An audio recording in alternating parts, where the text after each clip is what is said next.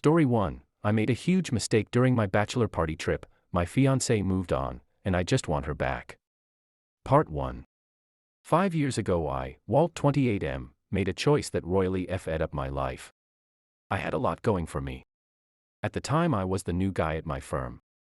I was an architect, mostly subdivisions, and really enjoying it. I had a long-term girlfriend of 3 years, Emily 29F now, 24 then, that I had recently become engaged to. I really thought nothing could derail me. After Emily said yes, we began to plan the wedding. We were not up for the big wedding thing. We agreed we would have an elopement to a coastal city. San Diego became the plan. Parents/siblings were welcome to come if they wanted, but basically we were just booking a honeymoon and getting married while we were there. Since this whole trip was going to be, relatively speaking, inexpensive, we decided to splurge on pre-wedding activities. Now, neither of us wanted traditional bachelor/bachelorette parties. We agreed we would scratch off bucket list items. Emily wanted to swim with sharks and booked herself one of those cage dive excursions. Her and her best friend Maggie went to Florida for a long weekend and did just that. Mine was quite a bit more. I had always wanted to visit Thailand.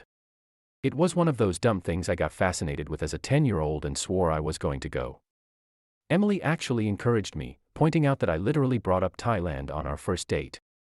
We were 6 months into our engagement when the time came for me and my best friend, Jorge, to leave on the trip. For the first 3 days everything was great. We were enjoying beaches, visiting temples, and a lot of drinking. On that third night though, Jorge got absolutely smashed drunk. I was a little pissed about this and tried to slow him down. The next day we were supposed to go on a jungle excursion. It was one of the things I was most looking forward to, so I had been pacing myself so I could enjoy the trek. The next morning Jorge has a world-class hangover, refused to get up at all, and says we can book an excursion tomorrow. My thought was, F that, I'm going today. I had seen ads for a few places that did these. I went out to get some breakfast and spotted a guy on the side of road offering the jungle excursion cheap. He had a Jeep and when he noticed me looking at his sign, moved in with the hard sell. Honestly, it did look a little shady, but the guy spoke English so well it gave me a false sense of security. I decided to go with this guy. I get in and for a while it's actually pretty fun. He pulls off the main road on these off-road paths. I have no idea where we are going. We end up deep down these roads. I'm enjoying it for the most part though. Then everything went sideways. We stopped in this small clearing, and I was checking some things out, when out of nowhere local law enforcement pulls up. I don't know what's being said, I can only pick out a word here and a word there. They start going through the guy's Jeep and find a rather large quantity of methamphetamine. I am pooping a brick at this point. These cops take us both into their small, middle-of-nowhere station. This is when I come to realization that this mother fair has taken me into Cambodia. I don't have my ID or passport on me, they are back in the room. These cops are not listening to anything and I have no idea what my guide is telling them. I was freaking out but also thought, it'll be okay, Jorge will realize I'm gone, look into where I am. I'm not going to go into what the next 4.5 years were like, but hell is an easy comparison. I'll just leave it at a Cambodian jail isn't the most hospitable environment. It took 5 months of sitting in that cell before I even saw a judge. The judicial system there is so backlogged, and the few public defenders that exist are basically in the large cities only. During this whole time I was never allowed to contact anyone on the outside. My first time in front the judge, they didn't have an interpreter and it got postponed another 5 months. I finally had that pre-trial hearing, entered a plea, then it was another 14 months before my actual hearing. When I finally had my hearing, the judge was very fair and dismissed my charges on time served, only for the prosecutor to appeal the dismissal. This put me back into custody for another 28 months. This was the most devastating moment of my life, to think I was out and end up still in for that long. During this time, after no one came for me, I realized they all thought I was dead. I had gone missing. Jorge had no idea where I was. I had called back home the morning I was arrested and left messages, but they only knew I was going on a jungle excursion. My parents, my fiancé, I missed them so much. There were plenty of days I was hoping one of the other inmates or a rough guard would just take me out already, especially after the first year when I became more tolerant of the food and water. Finally, after 52 months in captivity, I was released. I had nothing to my name and was in a country I wasn't supposed to be in. I contacted the embassy, and they did have a missing persons file for me. They helped me contact home. I attempted to contact my fiancé, but a guy named Mitch answered and he did not know an Emily, so I figured she must have changed her number at some point. I called my mother. She was absolutely frantic. She grabbed my father and I told her my entire tale. I kept asking about Emily and my mother kept deflecting. She wanted to get started immediately getting me home, and said we would talk about everything when I got back to the US. It took a little while to make this happen. My parents luckily had my original passport and ID, which made the process somewhat faster. During that time they sent me money and I was able to get a hotel. My parents were very adamant I not try to contact Emily during this time and to wait until we got back. I obviously started to assume she had moved on and was with someone else. Which was heartbreaking. I had held out hope during my imprisonment that she would not, but with the way my parents were acting I assumed that was the case. Even so, I wanted to contact her immediately, before anything else. I didn't want to talk about my time there, I didn't want to talk about what they did trying to find me, or know anything about anyone else. I just wanted my fiancé. My parents sat me down and handed me a save the date card.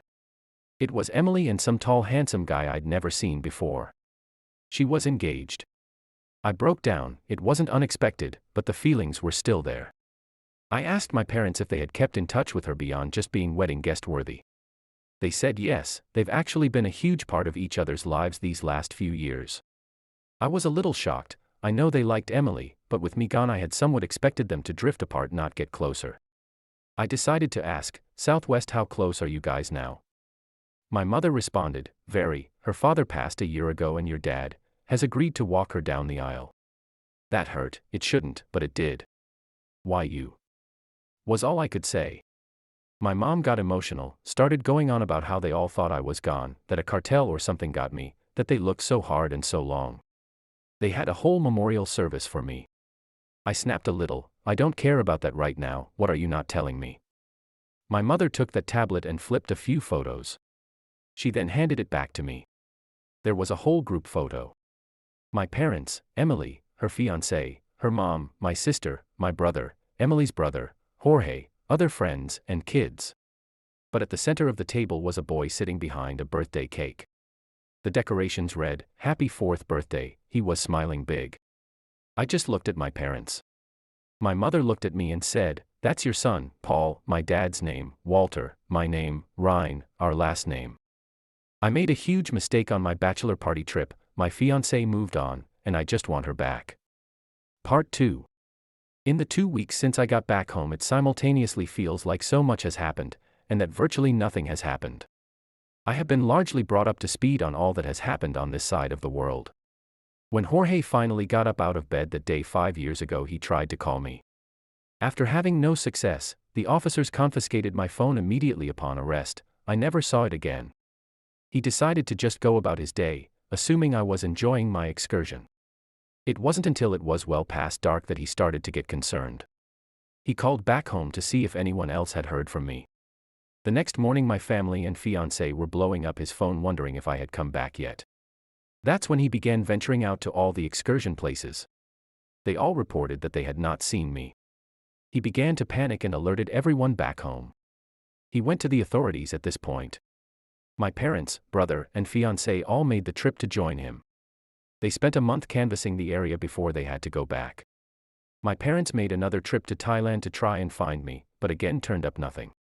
Over the next year and a half they were a constant reminder to the Thai officials of my disappearance. Unfortunately, no one thought to look in Cambodia. Meanwhile, my fiancée Emily came to the realization she was pregnant. On the day I left for Thailand, she was unknowingly around 10 weeks. I can only imagine how hard it was on her. I'm missing, she's pregnant with my child. I wish I had never gone. My parents told me Emily really leaned on them, and they were happy to help. Over the years they've just grown closer and closer. Her parents were there, and supportive, but they are much older than mine and not in as good of health. My mom ended up taking Emily to a lot of her OB appointments. She was there in the delivery room along with Emily's mom. It was apparently very stressful as Paul was born at just 34 weeks. Luckily he showed no signs of health problems and they just kept him under heightened observation initially. My parents tell me they needed this. The anguish of not knowing what happened to me was very hard, and the birth of their grandson provided a much-needed respite from the grief. They keep telling me how sorry they are, but they didn't do anything wrong. I guess it's just guilt now that they know I was out there, and they failed to find me. Jorge has been by to see me. He has apologized far too many times. He's gotten married since the trip, and has 2 kids now. He seems nervous around me, and I guess that's fair. I do hold some resentment towards him. It's not his fault, but the feeling is there anyway. My brother and sister have marched on with life. My brother has kids now, and my sister is married. I missed all of this. I could probably get over all of that, but losing my fiancé and missing out on 4 years with my son, it's been too much. My parents have set me up with a therapist. I went to the first session but have no idea what to talk about. I was wrongfully incarcerated for 5 years, beaten at times, starved at times. Plenty of PTSD. My whole family thought I was dead, so much so they had a memorial service for me 3 years to the day of my disappearance. I was supposed to marry the love of my life, and she is now engaged to someone else. Then to top it all off, I have a 4-year-old son, who has been raised by my replacement since he was 18 months old. Paul only knows this guy as Dad, he calls him Dad, and now here I am, back from the dead to F up everyone else's perfect little lives. I'm ranting though. It's just too much to unpack. I still haven't directly spoken to Emily. My father went to her house the day after my return. He sat her and her fiancé, Kevin 34M, down, told them I had been found. She began to tear up. She thought he was saying my body had been recovered. When he corrected her, she had a complete breakdown. Her fiancé comforted her. My dad said she was just silent afterwards. I tried texting her. I got no response for a whole day, then just a, "I'm so sorry, I just can't right now." I haven't asked anyone about her fiancé, other than I know she's been engaged for about 2 months, and the wedding is supposed to be in 6. No one has just volunteered any information at this point. We were supposed to all meet at the park this past weekend. My resurgence has thrown the harmony out of whack and I can tell everyone is a little off. My mother typically watches Paul while Emily and Kevin are at work. A lot of time it's at her house, but since I showed up it's been exclusively over at Emily's. I hear they are prepping him to meet me. He is aware I'm his father. My pictures are all over at my parents' house. Emily has apparently always had a picture of me up in Paul's room. I'm a shell of the guy in the picture, but I guess at least I kinda look like that still. He won't be totally blindsided. My parents and I arrived at the park first. When we saw their car pull up, only Kevin and Paul got out. Emily was not with them. Paul ran up to my dad first and gave him a big hug. He saw me and kind of retreated to my mom, then over to Kevin. I could tell he was nervous. I mean shit, so was I, and I'm not 4 years old. The other adults tried to say something to get us to talk or embrace or something. I told them to let it go, let him go play. He perked up and ran off to the playground. Kevin came up and stuck his hand out. We shook, and he said, "Sorry, Emily, couldn't today." We were about out the door and she broke down, told me she wasn't ready. I just said, "I understand." I went over to the playground to try and bond in some way. Turns out Paul is big into superheroes. He pretended to be Spider-Man and I had to be Rhino. I chased him all over the playground, and let his web me up. He laughed and smiled. When the food was ready I was happy to see he liked his hot dogs the same as me. Ketchup on one side, mustard on the other, relish on top. I thought maybe this won't be so hard. Then he called Kevin Dad. I shouldn't have surprised by this. He's been in this kid's life for 2.5 years, he marrying his mom, they all live in the same house. That all said, it was like a knife in the heart. I began to actually tear up. I excused myself for a moment, and said I was going over to the Gross Park bathroom. When I came out after a minute Kevin was waiting. I could see my parents across the way watching Paul. I felt instantly awkward. The last thing I wanted right now was a heart-to-heart with Kevin. He was taller than me, more built than me, and had gotten to have the life I was supposed to have. He just said, "Can we talk?" I said, "Yeah, man, what's on your mind?" Kevin began, "Look, I'm sorry for what happened to you, it's a bad deal all around. I just wanted to talk because I'm worried about Emily and Paul. Emily more than him. She hasn't been herself, which I can appreciate to some degree. It took a long time for her to get over you. I'm the first person she dated after your incident. She cried the first time we kissed because it was different. I want you to have a relationship with your son, he's little, he's resilient. I had 2 dads growing up, I know he will be fine.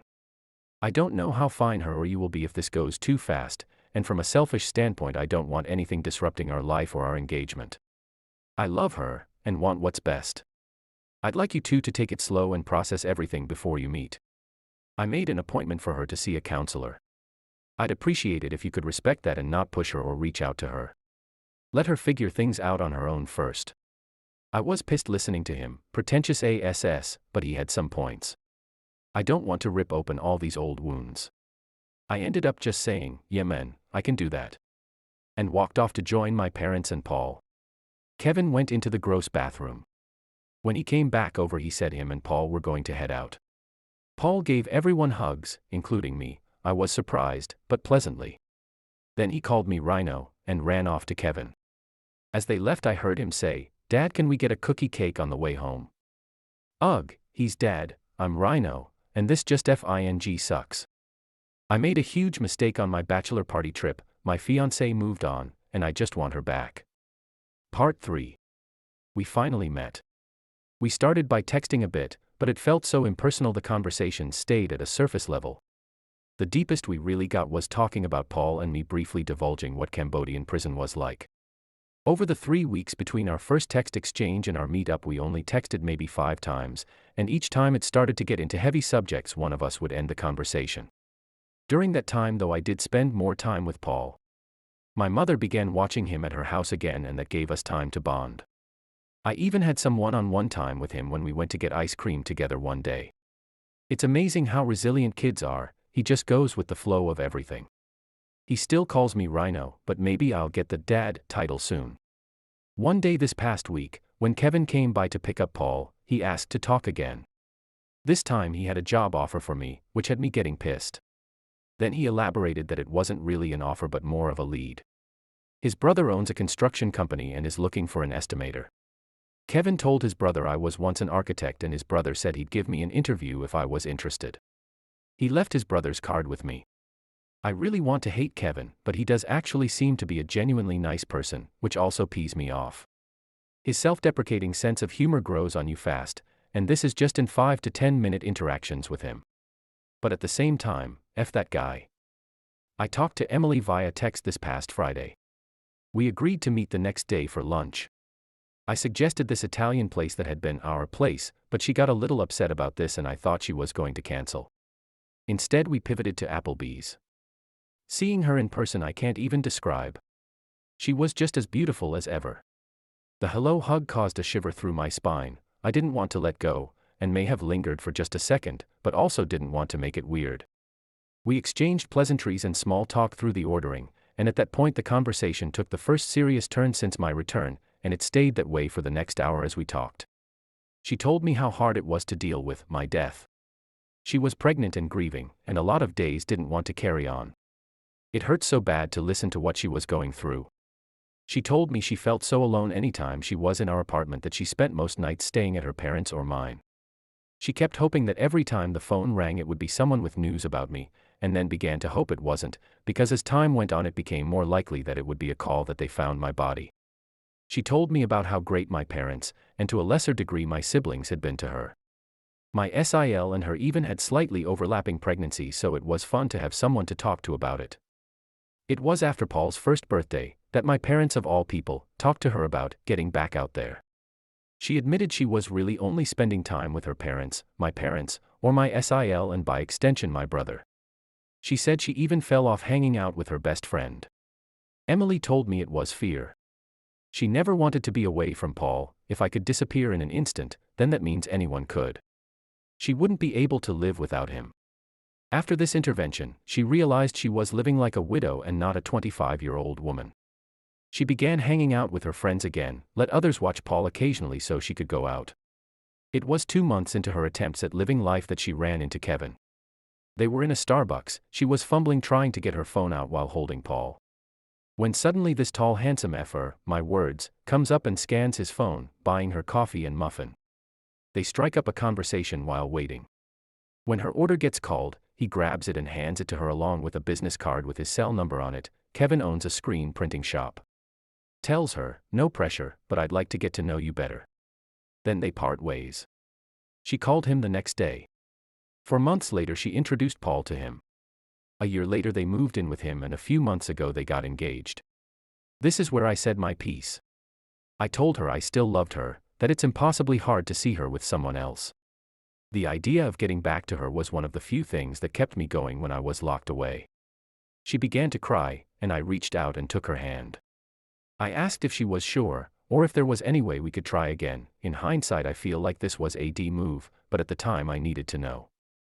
She shook her head, looked up at me and said, I love you. I never stopped, but I love Kevin too, and I'm marrying him.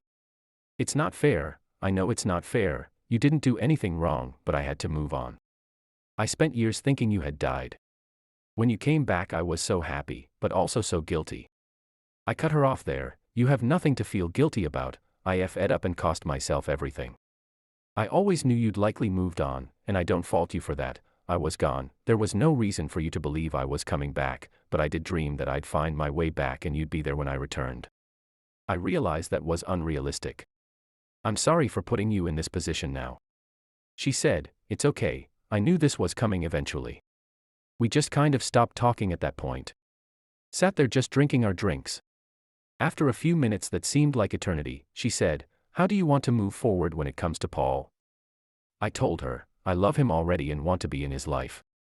She replied, I'm so happy for that. I always told him about you. I didn't want him to think he was abandoned. I said, he is the one bright spot in this whole situation. From there she told me that Kevin had planned to adopt him once they were married but wouldn't now that I have returned. I am listed on the birth certificate as the father, although I think I'll meet with a lawyer just to make sure everything is in place from a legal standpoint. We made some plans to meet together later in the week with Paul.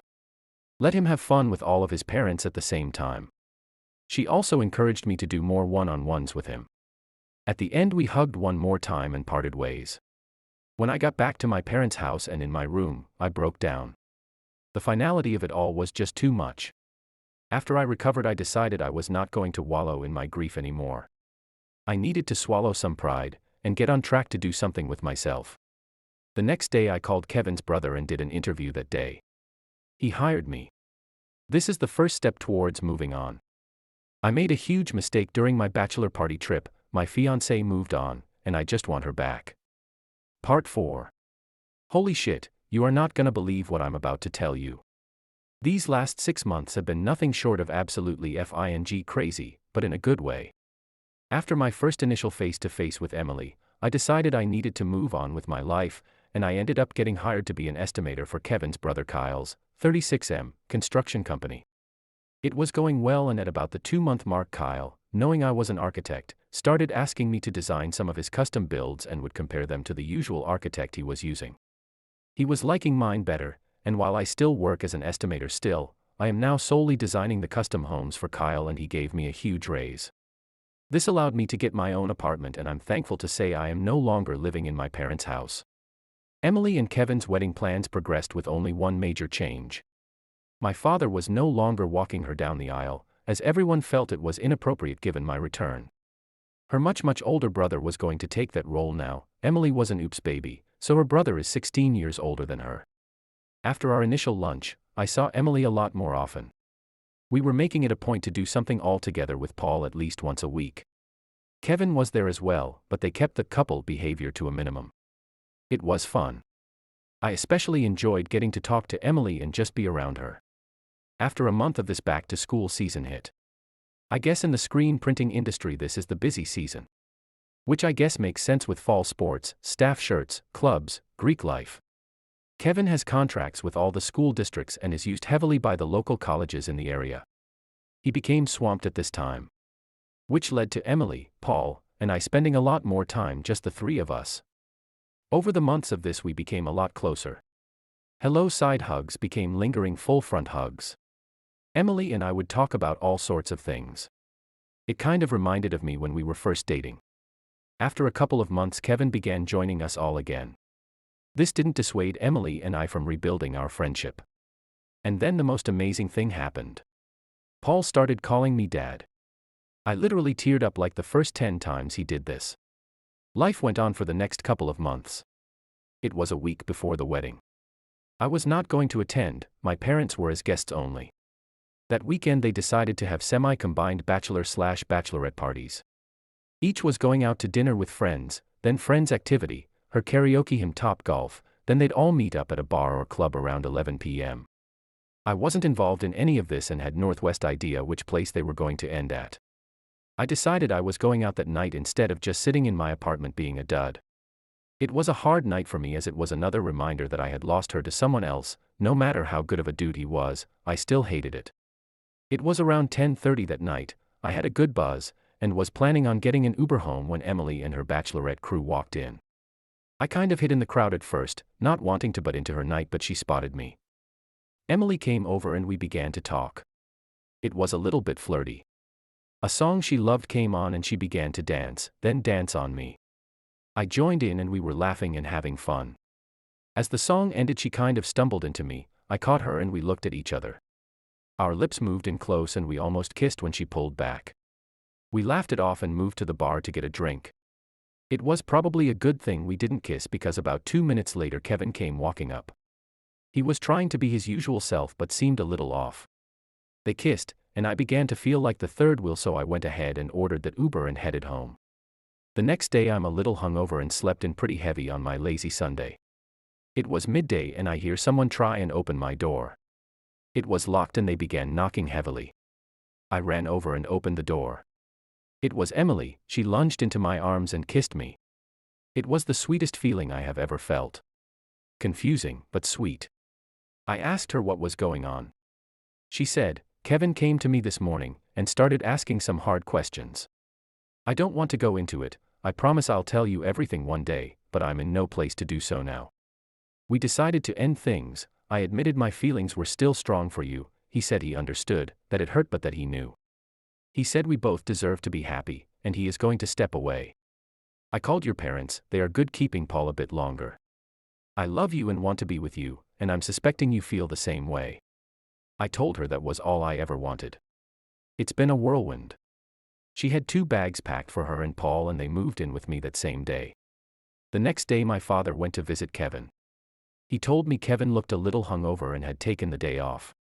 They had a talk and my dad tried to be as empathetic as he could. He just wanted to check on him as Kevin had been a large part of their lives over the past few years. He asked Kevin what he was going to do. He said beyond trying to get some deposits back he had no idea. My father offered to refund him his money and take over the reservations. He didn't ask why. My father thinks he knew. While this was going on I had to go into work and face Kyle. He called me into his office upon my arrival. Kyle had me sit and began, "Just let me say my business. I'm angry, my brother tells me to let it go and I will. I want to take that anger out on you but I'm not going to. My brother and I learned the hard lesson back in high school when it comes to revenge and swore we'd always be the bigger men going forward, but that's not a tale for now. I think it's best we part ways. My family needs time to heal. I won't leave you high and dry though. You get 1 week paid off here. In that time I want you to speak to an acquaintance of mine, Lee. Lee runs a construction company as well, and he says he will take you on at your current salary. It's commercial instead of residential but you'll do fine." I stood up and started to thank him but he cut me off. "This isn't for you, it's for Kev. Now go get your things and get up out of here." I contacted Lee the same day. He told me I could start in 2 weeks. Once my father came back and said he now had control of the wedding accommodations, Emily and I just looked at each other and knew we each wanted this. It wasn't the wedding we always wanted. We planned on getting married on a beach. It was Kevin that wanted the traditional wedding. In the end he was right though. We had an amazing time. Jorge was my best man. She looked stunning in her dress. Getting me a tux rental on short notice was probably the biggest headache but that worked out too. Neither of us had huge friend or family groups but it was nice to enjoy celebrating with those that had supported us through all these dark times. It's been a month now since our wedding.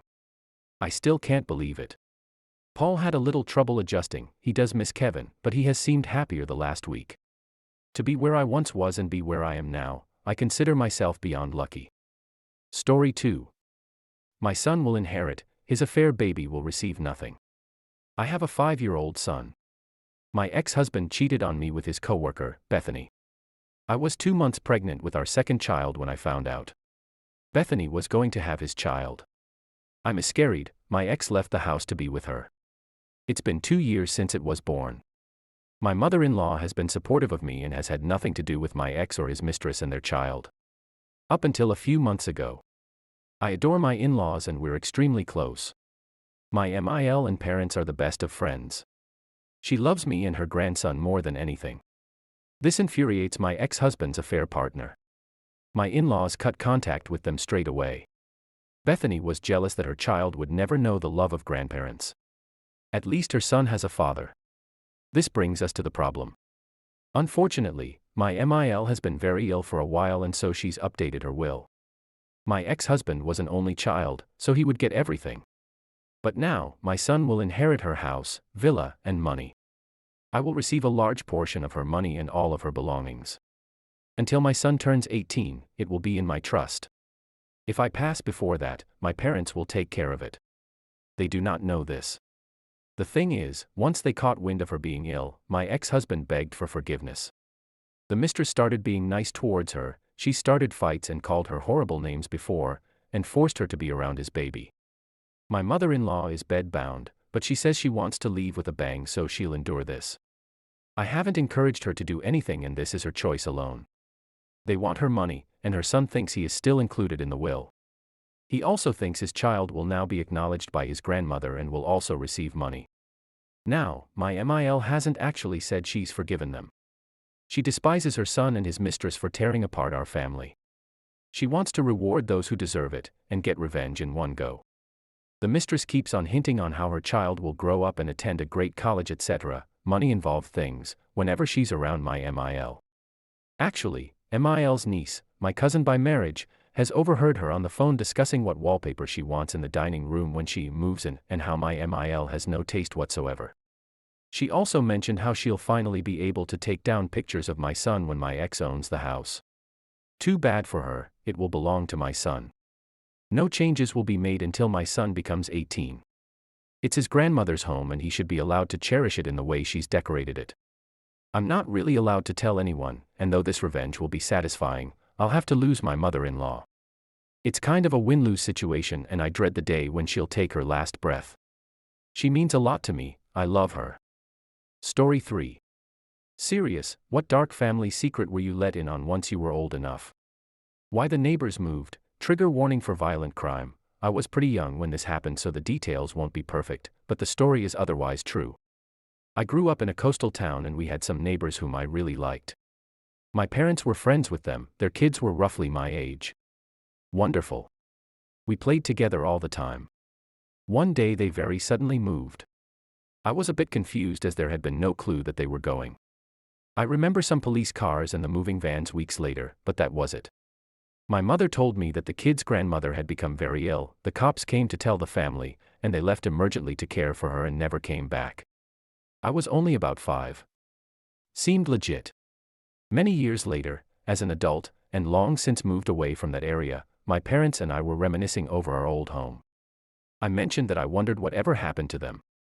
That's when my mom told me the truth. The parents had gone out that night on a date and left the kids with a 14-year-old babysitter. When they returned home they found the sitter murdered. Someone had broken into the home and essayed then killed the sitter. My mom stated the cops think the sitter pretended to be the only one home to protect the kids. When the parents got home they checked the kids were safe and set them back to sleep. The police obviously immediately came. Once the kids were hard asleep the parents picked them up, put blankets over their heads, asked the cops to be silent as they walked them out, and took them out of the house. They gave the kids the same story my parents told me. Grandma was sick and they were going to live with her. Grandma dutifully played along with the ruse for several weeks until the parents could find a new home to live in. The kids were kept unaware of what had happened just mere feet from them as they didn't want the kids to be forever terrified of it happening again. Not sure if the kids ever eventually figured out the truth of that one. Story 4. My mom divorced my dad, took $500,000 from him and stole $40,000 plus dollars from me. I don't know how or when it all started. A few years ago my family was a happy all-American household. I at the time, 17 had 3 sisters and my 2 parents. My parents had been sleeping separately for some time and claimed it was due to my father's snoring habits. After a year and a half of that, all of a sudden during dinner one night my mother stood up and announced she had something to say. She went on to tell all of us that she felt she wasn't part of our family. My siblings and I were always out of the house for various reasons, and the intimacy between my father and her had turned into a passionless contract marriage. My mother, since marrying my father, was a stay-at-home mom. She then went on to announce that my parents were going to divorce in the next few months and that we needed to decide which parent we wanted to live with. After a month went by, my oldest sister, 19, moved out and in with her fiancé. At the same time, my two younger sisters, 14, 12, decided they were taking my mother's side and staying with her. Originally I said I wanted to stay in my childhood home and finish out my senior year of high school in my hometown. All of a sudden my father took me aside one night and told me my mother had stated she did not want me in the house and cannot take care of me and my siblings at the same time. This struck me hard, as I had never even noticed my mother wanted nothing to do with me. He asked me where I wanted to move and assured me he will make the effort to support my decision. I chose to move a few towns over, approximately 45 minutes away, to a new town. After the move, a few months went by without me ever talking to my mother, and school was about to start. This was in 2014 when Bitcoin started rocketing in value. When I was a sophomore in high school, a friend of mine discovered we could purchase various items online using Bitcoin. You can use your imagination as to what they were, and he had passed suddenly and unexpectedly, leaving a few $1,000s of cheap useless Bitcoin in a joint wallet. Once I saw all the Bitcoin news, I figured out how to access the wallet and realized there was roughly $300,000 worth in the wallet. I quickly figured out how to liquidate it. All my life I only ever had one bank account that I would cash my measly part-time bagger/cashier checks into and pay my phone bill through. So I decided to put $50,000 into the account for safekeep and hid the other amount in a shoebox in my room. Bitcoin was still sketchy and I was worried the cash would be seized, but since I never changed my address when I moved at my bank, they kept sending my statements to my old house where my mother and sisters lived. Almost half a year passed and I'm about to begin my second semester of 12th grade when reality set in. I was going to need to pay for college and a place to live upon graduation, as my father had informed me the month after I graduate I need to move out. Before you attack him, I wasn't the best child, but while living with him he rarely came around the house and I would only see him once or twice a month, as his lifestyle had changed to drinking every night and staying with his girlfriends. I don't blame him. So with reality bearing down on me, I decided to consolidate my assets and set up a plan. I still had roughly $200K from the cash I stashed away and wanted to invest that money while living off the $50K plus another $20K I had managed to save up in my account. This was when I made a call to the bank to have my address changed so I can start tracking my account. Upon calling them, I was given information that felt like a cold bucket of water being dumped on my head. The balance, by my calculation, should have been close to $75,000, enough to buy a new vehicle and lease an apartment by my school of choice as well as pay for my tuition. The man that took my call informed me my account was at a balance of $12,000 with monthly withdrawals ranging between $5,000 to $7,000, with 1 month being close to $15K. I was speechless. I immediately told him to freeze the account and send me statements so I can file for fraud. A week goes by and I received the statements in the mail and called the fraud department. After having a short conversation with them, they informed me all withdrawals were made by unauthorized persons on the account. How could I have never known? The account was a youth account that required a legal adult to be on there.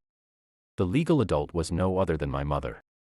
I had never told my parents about the money I got from cryptocurrency and had planned to basically disappear, graduate college, and move far away. I didn't know what to do. If I went to my father, I was afraid he was going to get mad at me and report the cash to the police. He was deathly afraid of any illegal activities or kick me out on the spot, as I had turned 18 recently. So I decided to show up to my mother's house unannounced. Upon arriving at my mother's house, the door was locked, but her and her boyfriend's vehicles were there. I beat on the door until she yelled back she doesn't want me there and that if I didn't leave she would call the police. I immediately realized she knew exactly what she had done and I went into a fit of rage.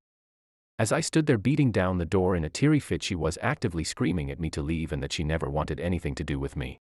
I finally snapped and yelled back that I would get her back for what she did.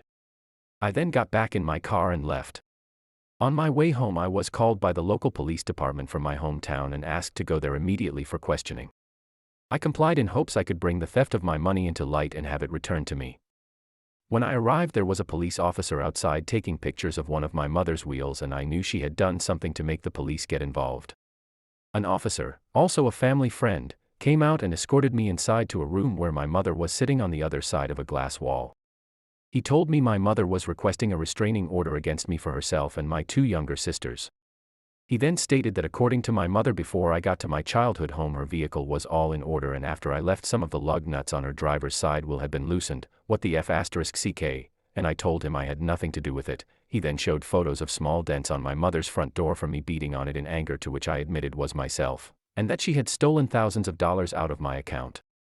My mother, in an angry panic, immediately interjected and said that she had put that money in there and she had been using that to pay the mortgage and tend for my siblings as she was searching for a job at the time. She claimed she was the account holder and that it was money from the divorce settlement. The police took a look at the statements I had in the car and disagreed that the money was in fact deposited by me, but because it was a youth account and she was an account holder, that she legally had the right to use it as she pleased. I was so defeated I didn't know what else to say, so I sat silently. I was given documents to sign and told I had a court date in 2 weeks for the restraining orders to be finalized. Until then I had a no-contact order between my mother and younger sisters. After leaving I withdrew the remaining balance of $7.989.30. She had gone and unfroze the account as well as made another $5,000 withdrawal. Defeated, I simply waited for my court date. 2 weeks goes by and I arrive to court. After the opening information is presented, the judge begins to go over the why for the order.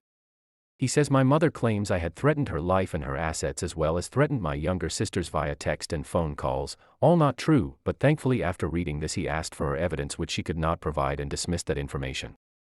Upon dismissing this information he stated that he can issue a restraining order for my mother but cannot issue one for my younger sisters unless they request it. So my younger sisters are called upon to stand up while my mother is whispering things into their ears, likely attempting to manipulate them. My whole life I was very close with my middle sibling, 15 now, and she burst out crying in pain that my mother was a liar and that she was stealing from me and that she missed me dearly. She said she doesn't want a restraining order and wished things would just go back to normal.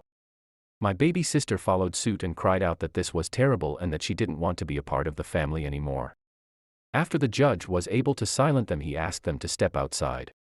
He told my mother he doesn't know what this is all about, and that he hates the idea of forcing a family to split by court order, but he is required to approve her restraining order for a minimum of 1 year. He also stated that the restraining order requested for my siblings was denied. As we're leaving the courtroom, the last thing my mother said to me for the next 3 years was, "This is all your fault. I needed that money to care for your sisters and keep the house. When you grow up one day you'll understand I did what was best for all of you." I simply told her back, "You did what was best for you, not what's best for me. You're not my mother and from this day on you'll never see me again." I'll post the last half of this in the next post. Story 5. I think my teacher is a child pred. To begin this, I will not be disclosing any other information about myself except that I am in high school. I have picked up on some weird behavior from my teacher. He picks on the male students that interact with the female students. He always brings up one student's boyfriend and chastises him about his football skills. Recently, I've noticed that he's very protective over one specific student in particular. We'll call her Jay. I, for one, think that Jay is very beautiful. And I think that everyone else in the school can say the same. She's very quiet, soft-spoken whenever she speaks. Her and I share most of our classes together, and when our teachers talk with her, it's about either her grades or calling on her for answers to a question. But our teacher, we can call him Mr. P, interacts with her on a different level. He touches her hair, as I've pointed out before, picks on her boyfriend, always bringing him up when he's not relevant to the conversation we're having. Once, he had came in the class to him or something Jay had forgotten and Mr. P was hellbent on getting him to leave. He talks and asks about the activities Jay and her boyfriend do outside of school like that is any of his business. In front of the class, might I add. I've noticed that whenever Mr. P spoke to Jay, her face and body language changes. Her shoulders cave in whenever he walks past her. Her face contorts into a disgusted one when he calls her name. Recently, me and my acquaintance had put the pieces together. Jay had gotten her hair done and Mr. P took notice to that, making it a topic for 5 to 10 minutes. He had recently braided her hair, which made her uncomfortable. She kept telling him to stop and he continued to laugh about it. Once I told him to stop, he snapped at me. When he introduced himself to the class, he told us that he took an opportunity at our school for the benefits. Now that's bullshit because everyone knows that our school has no benefits. In actuality, he was fired for an inappropriate relationship with the students. Why didn't the school run a background check when he applied? That I do not know. Now some people after reading all of this may say, maybe he's trying to be friendly with her. No person over 21 years old should be this touchy and friendly with a minor, a teacher for that. They are not being paid to make friends with a child. TLDR, my teacher is touchy with a student. Edit, my teacher has gotten more aggressive with me ever since I've pointed out his weird behavior. To the point where him and I go back and forth and he threatens to write me up, which doesn't scare me whatsoever. Story 6. After 60 years, he went back to his childhood home for his hidden baseball card collection. My mom's friend's brother, Jimmy, 74, regretted not keeping his baseball cards from his youth. The thing is, they weren't thrown away or sold. He knew where they were, or at least he thought he did. Jimmy always loved baseball, and when he was young, he was an avid baseball card collector. Sitting in his bedroom above the garage, he'd often admire his cards. He even had a secret hiding spot for them. A place his nosy siblings would never find. In the back of his closet, there was a loose floorboard that, if manipulated just right, could be pulled up. This was where he kept his prized collection. Years later, while he was away at college, his parents sold their home. Jimmy never retrieved his collection, though. He'd long since given up collecting. In fact, he'd forgotten about his cards altogether. After college, he moved out of state. Decades passed without him thinking about his old collection. A few years ago, however, he read about how valuable certain old baseball cards had become. Cards he thought he might have had. He doubted they could still be in his hiding place.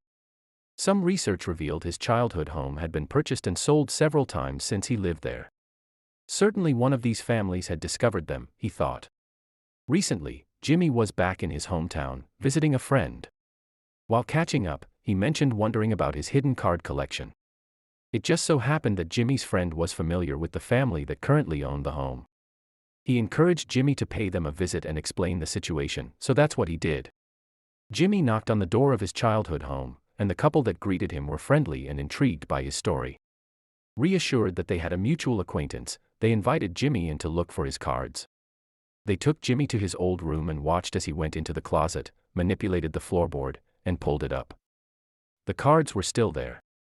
He pulled out the box of cards, and the three of them sat in his old room, looking through them.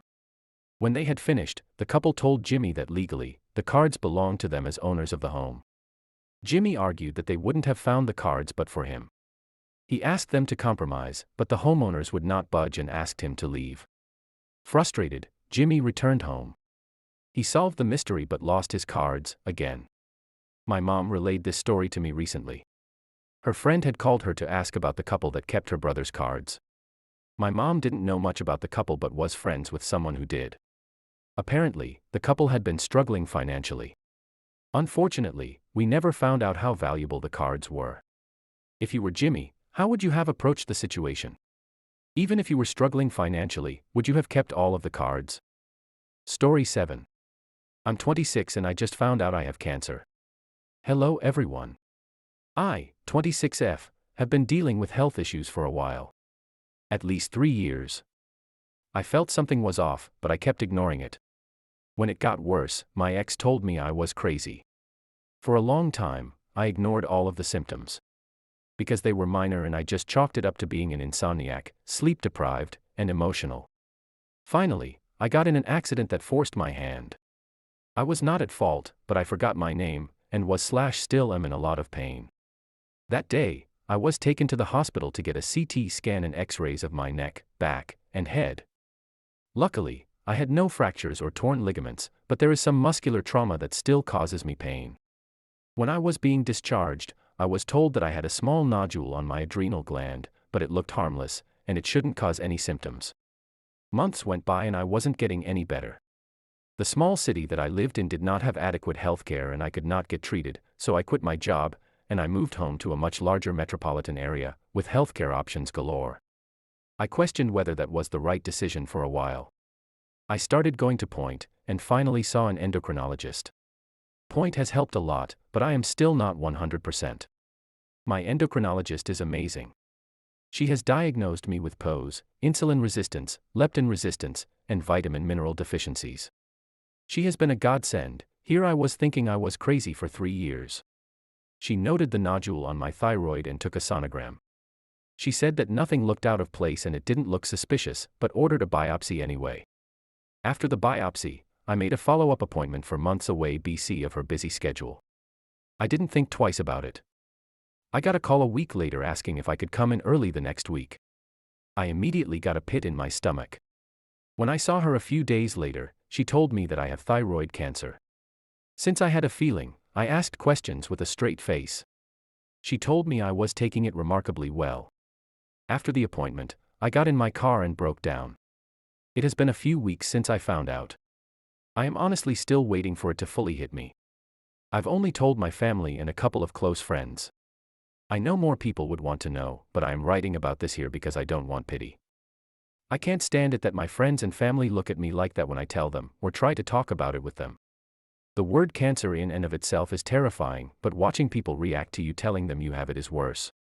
I'm 26, I am young, I don't want to go through chemotherapy, I don't want to speak about it out loud because I will break down again, I don't want to see my family or friends' faces drop like that, and I know it's kind of pointless to say, but I don't want cancer. I feel hollow. I'm sad, I feel alone, I'm scared, and I don't know what to do.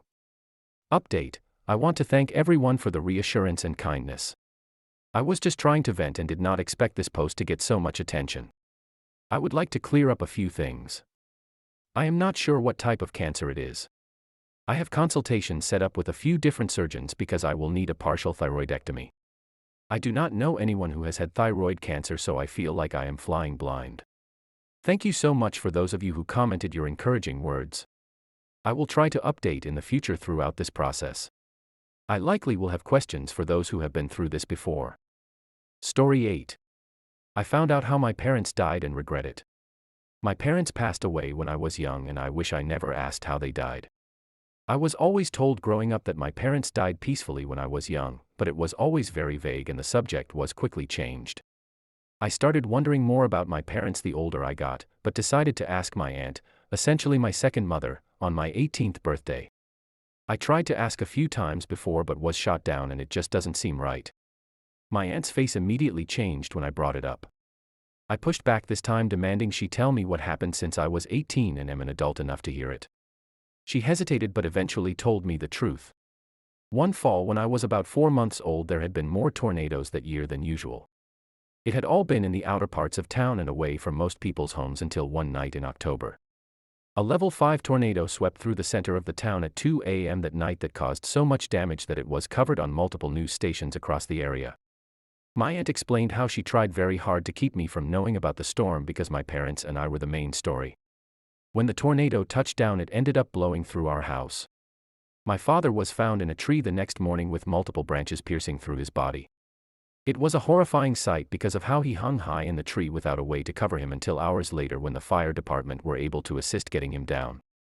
My mother and I were missing for 2 days before police told my family they think they should stop looking because we were most likely dead because of the extent of the damage done to our home and my father's state. My aunt wasn't happy with that answer and her and the rest of the family continued to try and pick through the wreckage searching for us. It wasn't until almost 2 days later my uncle discovered something. My uncle was searching through the deepest section of our house wreckage. He swore he heard cries for help. After getting help from others in my family, they are able to move a large section of a wall and discovered my mother's lifeless body. Their ears sank until they heard my cried for help. They pulled more of the wreckage aside until they found me, breastfeeding onto my mother's lifeless body. Story 9. I regret raising my siblings. My mom went to federal prison when I was 17. She had been in and out of county jail for my entire childhood. Never drugs or prostitution. It was always retail theft, bad checks, etc. She had 6 children to 5 different men. 3 boys, then 2 girls, and then 1 boy. I'm the oldest child and she had me when she was almost 19. My youngest brother is 15 years younger than me. She committed mortgage bank fraud and did almost 8 years in the feds. My grandma helped us but died when I was 20 years old, and she was also convicted of conspiracy for not cooperating against my mother and did 9 months in a federal prison. She died 9 months later after her release. No other family to speak of that would help. I was able to gain full guardianship of my 2 brothers closest to me in age and one of my sisters. I maintained that guardianship for each of them until they were 18. My sister, however, was able to live with my mother for most of her teens because my mother was released by that time. My brothers, however, were over 18 or almost over 18 when she came home. For anonymity's sake, we'll call my brothers A and B and my sister C. My brother A is alive and well. He is employed, married to a nurse, owns a home and has 2 children. Brother A sounds great, but there's a reason for my regret. Brother B is deceased. He was killed when he was 19 in 2016 by gunfire in a setup. He was killed by someone he called a friend who'd lured him there to sell him some weed. He had a girlfriend who was 5 months pregnant. She had the baby, my nephew. Brother A got Brother B's baby's mom pregnant a year and a half later, which gave me another nephew. Obviously, this did not go over well. Brother A was never in a relationship with her, nor did he intend to date her. Brother A didn't play a part in his child's life for the first year because of his wife, then girlfriend, and her disdain for the baby.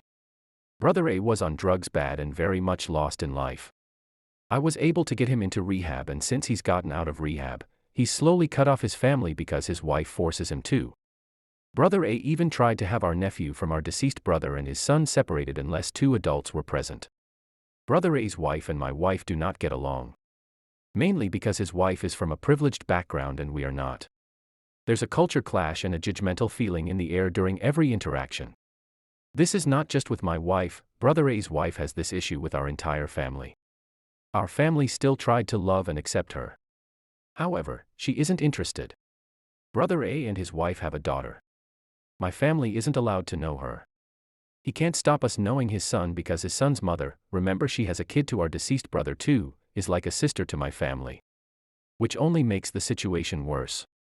Brother A was well aware of all of this and acted as if she was a sister to him as well, but clearly he wanted more. Brother A has made up disgusting things about our deceased brother's 6-year-old son and had his lawyer put it in writing in an attempt to separate his son and nephew. Sister C is 18. She has a speech problem and is on the spectrum. However, she refuses to admit this as an adult. She does not work. She got her diploma online during COVID and cheated.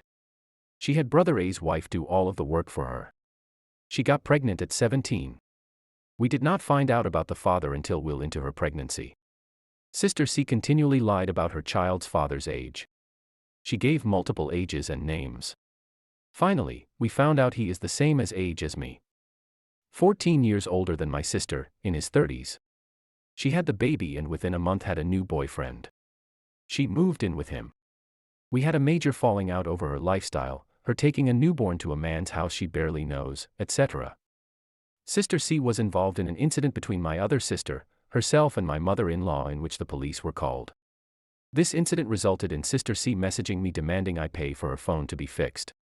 She had already gotten the front paid for and fixed by someone else. She was demanding I fix the back of her phone. When I refused, she tried to guilt me by saying I didn't care about my niece. She would miss doctor appointments, etc. because of this. Meanwhile, it was the back of her phone and she was literally communicating with me on her phone. Sister C told me she knows more about being a parent because she has a baby and I don't have children of my own. Something you created, in her words. So my 2 current stepsons who I've raised for the past 6 years, they don't count because they're not my blood. My siblings, including her, who I struggled to provide for and raise don't count because they're not my biological children. So I raised 3 kids.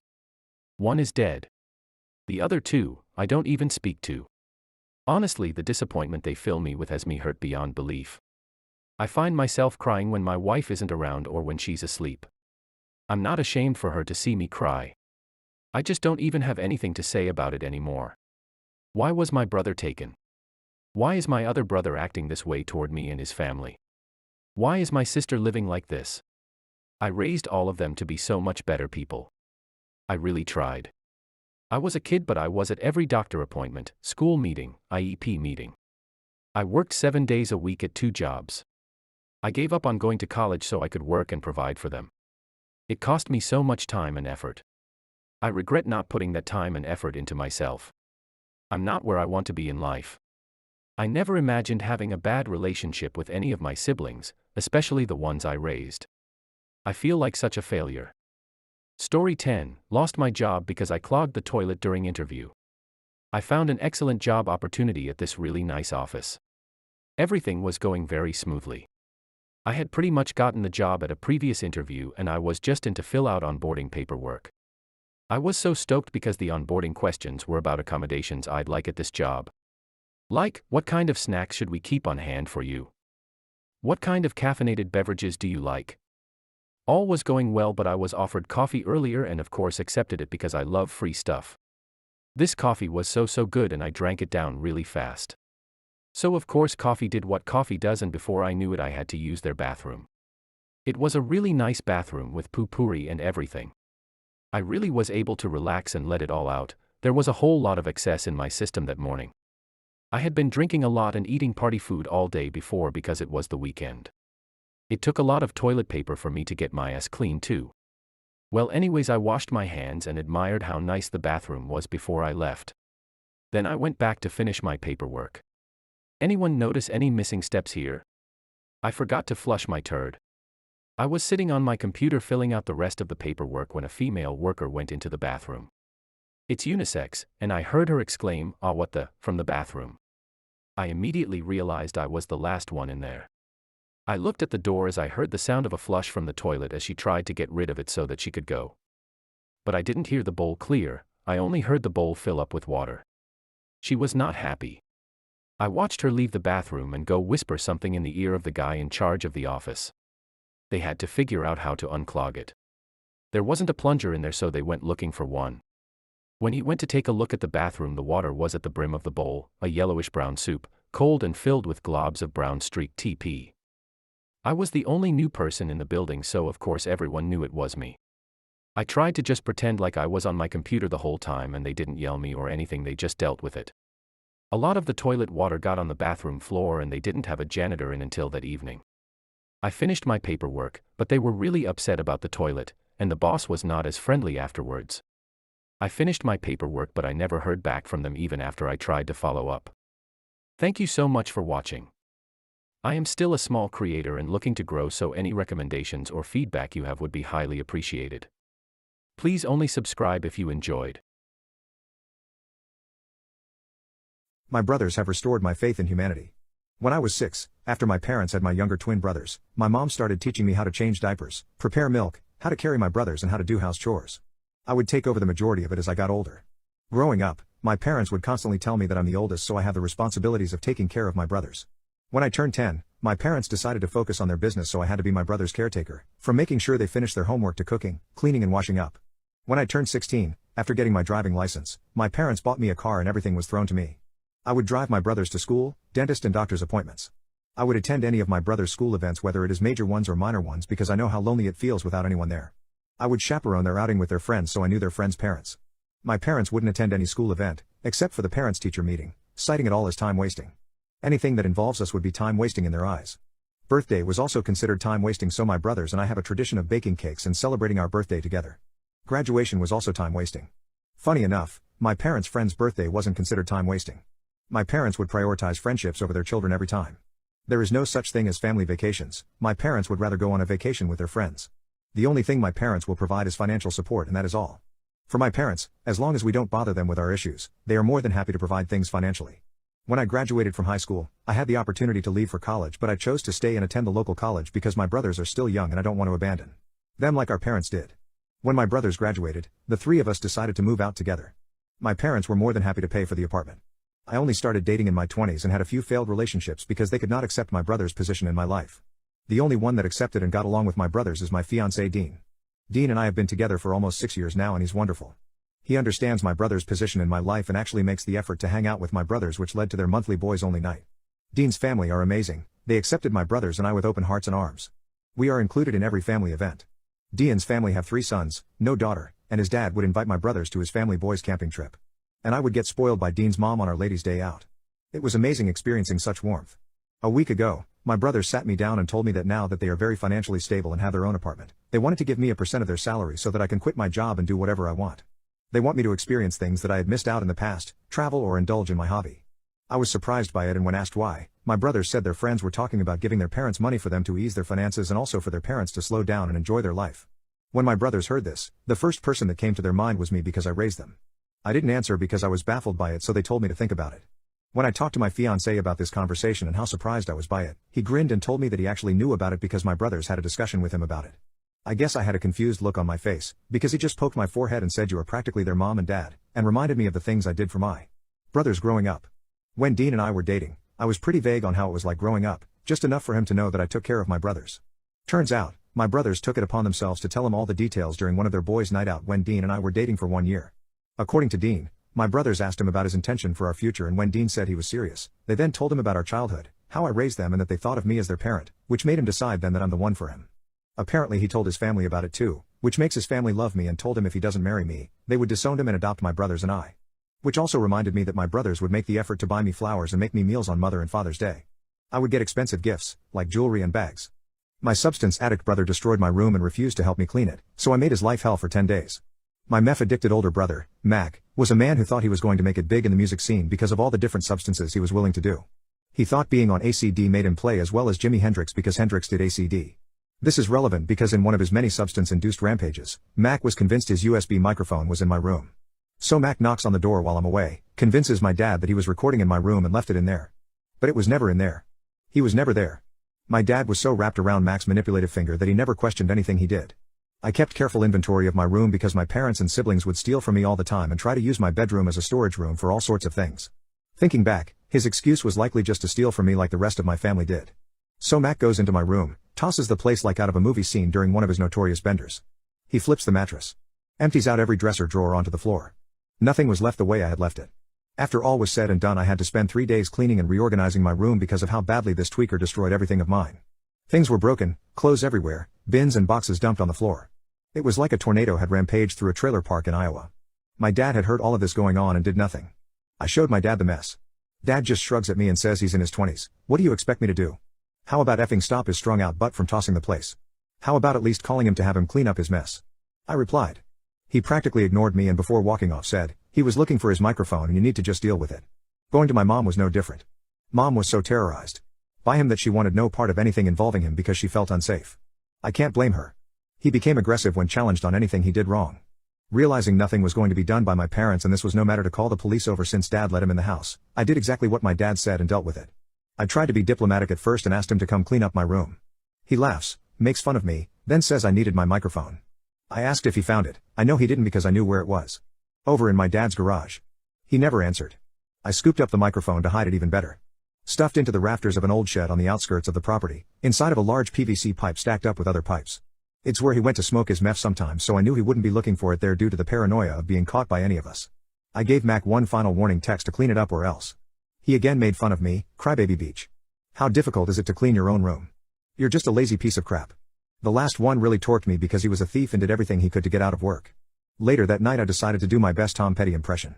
I leave my parents' house to sit around a campfire at a friend's house. I waited until I left because then Mac couldn't find me, neither could my dad. I knew my dad was going to simp for him and defend him yet again. I waited until Mac would have been nice and comfortable at home. I lit my first cigarette of the night and promised myself and nothing would stop my ensuing plan until I smoked the whole pack. I had recently learned how to SMS bomb. At the time, you could add the same contact into your SMS app multiple times for a group chat. I believe it was up to 30 on the phone I had. For every one SMS I sent him, he received 30 in total. I spent hours sending messages to Mac. If I had a cigarette in my mouth, I was text bombing him. I spent from 9 p.m. until 4 a.m. sending Mac thousands upon thousands of text and picture messages. I have now dropped a Hiroshima-sized text bomb on the fancy BlackBerry he was so proud of buying a week or two before this.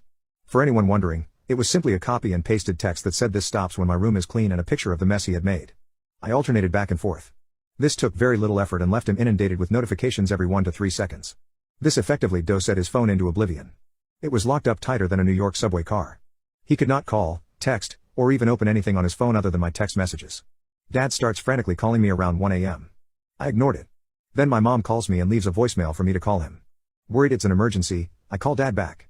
Dad picks up the phone, screaming at me his phone is locked up and he can't use it.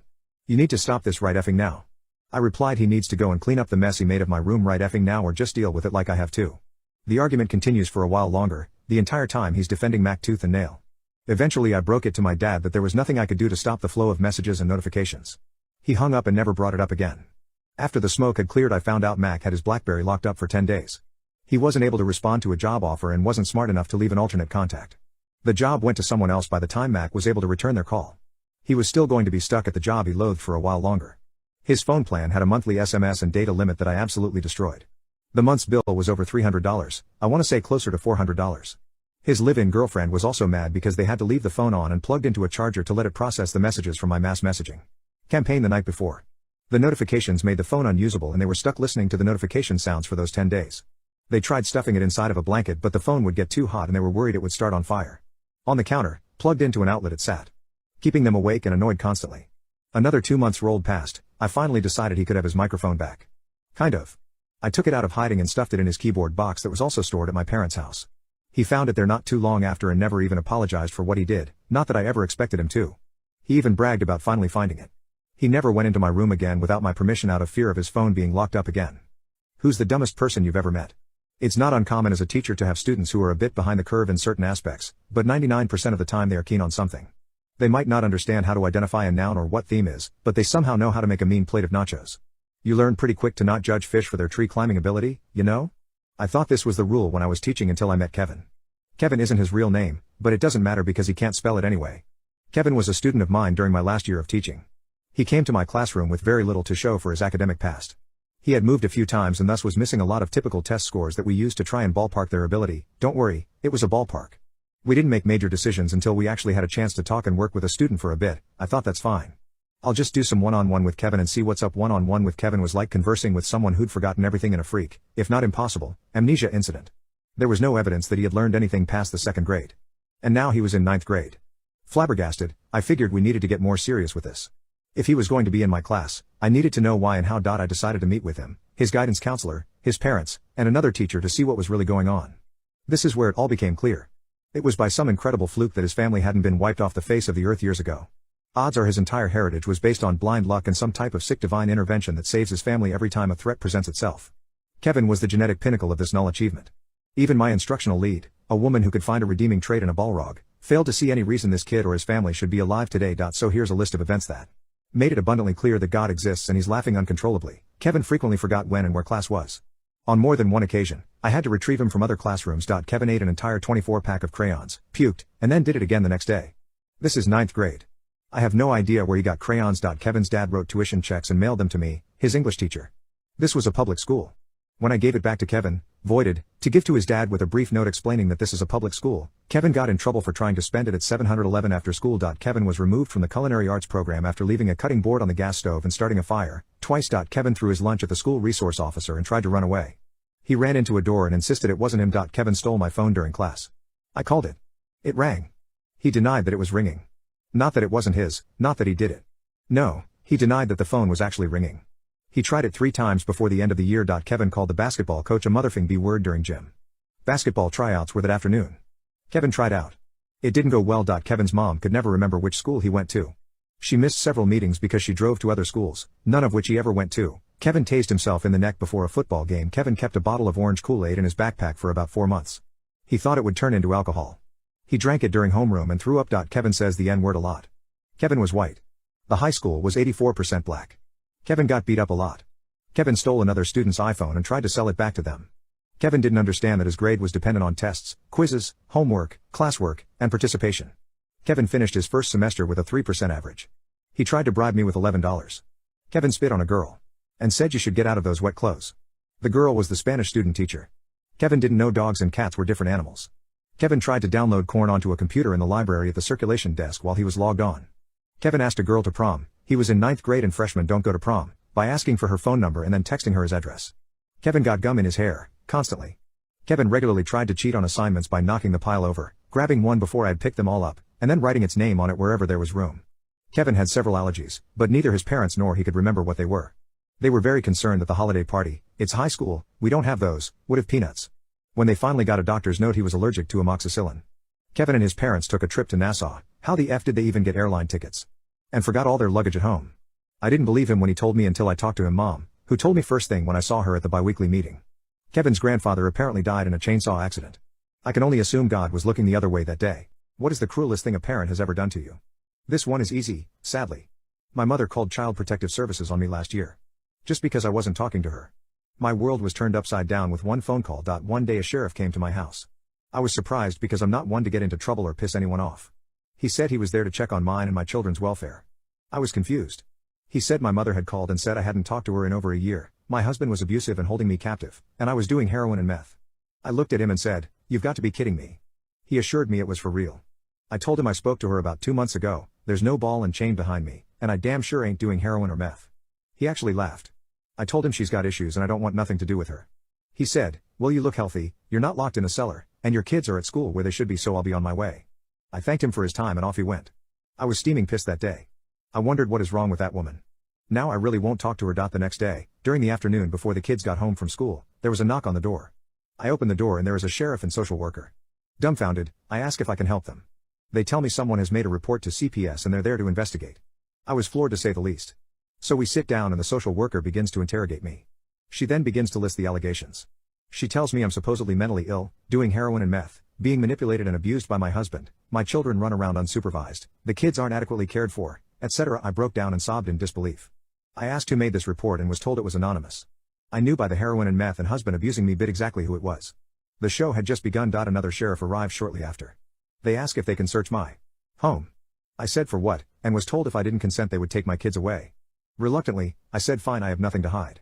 As the sheriffs are upstairs searching, I'm still being interrogated downstairs by the social worker. My husband arrived and was very upset about the situation, naturally. He's even more angry seeing me a mess in tears having to be asked appalling questions. Next thing you know, there's a knock at the door. Lo and behold, it's another sheriff. He waltzes in and I ask what the hell he's here for. The sheriffs come downstairs with an empty box that my husband had under our bed from a gun he purchased. They asked where the gun was and he replied it was in the car. They asked to see it and he refused. He's not a felon and it's registered and completely legal. That seemed to piss them off, but they had no grounds to take it or see it. So here we are. Sitting in the living room with the social worker and sheriff while another one is in the kitchen and one in the dining room. Why, I couldn't even tell you. The sheriff had a brown paper bag and said there was some evidence in it. He pulled out some pill bottles. He asked me what they were for. I told him I suffer from depression and anxiety. I also take something for an opiate addiction. I'm in recovery and take a preventable medicine. Well, they thought they got me there. Mentally unstable and a drug addict. Perfect ammunition to use against me. They looked at me as though I was despicable. Scum. I could feel the judgment through my bones. The social worker asked my husband and I to accompany her to the kitchen. That's when she pulls out the drug tests. She asked if we were willing to take a voluntary drug test. We said absolutely. He went first, then I went. There we were in our home with 3 sheriffs and a CPS worker peeing in a cup to prove ourselves not to be drug addicts. I felt completely violated. The tests took a few minutes to come out, but they were negative. Almost. Disappointed, she let us see them and told us they were clean. I felt validated, but still so angry. My kids come home from school and ask what's going on. I didn't even know what to say. I just told them to get a snack and go to their room and I'd be with them shortly. The social worker said we could wrap up for now, but she'd be in touch. I kindly led them out. My husband and I just looked at each other and didn't even say a word. We were both too upset to even talk. Every aspect of our privacy and humanity had been stripped of us. Then we had to explain to the kids what was going on. After that we had to clean our home because when the sheriffs went through our belongings they had just thrown things about and had no respect for our things. The next day the kids informed me after school that a social worker had come to visit them to ask them questions about mom and dad. They were scared and upset. I told them it would be okay. As long as they told the truth everything would be fine. We've got nothing to hide. The social worker paid me a few more visits. Each time I was cooperative and willing to do whatever was needed. Anything to get them to go away and stay away. Turns out my mother had called the principal at school asking him questions about my kids. Were they stinky, dirty, did they look well fed, things like that. Then someone who claimed to be an uncle called and did the same. The principal got so uncomfortable he called the social worker and told her he was being harassed and didn't want to deal with it. She finally said without saying in certain words it was my mother who filed the report. She admitted that the situation was very unusual. She paid me a last visit to let me know that not one claim could be substantiated. She apologized for the intrusion. She told me the case was closed and she would report back to my mother that all is well. Only after having our house ripped apart, taking drug tests, having my children interrogated at school, calling my psychiatrist, pharmacy, family and friends were we deemed fit enough parents. I can't begin to tell you what this situation has done to me. You're probably wondering if I confronted my mother. I sent her a text message after all was said and done and asked her if she had any idea what she had done. I asked what she was thinking. I know what she did. To not only me, but her grandkids. Well, she had nothing to say about it. So I left it there. If she ever comes to her senses and wants to explain herself and apologize profusely I will give her a chance. But never will I go out of my way to have any kind of relations with her. As far as the kids, they want nothing to do with her. That is their choice. I told them they are free to talk to her and see her if they wish. They should not suffer anymore. They said they would rather not. So be it. What's something you'll never do again in your life? Salvia. It is the most messed up psychoactive substance in the world. My trip location was my girlfriend's place, a small 2-bedroom apartment, and I was having my 15-year-old brother trip sit me to make sure I didn't do anything stupid. This was single-handedly the most frightening experience I have ever had. I am a noob to psychoactive stuff. The only thing I had done before this was mushrooms, and that experience was amazing. Now this was 40 times as strong. My brother and I drove to my girlfriend's place around 10 p.m. and we quickly got everything ready.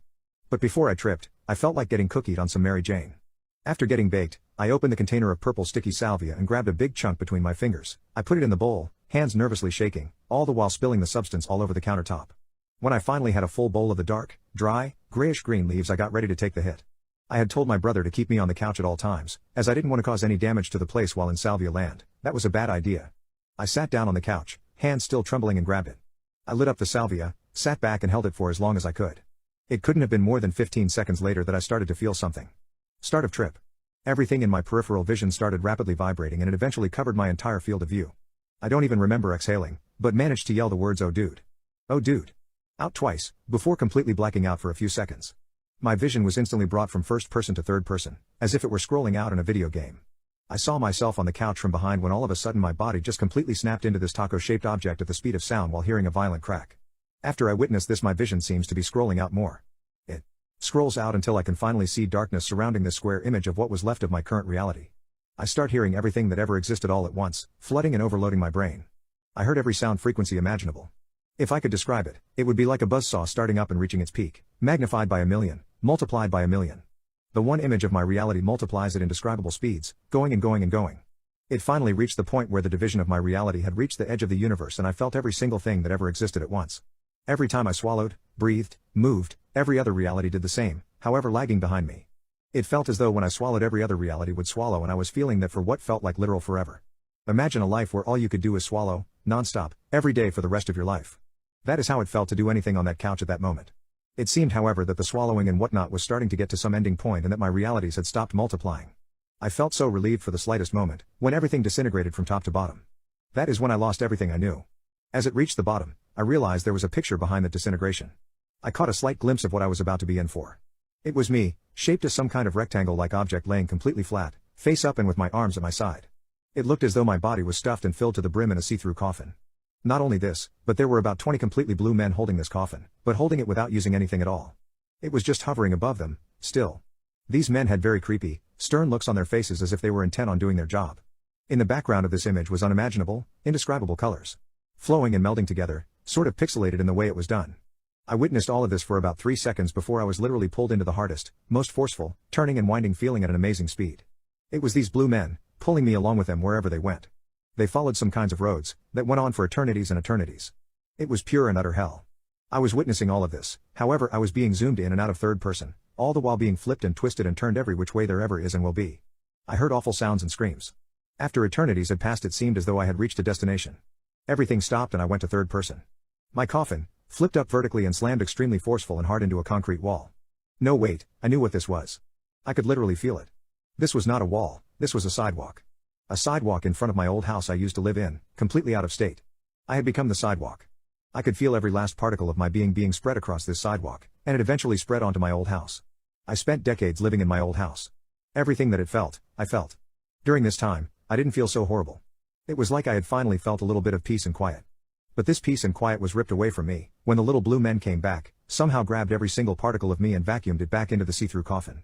I spent more and more time, being forcefully dragged and thrown around by these little blue men into various objects. There came a point where these blue men were taking me somewhere, but it was a very familiar place I was headed, I could feel it.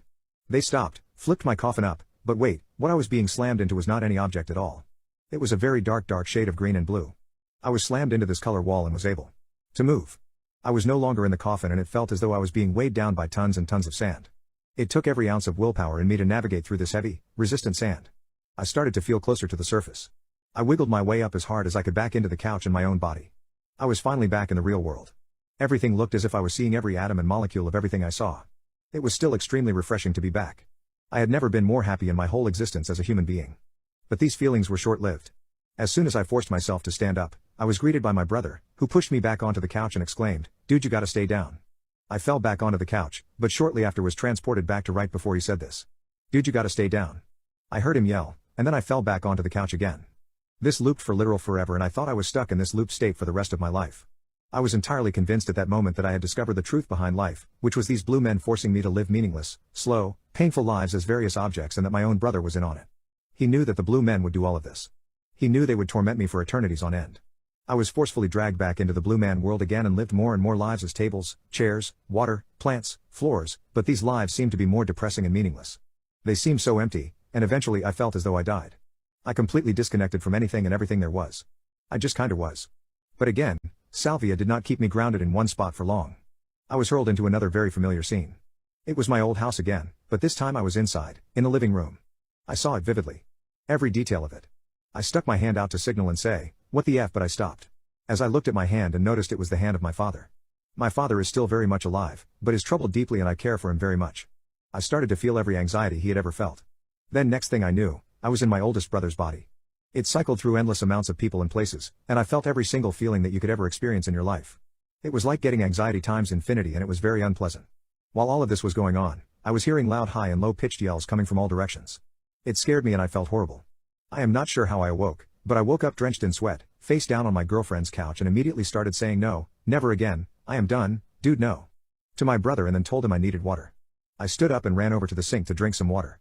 Everything was still extremely distorted and I took a huge gulp of water and leaned down into the sink. The next thing I know, I'm being vacuumed into the garbage disposal and I wake up on the couch with my shirt off. Still woozy and uneasy, but feeling better. It takes me about 45 minutes to be able to function normally again. I look at the time, and it is around 11:15. The trip lasted a very long time. Longer than I feel it should have. I cleaned my girlfriend's place, drove my brother to his friend's house and kept thinking about the trip. It's been about 3 months since the trip. It really scared me at the time, but I feel as though I value my existence on Earth a lot more now. My sister is infertile and I'm glad. I, 28F, have an older sister, Angela, 30F, whom I have never liked. She always had to compete with me, but never in a normal sibling rivalry way. Our entire life she always seemed resentful of my existence as the spotlight couldn't perpetually shine on her, so she had to step on everything I enjoyed. Per se, if I learned piano, she had to learn piano. If I excelled at a subject she suddenly became a scholar in it. If I told my mom I had a crush, Angela would be dating that boy in a week. I would always tell my parents when she did this but I was disregarded, because sisters copy each other and I can't gatekeep what she likes. She always monitored what activities I did, and the clothes I wore, so she could outdo me. If I wore a flannel, Angela would come to school wearing an all-flannel dress. There was also more praise that followed Angela. Even if I took the initiative to begin the activity first, she was praised because she was better. My parents would miss work to attend her dance recitals, going to every single one, because the world would stop if they missed it. However, I remember maybe 2 of mine they attended because they were stuck at work or were otherwise preoccupied. Angela reveled in this. She would make comments under her breath around our parents. Whenever our parents weren't around she'd tell me how much she hated me and how I should stop trying because I would always come second to her. She also physically bullied me in school. Angela purposely tripped me, threw things at me, and hit me in the hallways on a nearly daily basis. The school had gotten involved multiple times, threatening Angela with suspension and my parents fought it every time. My parents repeatedly told administration that this was a family matter and we were just bickering like normal sisters. She was never once reprimanded by either parent. Once Angela was caught impaling a cat on the school fence and my parents still defended her saying this was normal. Teenage behavior. I often was in trouble as Angela would start crying, saying how she was being targeted by the school when I had antagonized her. After one of these occasions Angela cut and bruised herself to prove to Dad that I was the aggressor. I became a pariah due to Angela's malicious rumors about me, so it was difficult for me to make friends. I resorted to only befriending people from other districts. Angela eventually made sure I had nobody by stalking them, befriending them, telling all my friends lies about how I was favored by our parents and I constantly bullied and belittled her. She even stole boyfriends of mine doing this. Convincing them I was horribly mean and an awful person that copied her every move. Once she catfished me on MySpace for 4 months, and baited me into sending her pics, which she proceeded to send my parents and everyone in school, including teachers. Later on, she told one of the boys I liked that those were actually her pictures and I had catfished her. The day of my high school graduation my mom sat me down and told me Angela revealed the horrid abuse she'd suffered at my hand and I was no longer welcome in their home. After moving out the next day, my parents made very few attempts to communicate with me, only the occasional holiday and birthday text. All financial aid was also abruptly ended as soon as I stepped foot on campus. I met my now husband shortly after this, and we were married within a year. They did not feel inclined to attend my wedding or even congratulate me. I informed my parents when I had my first child 8 years ago as an opening but they have made no attempt to contact or meet any of my 3 children. Best I know of Angela now from what I've heard, is that she got married to one of the boyfriends she stole from me in high school and she's been posting about her infertility issues and how she can't offer my parents their first grandbaby. After years of silence, I received a text at 8 this morning. From my mother that I will copy and paste below. Hey, name, it's me your mama. We haven't talked in a while and I surely miss you terrible. I wanted to let you know your sister just had a miscarriage earlier this week. Angie and Justin are struggling a lot right now. Send something a little sweet her way, I'm sure she'd appreciate it. Get back to me, I love you. I hate to say it but I'm glad she's suffering. I'm glad she doesn't get to be a mother. If she tormented me for years, what would she do to a child? Especially a girl? I don't wish death on any baby, but I know in my heart that child would be damaged by her. I'm angry at my parents expecting me to have any sense of obligation to her. I don't even have any sense of obligation to them. They always believed her and dismissed me. I was always the problem child, and it's strange how my mother can be so warm to me when asking me to do something for my sister. Also the fact they cared more about my sister's now dead fetus than my actual children, who wonder why they only have one set of grandparents. I feel some sort of guilt for it, but I refuse to offer any condolences to my destructive narcissistic sister who has been justified in her bad behavior since birth. Maybe this will change her, help her develop empathy or any type of emotion that isn't hate or vindictiveness. If that happens I would be more than willing to offer support, but until then I feel nothing but a small inkling of happiness that she's hurt. Am I awful for this? My parents declared me legally dead and claimed my riches. This story began over 30 years ago in Germany. I had just turned 16 and was accused of stealing a neighbor's car and wrecking another neighbor's fence with it while running away from the police. I was drunk when the police picked me up. Legal in Germany, I proclaimed my innocence but nobody believed me. I was convicted and sentenced to 500 hours of community service because I was unrepentant. My parents used it as a tool to take away my time with my friends. They got the judge to agree that I had to work Friday and Saturday evenings at the THW, an organization that will provide disaster relief and sometimes soup kitchens. Also I lost my license for mopeds and could not get a driver's license till 20. In addition, when I finally wanted to get my license I would have to pass a psychological test. Also the money I had saved for a car, around 10,000 DM, was used to pay for the damages. Sadly it worked. My friends soon lost interest in me because I was not available to party during the weekend. Also, we were very vehicle-oriented and I was destined to be a pedestrian for 4 years. An uncle of mine led the local THW and conveniently lost my timesheets for work done at the THW, which forced me to work there for 14 months. In total I did a bit more than 900 hours. The time there did teach me quite a lot and it was interesting work which I would probably have liked if I was not forced to do it. My parents told me that they were doing it for my own good to save me from my friends and that they had asked my uncle to keep me there longer so that I would be forced to learn to take responsibility for my actions. That time ended as all things do. I left unrepentant and furious with them for essentially doubling my sentence. I was in great shape, did good in school as I lost my friends and had no interest in acquiring new ones after seeing how fickle they were. Focusing on academics was an outlet that was not forced on me by others and I enjoyed it. Then I found out who had actually crashed the car. I told the police, my parents, and tried to get my sentence repealed. I tried a Wiederaufnahmeverfahren and failed because my sentence was already served. The guy who actually did the deed was sentenced to only 100 hours of community service. At his trial it came out that several people had known it was him, including my parents who made him pay for the damages almost a year ago. They had put the money in a bank account, which they told me I would get, once I had finished my education, school and university or apprenticeship. They also added 15,000 DM to the savings account for the hours I had put in with the THW, which was a generous wage for a teenager. Still I was furious with them because I would still have to wait till 20 to get a driver's license. If they had told me sooner I could have gotten the sentence repealed. Also they might give me 25,000 in about 5 years, but for now they had essentially stolen my savings. And they were not giving it back while they thought I was too immature to make my own choices. After a huge fight I took my tent and camped out in the woods. Still going to school but not coming back home. After a week they called the cops on me, which took the tent and forced me to go home. I was 17. Once the police left so did I. I went to school every day. I slept wherever I could. Mostly barns and in the woods if weather was good, as I now had no tent. On occasion the police found me. My parents called them every day for help. If caught I would be forced to go home. They locked me in a room but I simply waited for school and disappeared after school was out. Finally I turned 18. Now the police could not force me to get home. I only had half a year left to finish school, so I continued like this. I had no friends because I smelled funny and no interest in getting any friends because I was hurt and was not going to let anybody close to hurt me again. Still I managed to finish school with good grades. After school I used the mandatory military service to disappear. I volunteered for service abroad, which meant Eastern Europe at the time. After 2 years I was done and had a nice nest egg. During my time in the military I had no close friends, but at least I was no longer a pariah. I enrolled in a university and studied chemistry. I found 3 good friends and met my first girlfriend, to whom I am now married. I was 29 and working on my doctorate when my parents managed to find me. Occasionally they convinced the police to look for me as a missing case. The police usually found me. I told them that I was fine but wanted no contact with my parents, and that was it. The police told them that I was fine and that they can't tell them where I was and that they should please stop involving the police. Then my parents had a genius idea. They filed paperwork that I had died in an accident in Italy. They were my next of kin, so the police gave them my address. Meanwhile my bank account was frozen. The university told me that I was no longer allowed to work on my doctorate while being dead, and lots of other things stopped working for me. 2 days into this disaster and my parents are in front of my flat and demand to talk to me, telling me that I forced them to take this step. They force their way inside and tell me that they will stay until I'm willing to talk to them and mend bridges. I told them if they insist they can have the flat, took my laptop, a few mementos, important documents and a bag full of clothes. I left the keys and walked out. It took me a few months to convince the bureaucracy that tales of my death were widely exaggerated. My landlord was very understanding and gave me everything that was left in my flat after my parents understood that I would not be coming back. They mostly took the photos I had left in the flat. They left a letter which I burned. I was really pissed because being dead caused so many troubles.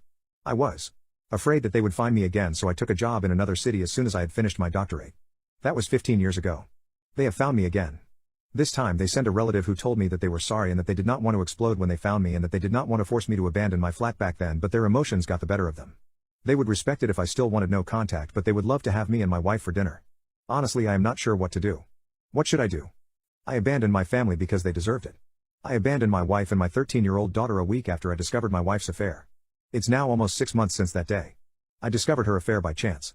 Our marriage had plenty of intimacy and was in good shape. I came home late from work, and there was a safety training seminar I had to attend. My wife Eve was sleeping on the sofa and a message with some emojis popped up on her phone. Emojis like I would use when I message her. I snooped and I found out what had been going on for at least 5 months. I knew the affair partner, Adam. He was a work colleague of hers. He was married and had 3 children. While reading the messages, something just snapped in my head. It fundamentally changed me. Over the course of reading their messages, I went from loving Eve more than anything, to hating her, to just going blank. Not just about her, but everything. Totally numb, I took pictures of the messages and went to bed. Eve was mad the next day that I went to bed without waking her up. She complained about neck pain from sleeping on the couch all night. I wasn't really listening, I just remember thinking how everything was muffled. During breakfast I didn't say a single word, my wife and daughter chatted away. They didn't seem to notice anything different about me. Or even acknowledge me. But I definitely didn't feel like myself. I went through all the daily motions, I went to work, did all the normal stuff. The only difference is I sort of stopped talking. Sadly I realized that nobody seemed to even notice. It's like I wasn't even there. I started to understand that Eve and my daughter didn't really love me. I was in the house with them, but unless they wanted something from me they didn't really interact. I would get these pangs of pain, they would come and go. Sometimes they would overwhelm me completely. I walked around like this for 5 days before Eve asked me if something was wrong during dinner. I had maybe uttered 3 words in total to her and my daughter in that period. I didn't even answer her question, I just made a confused face, then continued eating. She seemed okay with that. The next day I didn't go to work. I didn't really have a plan. I put it in my car and walked around the neighborhood for a while. I ended up at the kitchen table waiting for the wife to come home.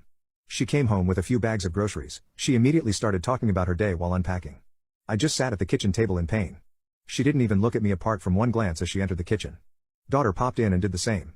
Their backs were turned to me and they talked about some trivial crap on sale. I have never felt so rejected, unappreciated, so alone. I felt totally invisible, like I wasn't there, or that I wasn't worth acknowledging. I was thinking back on our lives and all I could see was that they didn't care about me at all. They probably never did, I was an accessory to their life. I was hit with a wave of pain, I cried, still they didn't notice, so I got angry, very angry. I had a glass of water in front of me, I stood up and threw it hard at the tiles over the sink. It just exploded, glass shards rained over everything. They froze, unsure what to do when they saw my contorted tear-soaked face. It was uncomfortably quiet for a long while before I spoke. Eve, I know all about your cheating with Adam. My daughter looked at Eve. What? Is that true, Mom? Eve started to try to explain. She briefly glanced at me and said, sorry, I can explain. Then she turned back to our daughter and they started arguing. Again, it was like I was invisible or something. After a few minutes watching their increasingly heated argument, I just walked out and got in my car. I looked at them again through the window, still arguing in the kitchen. They didn't even notice I had left. I sat there for a few more minutes before I gave up and just drove off. It took maybe 15 minutes. Before Eve tried to call me, then call after call after call, then a flood of texts from both of them. I just ignored it and eventually turned the phone off. The next day I took half of our money out and called my boss. I told him I didn't know when I would be back. He told me if I didn't show up I would be fired. I just told him okay and hung up. I just didn't care. I went to Adam's house, and his wife opened it. I gave her a copy of the messages and told her what Adam and my wife had been up to. I left her crying on the stairs. At the end of the day I ended up in a cheap hotel at the edge of town. The next few days were kind of a blur. Eve's older brother is a cop named Bob. Bob showed up on the 4th day. I don't know how he found me. He tried to interrogate me, but I didn't say anything. When I didn't engage, he told me I was under arrest and put me in cuffs. However, he didn't take me to the station like I expected. He took me home instead. Bob dragged me into the living room where my wife and daughter immediately started berating me. Still I said nothing. I just listened in amazement while they told me how terrible this was for them. When a terrible a-hole I was making them worry. It went on for a while. In the end Eve screamed at me, say something. I stared at her for a while before calmly saying, I have nothing to say to you, Beach. Bob freaked out, and slammed me against the wall. Screaming at me to not talk to his sister that way. I got a lot of satisfaction out of Bob's violent reaction. I don't know why, it made me so happy I was laughing. Bob's wife left him 4 months earlier. I smiled at Bob. You're pathetic, Bob. Did you hurt your wife, Bob? Is that why she left you? Bob hurt me hard, so I went down. Wife and daughter started screaming their heads off. As I started to get up I just laughed even harder. I just couldn't help myself. I am still in handcuffs, laughing. I said, F you, Bob. He knocked me out cold this time. I woke up in the hospital. I puked all over the floor the second I opened my eyes, so I knew I had a concussion. Eve, Bob and my daughter were there, they were talking to me, I was too confused to make it out. A nurse appeared and asked them to leave. She got me a pan to puke in and called someone to clean. While she was taking my pulse, I told her that my family put me here and that they were not to come anywhere near me. If they came back into the room I would leave, I would just run away. She argued kind of sternly that running or even getting up was a really bad idea for me. But she would talk to security. I didn't see them again in the hospital. It was bliss. I decided to disappear, to turn into a ghost. I wanted nothing to do with these people ever again. I made a letter to each of them. I warned Bob that if he ever bothered me again I would report him.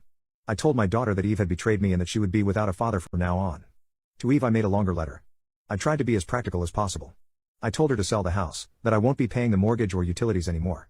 I told her reconciliation, or even contact was impossible, especially after she had sent her brother to drag me back and hurt me senseless in front of them.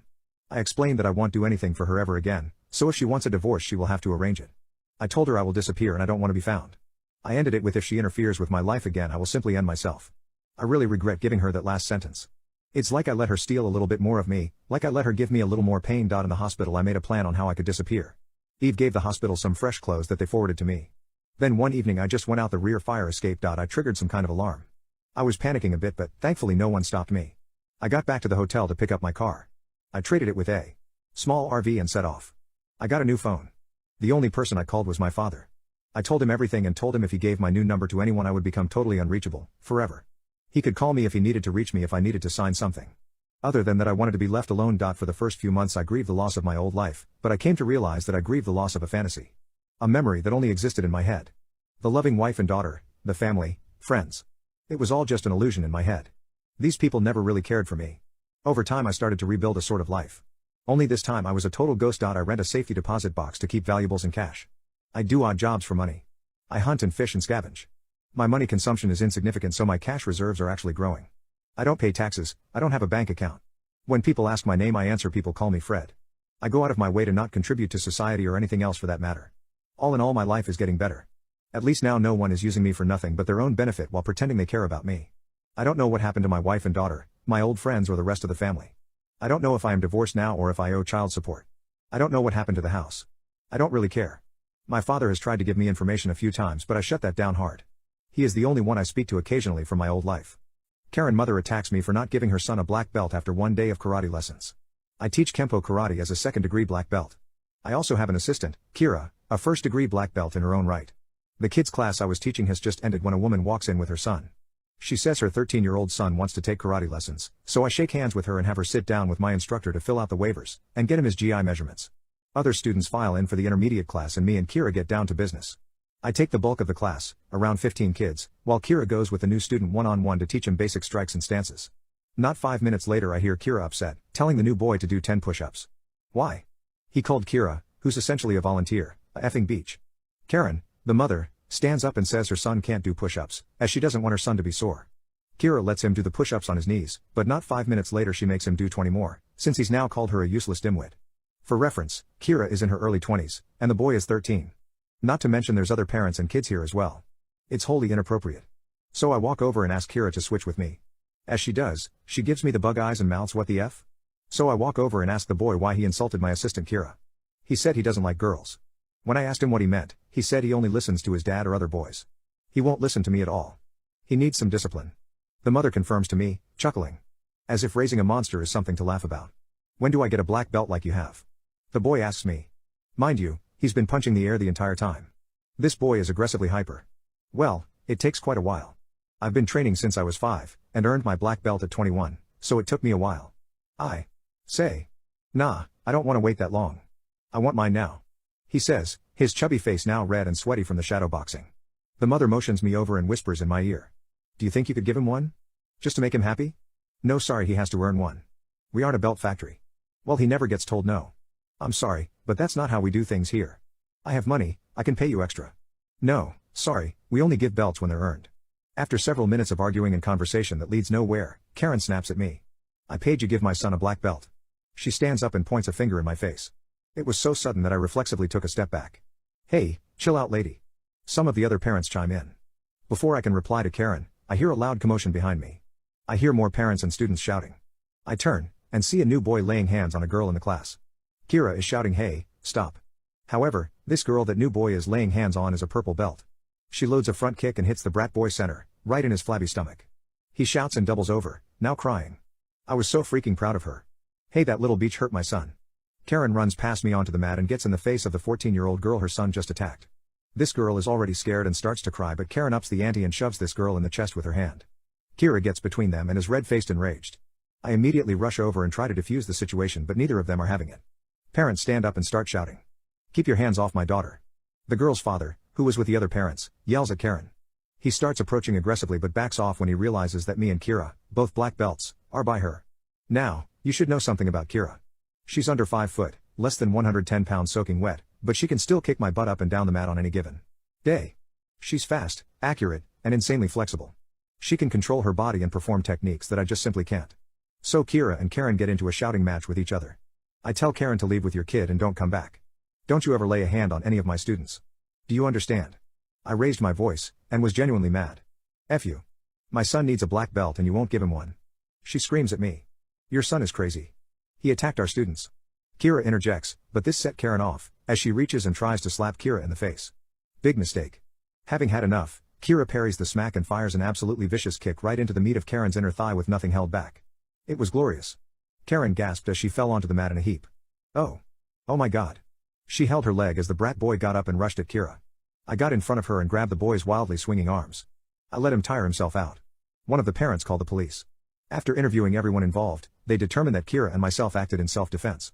Neither of us wanted to pursue charges against Karen, but the parents of the girl Karen shoved rightly felt differently about it, so Karen was hauled away in handcuffs. Karen said she'd sue me and Kira in civil court, but since we have legal waivers, here's hoping nothing comes of that. Doctors, what made you say how the hell are they still alive? Veterinarian here. An approximately 6-week-old puppy was presented that had been crushed by a car and thrown away in a dumpster, left to pass. A good Samaritan found her and brought her into a clinic for euthanasia. It was a Saturday afternoon, he was about to close up shop for the weekend, and now this. She was a little fuzzy black ball, about 1.5 pounds, with soulful eyes. Abdomen pulled open, left leg femur fracture, hip fracture and pelvic fractures. Had been this way long enough that her quadriceps had contracted and the leg was hyperextended, bent backwards at the knee. He took the puppy in, looked at his nurses and said, "I'm not starting my weekend like this, I'll stitch up her belly and figure out what to do with her Monday." Monday rolls around and he brings her to the main clinic so that the vet student can practice fracture fixation before the pup is euthanized. Vet student, who was actually me, said in a tearful voice, "If I fix her properly, do I still have to put her to sleep?" Answer was no, but if you do that you have to find her a home. Her name is Bits. So I anesthetize her, prep the left leg planning for an IM pin. Start making the initial skin incision, and she doesn't bleed. Pretty sure that was a bad sign, so I chose to wake her up from anesthesia, give a blood transfusion and try again the next day. In the interim I do diagnostics and this little munchkin has hookworms, roundworms, whipworms, and more stuff. I looked at her and asked her, "How are you still here? Seriously?" She just looked at me and did little puppy grunts. Next day her crit was holding steady, so I moved forward with the surgery plan. Single IM pin in the femur, and I had to manually flex the knee to rip through the scar tissue and return it to normal position. She recovers well as I hold her in my arms. I put her in the cage and set off down the hall to see some walk-in rooms in the meantime. 2 hours later I checked up on her. Vitals great, in good spirits, but that damn leg is sitting backwards at the knee again. In puzzlement, I ask my mentor what I should do. He tells me to flex the knee manually again. I asked if that was safe, to sedate her again so soon. He told me to do it without sedation. Cue horrified, shocked look on my face. He sees my reaction, then tells me matter of fact that you're gonna have to do that every 2 hours for the next 2 days or that scar tissue will just come back. I go back to the pup, love on her and apologize ahead of time for the pain I'm about to inflict. She screamed in the most heartbreaking way. I was expecting her to bite me, but instead, she just licked my hand afterwards. I looked at her and said, "You have got a home, little lady. You're coming with me tonight." 2 days later and I've got the scar tissue thing under control, but flummoxed about how to keep the leg from flipping backwards. Both back legs are broken, down to one working hip and one working knee on different sides. She couldn't use either back leg, she was dragging herself along using front legs when I took her outside, the cutest little Franken puppy. Spunky as hell, little Yippee barks looking at the squirrels in my yard. A week later and pelvic fractures show and her abdomen is bloated. I'm in my yard at midnight giving her mineral oil enemas and promising God if he will help her poop I will build her a doggy wheelchair, I don't care if she never walks again. 3 weeks later she tore up her collar, and 2 days later is somehow running in the same yard attempting to catch squirrels.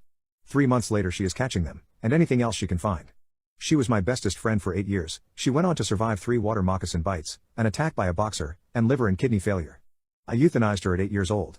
After her last stay in the hospital for kidneys, she came out and her old skeletal injuries were causing her pain.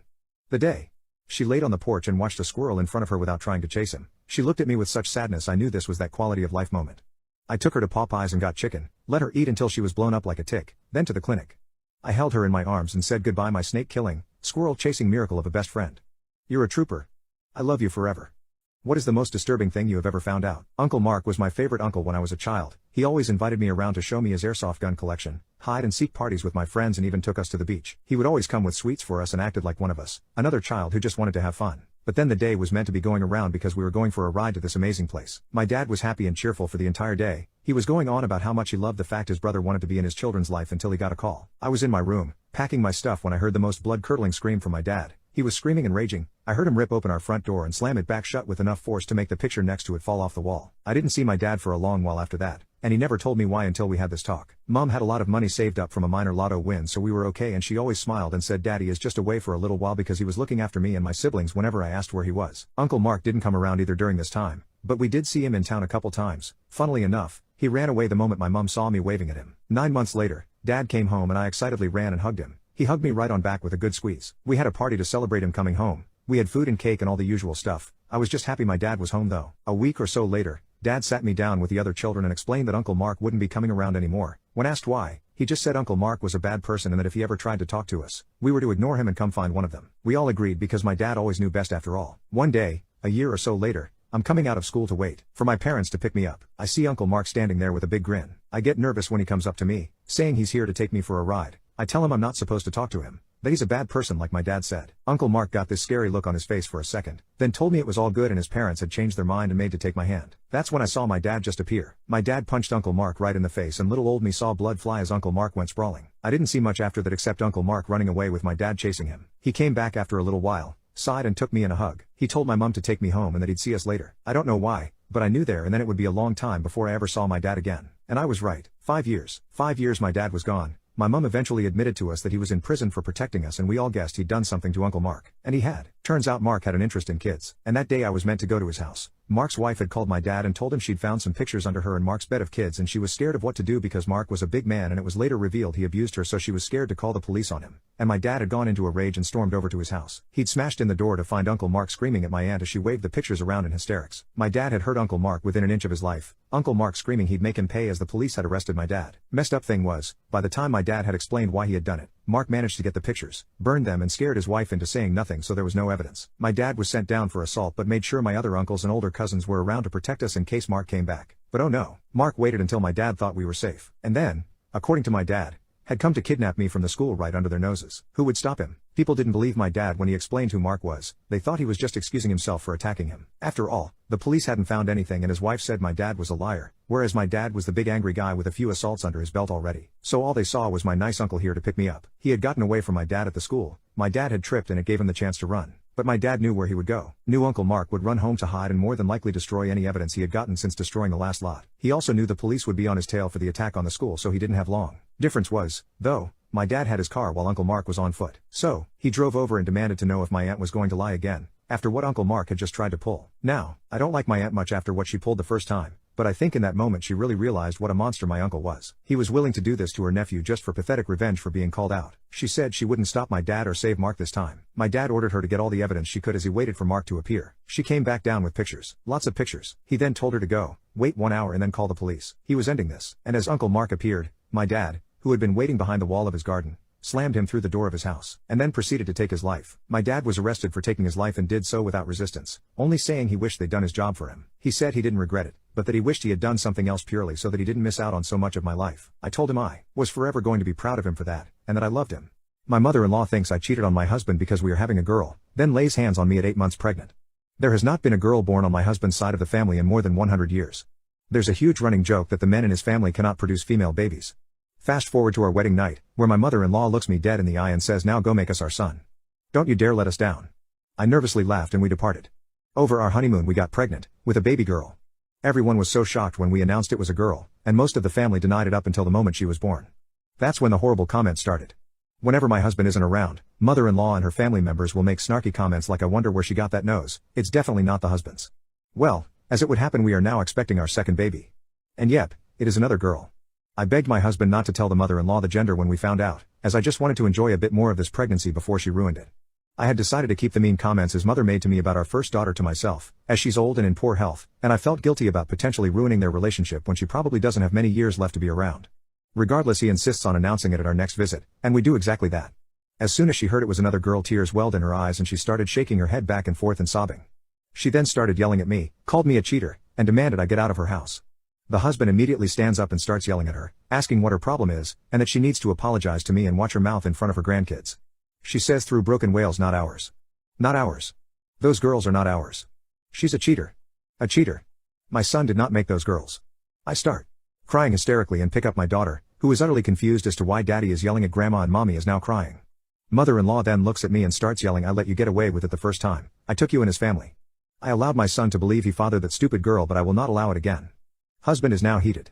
He gets extremely mad and starts screaming at her that she is out of line and how dare she call his daughter names. He then goes on to say that we are leaving, and until she comes to her senses, she will never see any of us again. She tried to say something more, but he cuts her off and yells at her, by the way, Mom, I love that little girl more than I ever loved you. As he is shuttling us out the door. I cried and broke down and told husband all the little comments she and her family have said to me when he's not around while we drive the 2 hours home. We went no contact for a few months and everything seemed to be going great. Then when I was nearing my due date, we decided to be the bigger person and reach out to her and offer her a chance to make things right. She whined and whines that she misses husband and granddaughter. We agreed to meet for dinner at their house after a few weeks for a proper talk and apology from her. We arrive, dinner is served and we're trying to make small talk when husband says, yeah, Mom. This has all been nice, but we need to talk about what happened and the things you said last time we were here. I know, and you know that you owe my wife an apology. Mother-in-law then looks at husband and says, yes, do you have the paternity test? I am not apologizing until I'm proven wrong. And we both know I'm right. You cannot be the father, and the fact that you have now apparently made 2 girls is ridiculous. Husband, what the F is wrong with you? I start to cry and go to get up to grab my things and go to the car. Mother-in-law, oh no you don't, she shoots up. Rounds the table and grabs my shirt, then proceeds to scream at me, how dare you try to run away from this, you're a cheater and you need to own up to this problem. Husband screams at her to get her hands off of me, and starts to make his way towards us. She then decides that I cannot be allowed to leave at any cost with her son. She slaps me across my face. Husband then gets in between me and his mom and starts to scream at her. Husband is furious and I'm crying hysterically. He grabs my hand and we are making our way to the door when mother-in-law grabs a snow globe from a shelf and throws it directly at me. It connects me in the back of my head. I fell to my knees from the pain, and before husband can put together what just happened, she is grabbing anything she can find to throw in my direction. I'm on my knees on the ground holding my head with one hand and my belly with the other. Husband is screaming at the top of his lungs for her to stop, and she proceeds to try to get close enough to kick me. Thankfully, she is old and in bad health, so she loses momentum quickly, and as a last resort husband pushes his mom and she falls back into a shelf by the front door and he rushes me out. He drives me to the hospital and I end up getting 6 stitches in my head and being monitored in hospital for 4 days. The baby ended up being fine, and the hospital demanded we file a police report. We find out that when husband pushed his mom into the shelf, she ended up breaking 2 fingers and is claiming the excessive force hurt her neck very badly. Cops showed up and took our side of the story and compared our own report that we filed once at the hospital. They told us that mother-in-law is demanding to press charges against husband for assault, while we are pressing charges against her. So then my husband gets arrested but then quickly released after father-in-law is forced to tell the truth, and mother-in-law then gets arrested.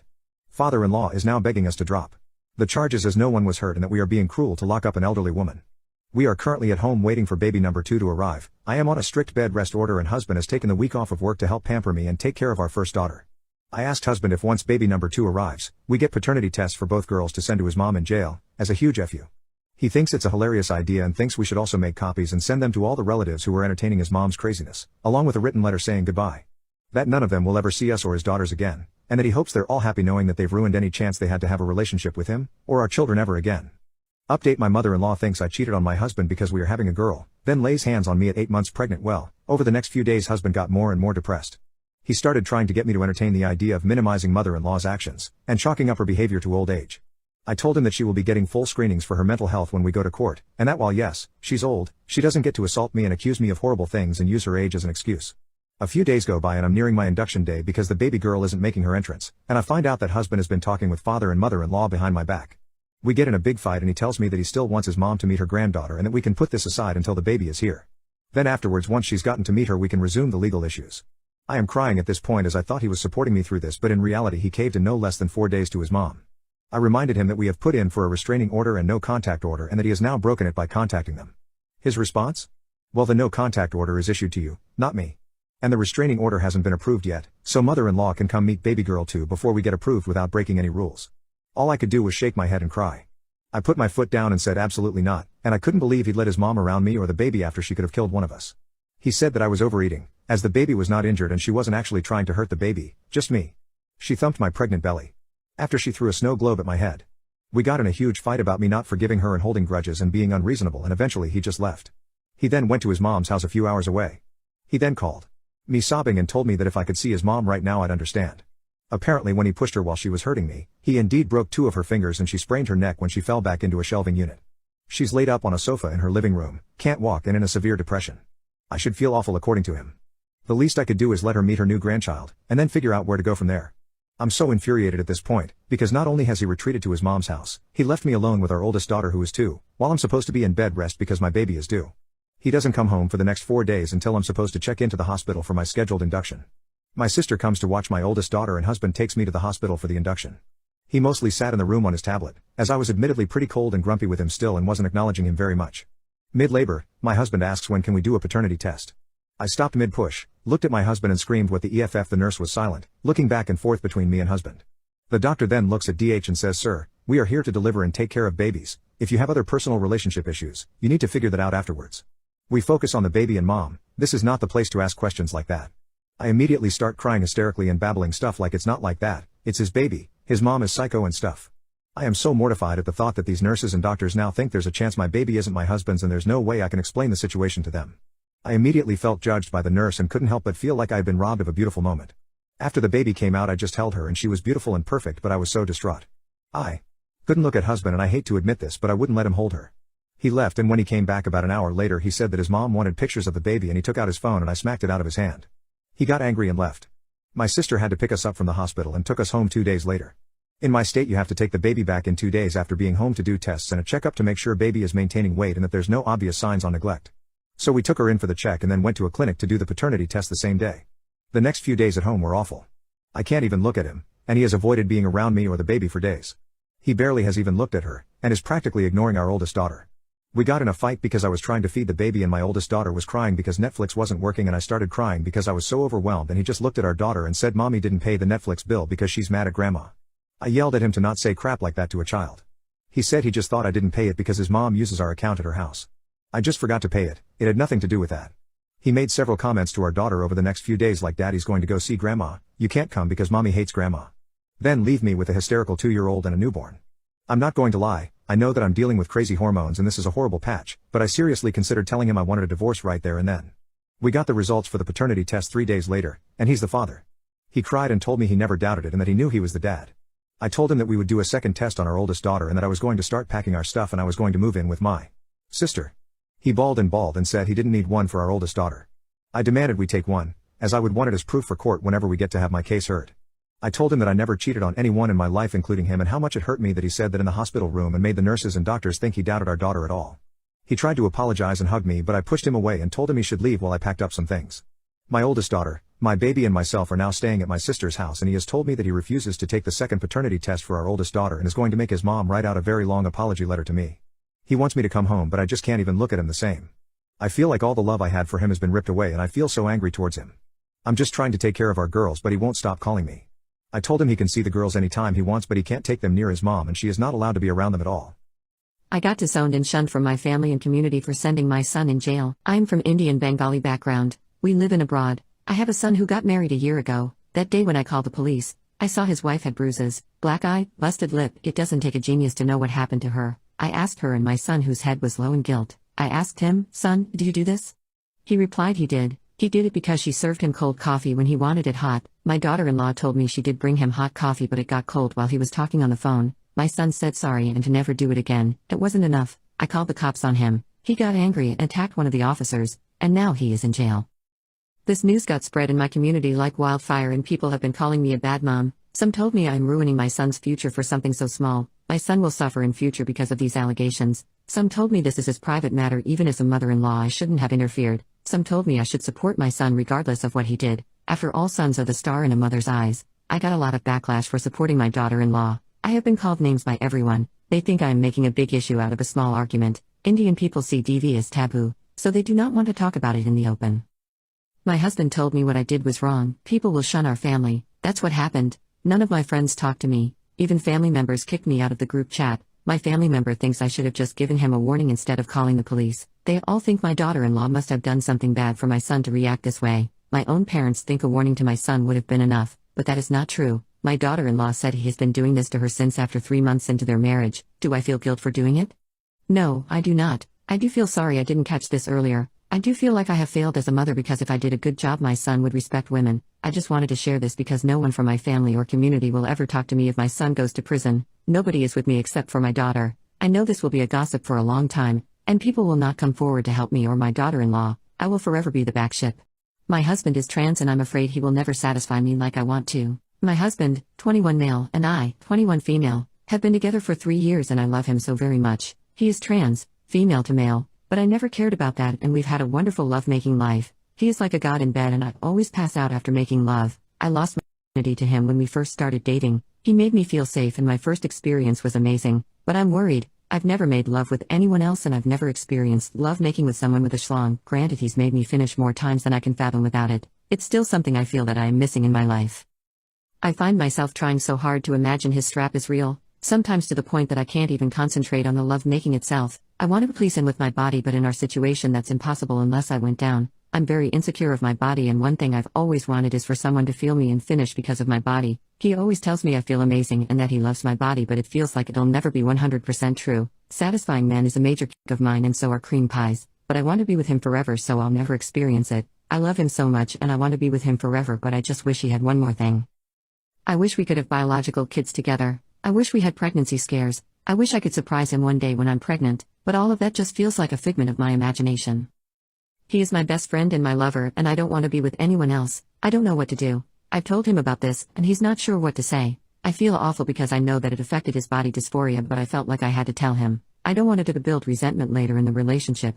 I suggested a 3-way, but he doesn't like the idea of another man making love with me and he doesn't want to feel left out in knowing he won't be able to feel me like that guy would. I also suggested swinger couples and he's more open to that, which I truly appreciate from him. I feel awful but I don't know what to do. I just had to share this. Thank you for reading.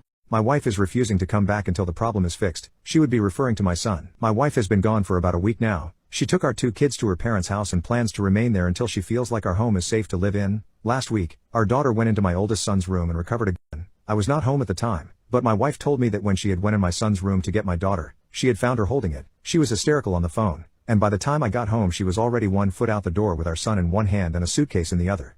I don't even know where in the world my son got it in the first place, and he won't budge. I seriously don't know what the next step is here. For the past year, he is unwilling to cooperate with anything I'm trying to do to find out what is going on. My son is extremely distant and the crowd that he has been with really concerns me. He had a great group of friends, but one by one they started dropping until he was completely emerged with his friends now, constant law breaking, skipping school, selling you know what and all this other stuff that I can't even get through to him about.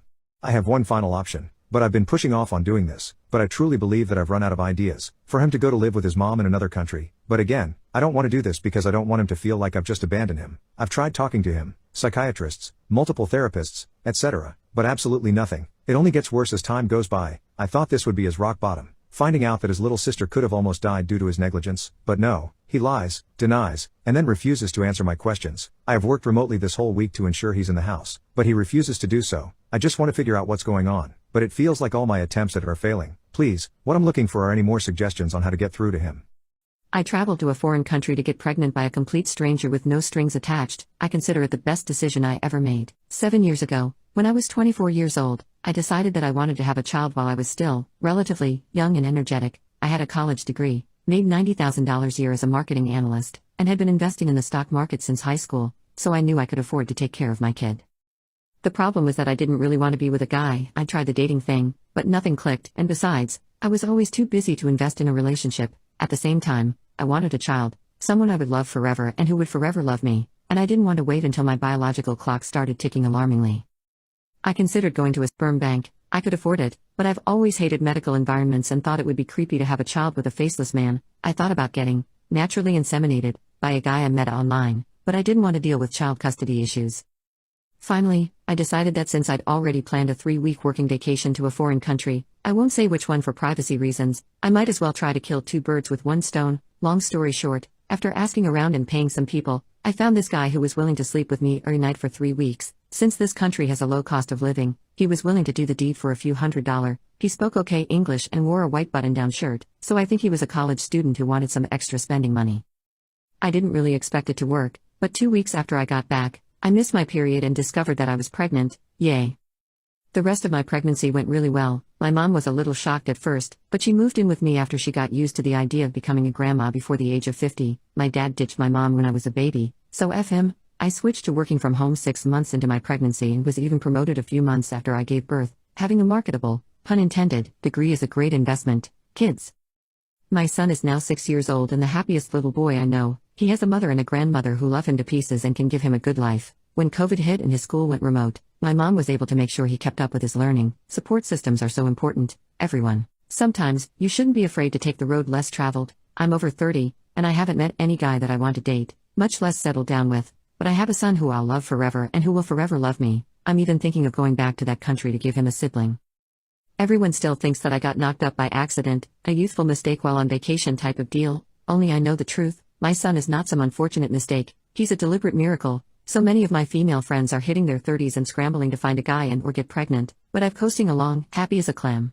Today I messed up by hiring a SX worker. So after a tough year working in remote area in the middle of nowhere, my friend and coworker, 26 male, asked me, 25 male, to go with him on vacation for a week, and I said heck yeah, why not? Why not had been my lifestyle for the last year. So we went to that country, visited multiple cities, and had a lot of fun. My friend in one of the places told me he knew some SX worker through Snapchat map and he already met her in the previous city. I noticed that he left the hotel one night and returned late. She will travel to meet him and she could bring a friend with her if I'm interested. So following my motto I said why not? The next day we met up with the girls and split up. I took the girl, 2 years older than me, to my room, chatted a little bit and kissed, then we left around sunset to the coast, rented a boat and continued chatting. That girl wasn't what I expected. She was smart, intelligent, beautiful, and we shared a lot of things, especially how we see things and think about people. She asked a lot of questions and so did I, but she asked a question that I didn't expect and didn't want to answer because it was too deep. She said you are a nice, kind person but something is wrong inside you. Something dark in your heart. What's it? Can you talk about it? As a man in my environment, the only thing you can do about your feelings is bottle it up and never talk about it. And I knew there's something wrong with me, and I was trying to fill that empty void in me for a long time, especially the last few years with my job paying very well for me. Because we were in a boat, I couldn't run away from the answer. I tried revolving around the subject but without any success, until I saw a bathroom in the boat and I excused myself. After the boat we walked near the harbor, laughing and talking, eating some ice cream until we reached the hotel and sent her to take her bags to spend the night with me. My friend came to take his bags also, and gave me some protection. He's been a good friend as usual, winked and left. Shortly she brought her stuff, took a shower and we sat and talked. She brought up that question again and really insisted on getting some answers. Finally I gave up and started talking about my life, family and the struggles I have been through since the first memory I remember. The things I have never discussed with a human before has finally come out and loud. She understood, but couldn't say a lot because she didn't expect that much trauma. So I kissed her and we end up heading to the bed. And before I could start doing my job, I started having something like a panic attack. My heart was beating quickly, body shivering. I just rested my head on her chest and stopped for a couple of minutes. She tried to calm me down by massaging my back, whispering in my ear everything will be okay, and I couldn't lift my head up, just froze in that position. After a while managed to pull myself together, clean up, put up a robe, got back in the bed, kissed her, turned on the TV and slept. In the morning we ate breakfast, paid the girl, met up with my friend, bagged up and traveled back home. I didn't tell anyone yet, and usually I don't trust anyone to tell them anything, especially my feelings and struggles. I'm more depressed at the moment than the usual, and I think I need to visit a psychologist, which I knew I should do since the pandemic, but I didn't want to do it, and now I must give it a chance. I cheated on my boyfriend today and I have no regrets. My boyfriend, 31 male, and I, 25 female, have been together for a few months now, and it has been okay generally except that he is really possessive and insecure. He claims it's because he has been cheated on multiple times and I understand that. I make it a point to talk to him and reassure that he's the only man in my life. I got a new job, and there's this male colleague, 26 male, I have. We hang out together fairly regularly at work because we are the only ones in the same age group. Now, of course, my boyfriend has been extremely jealous. I introduced them to ease his worries, and assured him we are just friends, but it only got worse, to the point where my boyfriend would throw tantrums every day, crying if I stayed back at work overtime, refusing to talk or eat or sleep later. I was still patient. Now one thing he tends to do when he's upset is send long paragraphs. I have told him not to do that, as when I'm at work, my phone is usually connected to the laptop that's being used for meetings and presentations and stuff. Today, he called me at work. I told him I'll call him back as I'm heading in for a conference. He is oddly normal about things. I head in and connect my devices, open my pitch deck on my laptop, the deck I have spent weeks working on, and the first thing that pops up, a deep pic, right there, on the cover page. Everyone is stunned. It is my boyfriend schlong full screen. He has to have done it while I showered or something because I was working till the morning. I am mortified. I shut my laptop and walk out. Colleagues are nice enough to stay quiet. Anyway, I couldn't go back to work. Went to a bar. Male colleague calls to check on me. I tell him where I am and he says he will join me over lunch. Long story short, we met for lunch, went to his place and made love. He apparently had feelings for me. I didn't, but God, I was so mad at my boyfriend, going to tell him what I did and that it's over. I have no regrets. I made my boyfriend sleep on the streets for a night because he refused to pay for our 3-year anniversary celebration dinner. For some context, I, 26 female, have been dating my boyfriend Jeremy, 26 male, for 3 years. Now, I've always been okay with being the wallet in the relationship because my parents have always been more wealthy than his single mom, so it was always me that paid when we went out for dinner dates, shopping sprees, vacations, etc. I even bought him a car 3 months into our relationship because he didn't have one and it would be difficult for him to go to in-person job interviews without one. He's been unemployed for almost 2.5 years now. He always promised me that he'll pay me back when he finds a job, and he always told me that he appreciates the fact that I'm working hard at my job to provide for myself and him, but it's been 2.5 years since he last had a job, and every day all he does is go to the gym, go out with his friends, or when he's at home he just lies around and plays video games. I brought up his lack of contribution a few days ago and we got into a huge argument. He later apologized and said that he actually got a side job and just forgot to tell me, and that he wants to treat me to a nice dinner date as a thank you for being the most amazing girlfriend and in celebration of our 3-year anniversary that was coming up. So yesterday, we decided to celebrate our 3-year anniversary at a high-end restaurant. Everything was going smoothly and we were having a great time until the waiter came and gave us our bill. My boyfriend said he forgot his wallet in his car and told me he'll be right back. Well, I waited for almost an hour and tried calling him, but there was no answer, so I just paid the bill myself and took an Uber home. Later that night I called my boyfriend and he said he was sorry and that something came up and he just left. This wasn't the first time he's done this, so I told him that I feel like I was being used and that it was over. I threw all his things out of my apartment and refused to let him come back in that night. He didn't have enough money for an hotel or for an Uber to drive him to his mom's house that night, so he ended spending a night on the streets. Girlfriend just made out with a random girl at a club right in front of me. This happened about an hour or so ago. My, male 24, girlfriend, female 23, and I were out clubbing with a bunch of friends and roommates of mine, and while we were all dancing I saw that she was getting pretty close with a bunch of different girls, both strangers and mutual acquaintances. I really trusted her, and even though I knew she was bi, we have had a talk about exclusivity, and so I thought nothing of it. Well, while I was watching her, almost in slow motion I watched her and some random girl just mutually go in for a kiss and began making out literally less than a meter away from me.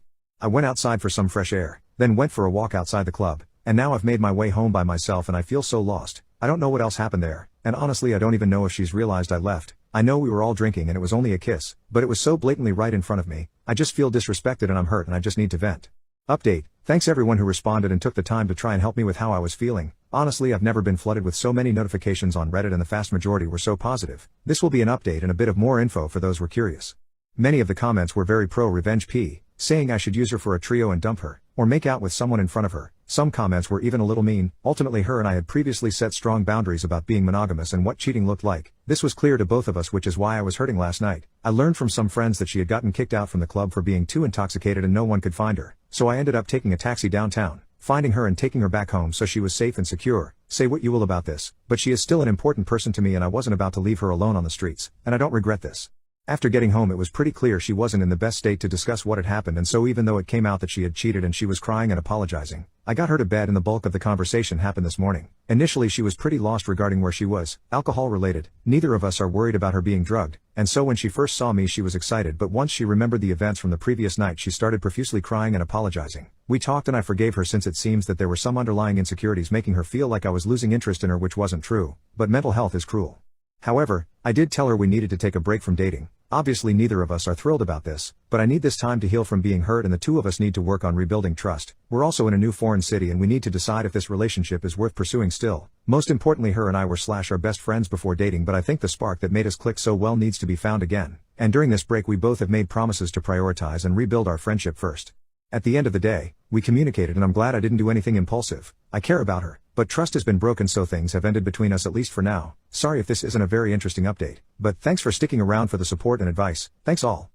I hooked up with someone for the first time in my life, and he made me feel more wanted and loved than in my 3-year relationship I got broken up with recently. I've been doing okay because even though I cared and loved my ex dearly, he told me he did not feel the same and he never reciprocated the love I gave him. I always had to go out of my way to get him to even notice me. It felt, for an ego boost and the feeling of being desirable that I wanted, I started dressing up more, doing my makeup, and going to the gym more. I began talking more to a guy I've known but never associated with outside of the gym. I never wanted my partner to be uncomfortable, and he came over a few times. He made me feel appreciated. He goes out of his way to chat with me at the gym, has me teach him exercises I'm doing and teaches me, and switched his gym time so that we could drive together. When he came over to my place, he just knew exactly what to do. He was flirty and sweet while respecting the boundaries I had set beforehand. It was just the little things he did, the light tracing of my tattoos or over my skin, the funny and lighthearted comments that made me more comfortable. Him constantly picking up small details I'd mentioned and remembering them later, just his ability to do things that made me feel like he was still paying attention to me, even if he wasn't. So the third or fourth time he came over, he kissed me. It wasn't the same type of kiss I got in my relationship. He was gentle and caring and asked me if it was okay. He picked up on my nervousness and told me I was safe with him and asked if he needed to do anything to make me more comfortable. I'll save you the gory details, but after we did the deed, I assumed he'd leave and block my number. I came out to my living room and he asked if he could stay longer and talk to me, and ended up staying awake until the morning just talking. I told him it would be awkward to see him at my gym after, and he asked why. He told me that he was more excited to see me more and didn't plan on stopping anytime soon. I woke up after him, wrapped up in his arms, and the first thing he told me was how beautiful I am. We talked about my mental health and some baggage that I have from the past and how that affects my emotions in situations like this, and he told me I was safe with him. Even the way he said my name was sincere and comforting because it made me feel like he was serious.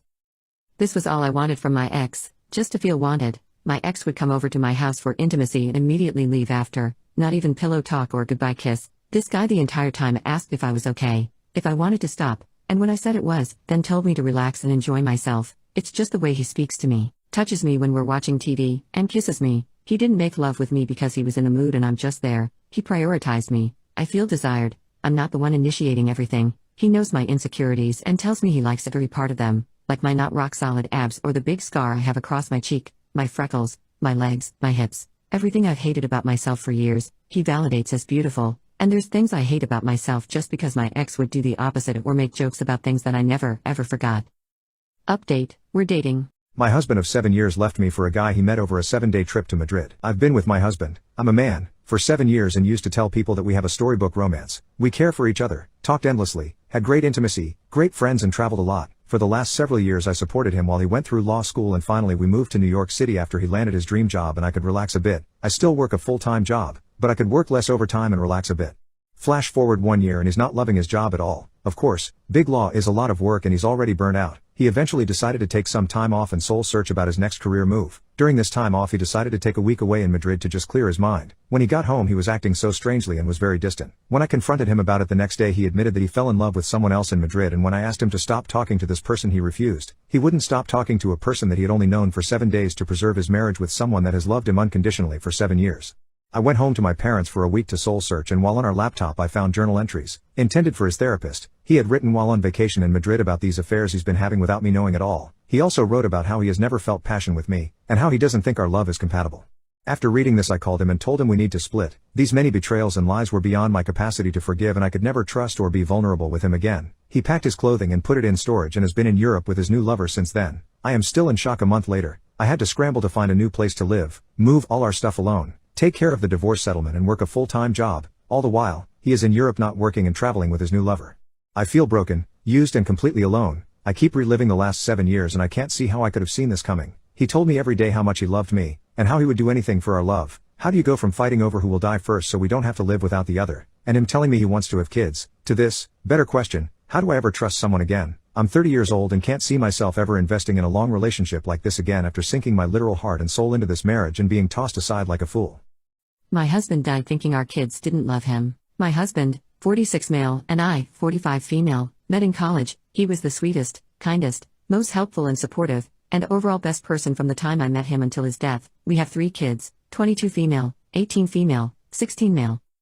He was diagnosed with stage 4 lung cancer a year and a half ago and succumbed to it 3 weeks ago. Everyone was devastated. Our kids have been struggling a lot and I'm barely hanging on myself. He was the glue that held everyone together and my rock for over 20 years. Our oldest daughter is especially having a hard time. She's expressed guilt and regret over not spending as much one-on-one time with him, and it's been hitting her hard.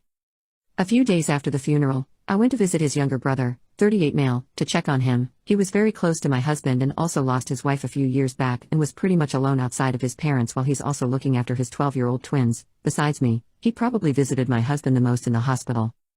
This is where things get devastating. My brother-in-law confessed that one day while visiting, more towards the end of his life, my husband expressed that he felt like his kids didn't love him and will have an easy time getting over death. He said he actually was happy that it was him dying and not me, because if it were me, then it would be 4 people mourning, whereas he felt that with himself dying, they'd be sad for a bit but get over it and would be there to help me grieve. This absolutely killed me. I wish he could see how much his children miss him. I can't even imagine being in his position and feeling like your kids don't care. I cried heavily when brother-in-law told me that.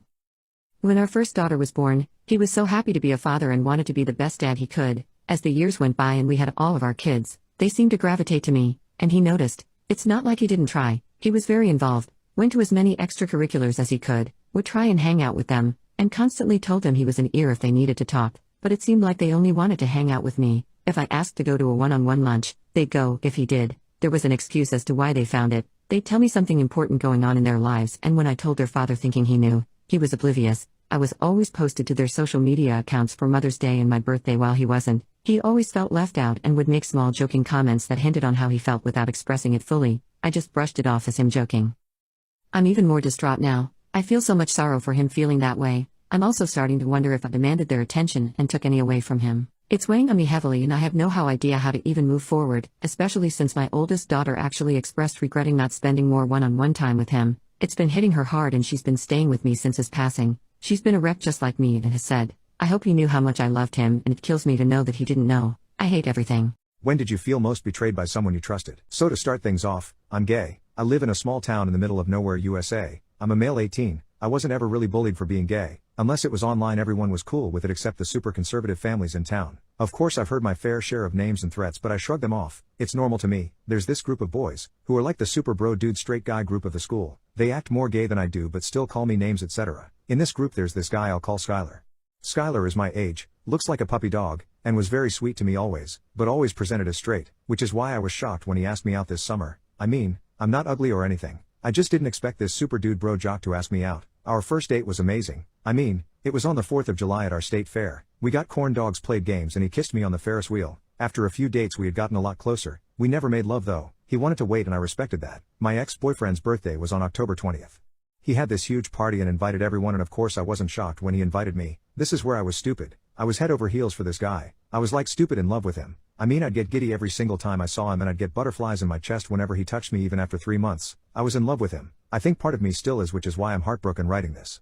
I bought my boyfriend Skylar this beautiful pendant and chain. It was a 18-karat gold with a diamond, very expensive, cost me 2 years of working part-time at McDonald's. I was very excited to give this to him. At his party he brushed me off the entire time. I gave him his gift and a letter that I wrote from the bottom of my heart. I thought we were forever. Turns out it was all a lie. He started getting giggly with his friends reading the letter, and when he finished he was crying laughing. That's when he started explaining that it was all a dare and that he only went out with the town slur to win a bet. He thanked me for the necklace and went on with his party. I've stayed home for several days now. I'm heartbroken and just devastated. I thought this boy was the absolute love of my life. Turns out all of his friends was in on everything, to the text messages and the letters we would write each other. We were on the down low because he said he wasn't ready to tell his family he was bisexual. This was already a red flag I ignored because his mom is bisexual, and would have been completely fine with it. But this entire time he tricked me. He broke my heart into pieces and I can't help but scream into my pillow. I want to hurt him the way I hurt. I want to hear him scream the gut-wrenching screams I scream late at night when the earth is quiet into my pillow so my family can't hear me. I can't go back to school. I am already the laughing stock on social media. I'm thinking of switching schools and going to live with my aunt. I was blinded by love and hurt. Guy I'm seeing keeps calling me ovaries. Hey y'all, I've been seeing this guy for a short time. It's nothing serious. We're just casually seeing each other, but I did catch some feelings for him and we're not officially dating, but we're seeing each other. Anyways, the only red flag I see about him so far, and I'm not even sure if it's a red flag, but it's just something that irritates me, is the way he talks. He talks very nonchalantly. I can't explain it in writing, but he talks very relaxed and everything is a joke to him. He calls me and women in general ovaries. For example, we were out with my friends and it's about 5 girls and 2 guys at this hangout, and the girls started to overtalk each other and he jokingly says, "1 ovary at a time." Everyone else laughed, but it kind of bugged me, and I addressed this to him after the hangout and he said I'm taking it too seriously and it's just his personality, but he doesn't have any of these kind of jokes for men. He addresses women as ovaries. And literally a few days ago he was trying to get my attention because I was doing something else and he said, "Hey ovaries, come over here." Not sure if this is a big deal or not. I feel like this is just his personality. He's very silly and tries to find humor in everything, but it seems like we're having a communication problem. I'm not exactly sure what kind of problem this is and how to go about this. What could I say to him? I'm a little uncomfortable by the way he talks. Not just what he says but how he says it. I also want to add that I talked to my friends about this issue and my friends think I'm making a big deal out of nothing and told me to calm down and loosen up, so I don't know if I am just overreacting. Also, I want to add that he also has my contact name saved as ovaries with heart eye emojis on his phone. I found out my girlfriend is the biggest hypocrite ever. So we've been dating for almost 10 years. I'm 27 male, she's 25 female. In our relationship I've had problems with watching hentai and downloading adult videos. Following these stars' social media pages, she confronted me and I just remember seeing her crying. I deleted everything and haven't looked back since. Fast forward 6 years, and she's on her phone constantly, texting, smiling. I'll be honest, I thought the worst, and thought she was cheating on me. She stopped paying attention to me, started declining my advances, and overall didn't show any interest in me. In a form of desperation, I looked through her phone, and saw she was using those AI chats to text AI versions of her favorite YouTubers. I'm talking in-depth romance, intimacy, and vague cuckoldery style porn. I couldn't watch hentai, heck, I don't even have an interest in it anymore, but the fact she could happily fantasize and write out her literally cheating on me with Markiplier. I think what hurt more was the sheer amount of her typing about how wrong it felt to get railed by YouTubers while still dating me. This AI crap is so stupid. I want to break up with her. God, I don't want to be with her anymore. But the fact it's 10 years down the drain, the chat seems so real. When she wasn't role-playing, she was genuinely talking all lovey-dovey to someone who wasn't me. I'm a mess right now. My medical condition has made me an enemy of Islam. I, 21F, am a college student that suffers from alopecia and a rare skin condition called solar urticaria. For those that don't know what either are, alopecia is a condition that causes me to spontaneously lose patches of my hair, and solar urticaria causes me to break out into hives and welts whenever my skin gets exposure to the sun. I made the brave decision of shaving my head last year due to my alopecia because I would have a breakdown whenever I had one of my flare-ups. It was a very hard decision for me, and I missed having hair. I tried different treatments and even wore wigs, but my skin had a bad reaction to one of the wig glues that I used, and I ended up getting a skin infection. I had to take tetracycline to treat it, which my body also had a very negative reaction to, and as a result, I developed solar urticaria. Solar urticaria is a very rare and very painful disease, and there's unfortunately no cure. Talk about bad luck. I'm still taking treatments for both conditions, although I am notably staying away from wigs. I had no problem rocking the bald look after the wig fiasco, but after being diagnosed with solar urticaria, the lack of hair on my head became a problem due to there being no protection for my scalp. I was coming up with ways to appease my solar urticaria because dealing with the symptoms were not fun. So I began to wear long-sleeve shirts and pants, and I would apply heavy amounts of sunscreen, and I would take the medication that my doctor prescribed. I also started to wear scarves on my head. When I first started wearing my scarves, I had trouble keeping them on my head, so I started watching hijab tutorials on YouTube, and I got pretty good at wearing them. I would like to clarify that I am not Muslim. I just use the hijab tutorials to help me wear my scarves better. The trouble started when one of my classmates who is Muslim invited me to join out school's Muslim student union. I then told her that I wasn't actually Muslim, I just covered myself from head to toe for medical reasons. This offended my classmate, and she said that I was making a mockery of her religion, and how dare I wear the hijab for selfish purposes. That's why I came here to Reddit. I had no intention of mocking the religion. I just wanted to make my quality of life more bearable. I have had less solar urticaria flare-ups due to the scarves, but I had no clue that what I was doing could actually be deemed offensive. However, I may be the jerk in this situation since I never bothered to research if what I am doing is okay. I really don't want to stop wearing my scarves because my life has become so much easier, but I'm now public enemy number 1 to all the Muslims at my college, and I don't know what to do. Found out my boyfriend is really into curves. This is honestly gonna be weird, but I just need to speak about it to strangers who can tell me without bias their opinions. Most recently, I've, 24 female, moved in with my boyfriend, 27 male. From the beginning of our relationship, he's always loved my curves, squeezing them while we make love, not looking at my face while doing it, just showing so much attention to my belly, etc. I just assumed he really liked it. Sometimes if he's sitting at his desk he'll pull me over, put his head under my shirt, and kiss it and kinda suck on it. It's more like he's kinda giving me hickeys, but not really. It doesn't bother me. It used to when we just started dating because I was so confused why he would like that part of my body. I have always felt self-conscious, of course, about my weight, after gaining a bit during the pandemic and having other guys kinda try to not grab it at all and avoid it. Anyways, this weekend I found out, don't ask me how lol, he has an affinity for even larger women? Like almost too much, pays for P of them doing random things, walking around and squishing their belly. I understand this kind of work and I get it. I'm not blaming the girls, and I guess all guys have their thing, but I'm worried he's going to try and fatten me up more to get me to look like them. I'm not too far off, size 14, he already always makes me finish my plate of food even when I'm not hungry, which is completely against my past eating habits. Eat when I'm hungry and stop when I'm not. Am I crazy? I'm leaving my wife after 15 years together. I'm not asking for advice, and I'm not going to change my mind. I'm tired of her criticizing everything I do, always complaining when the kids ask her for something, and just in general her bad attitude. My wife, June, fake name, and I are 35 years old, been together since 15 and married at 26. After 6 months of being together, even though we were young, I asked her if she ever saw herself being a mother, because I knew I've always wanted 2 kids, and I wanted to be on the same page with my partner. She said yes, she wanted kids of her own, but if I had known this was how nasty she was going to be, I would have left her. The first 3 years of our relationship were amazing. My parents loved her and vice versa. At 18 I knew I wanted to wife her up, The relationship started going downhill when we both went to college. She was 3 hours away from where I went to school at and made me come see her every weekend. Anytime I asked her if she'd come see me instead because I didn't have money for gas to drive all the way to her, or money for a bus ticket, she'd make an excuse as to why she couldn't come, or complain about how her friends' boyfriends would come and see them every weekend without complaint, and I'd suck it up and borrow money or use up my savings. This was the first red flag I ignored because I thought I was in love.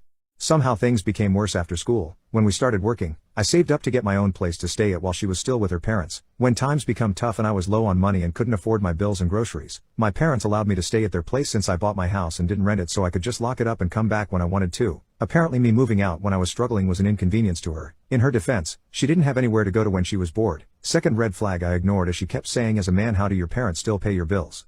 I don't know why I married her after she humiliated me because of the present I gave her for her birthday. Her 26th birthday was coming up, so I decided to propose to her on her birthday and plan a small surprise for her to kill two birds with one stone. Apparently that was tacky and cheap of me to propose at her birthday gathering. Now I always knew she wanted me to go all out for her proposal, and I was saving up for that, but since I wanted her to know I was serious about her and wanted to marry her, I proposed with a ring with an emerald gem. She flipped. She kept on talking about how small the ring was, and how she was disappointed in this cheap engagement. I told her about how I was saving up to give her the grand proposal she wanted, but then she told me she would have preferred to wait than wear that cheap ring.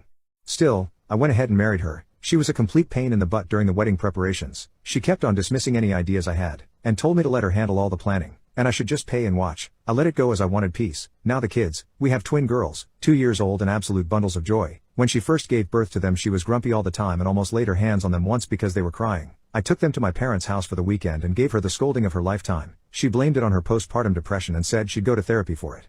The last straw for me was when she didn't pick me up on time from the airport, so I missed my girl's birthday. That's when I knew I was over her bull crap. She told me she was asleep when our girls were playing alone outside the house where the party was with no adult supervision because their friends' parents dropped them off and left. I'm keeping them with me when I sack her. There's no way in heck I'm letting her have my house. There are so many other incidents I can list, but for the sake of time I'm ending it here.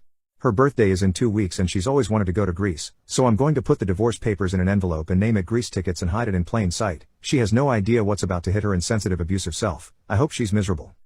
I found my husband's secret stash. We keep no secrets from each other, except for keeping the door closed when we poop. I went looking for one of our old credit cards. He has a few little hidey holes for important stuff. He's like Wally, so I went to his bedside table, bottom drawer, where he occasionally keeps old financial stuff. And there it was, just staring at me. I had no idea. Every card I've ever given him, every cutesy love letter, every sappy post-it, stacked neatly in the back corner, some in envelopes, some out, over 6 inches high, every card I fretted over, every page of handwritten 3 a.m. hopes and dreams. I'm a writer, so words are important to me and they're the way I express myself when it's difficult to do so verbally. He knows this.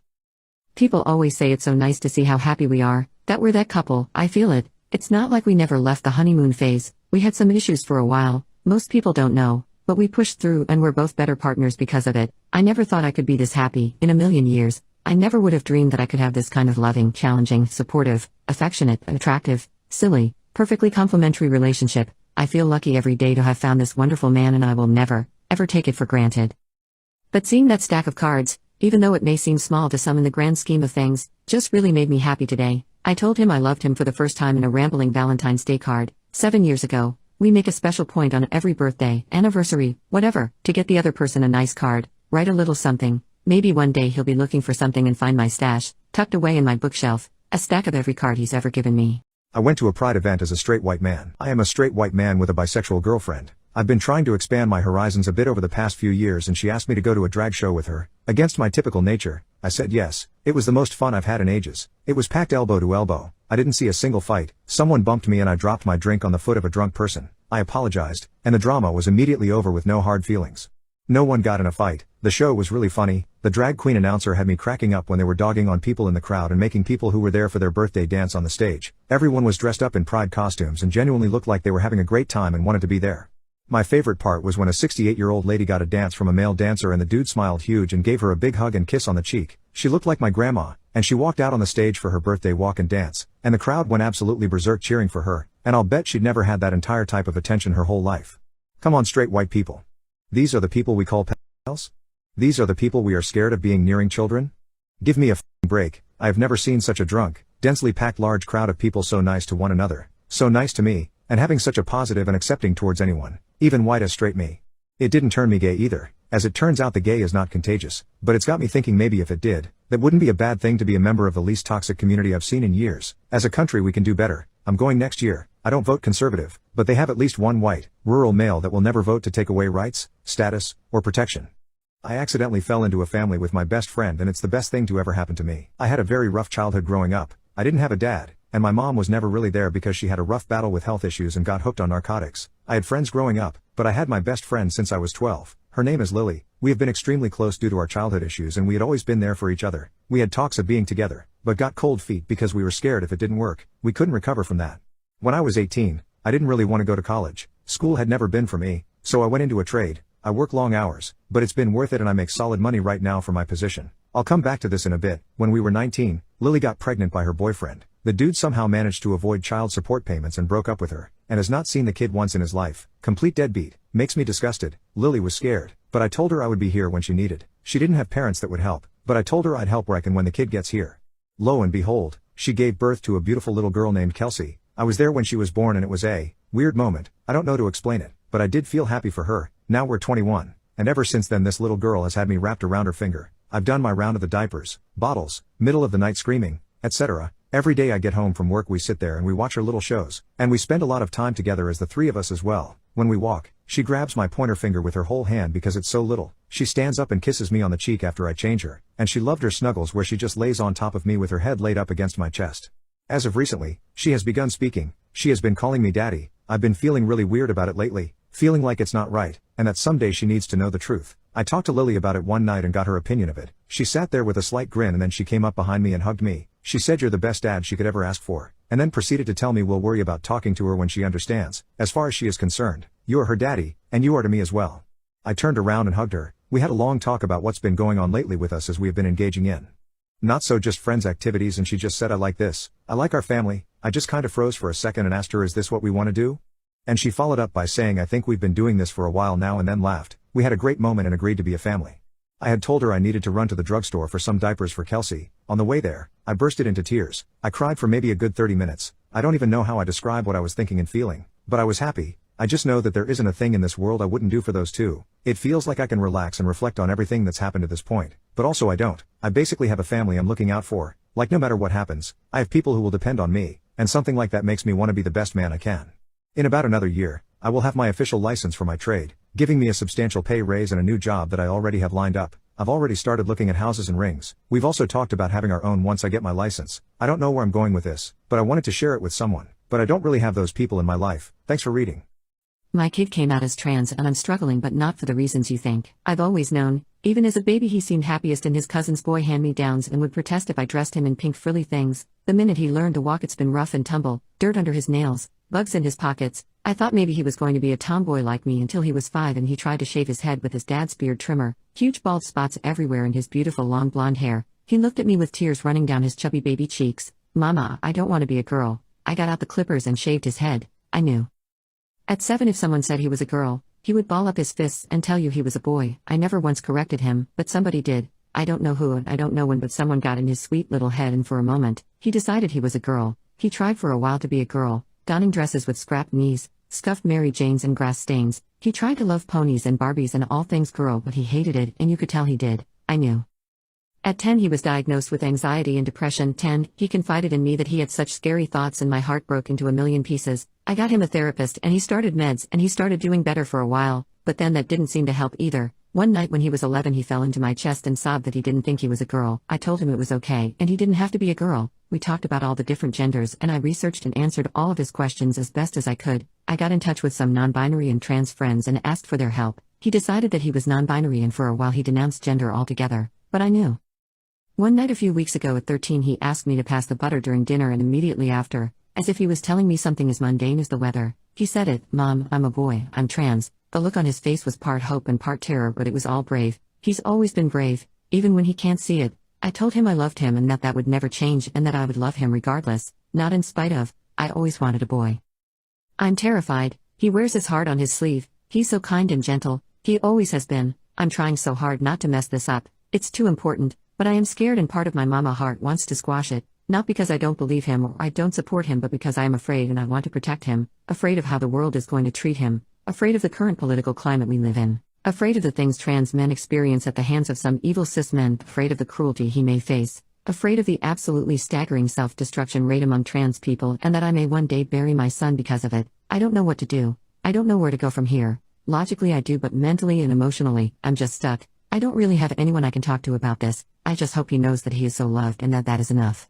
I outed my sister to our parents. 3 years later she still doesn't talk to me. My husband hates when I talk about this to him because he thinks I should be over it by now, but sometimes I need to talk about it. 3 years ago my sister came out to me as a lesbian. My reaction was pretty bad to say the least. At the time I was very involved in the Mormon church. I'm still a member, but I'm not as radical as I was before. I told my sister that I didn't want her around my kids anymore and I needed to distance myself until I prayed about everything. In my mind, I needed direction from God on what to do in this situation. My sister cried and begged me not to tell our parents. That same night I told our parents about what my sister told me. They were extremely angry and confronted her. Things got much worse from there.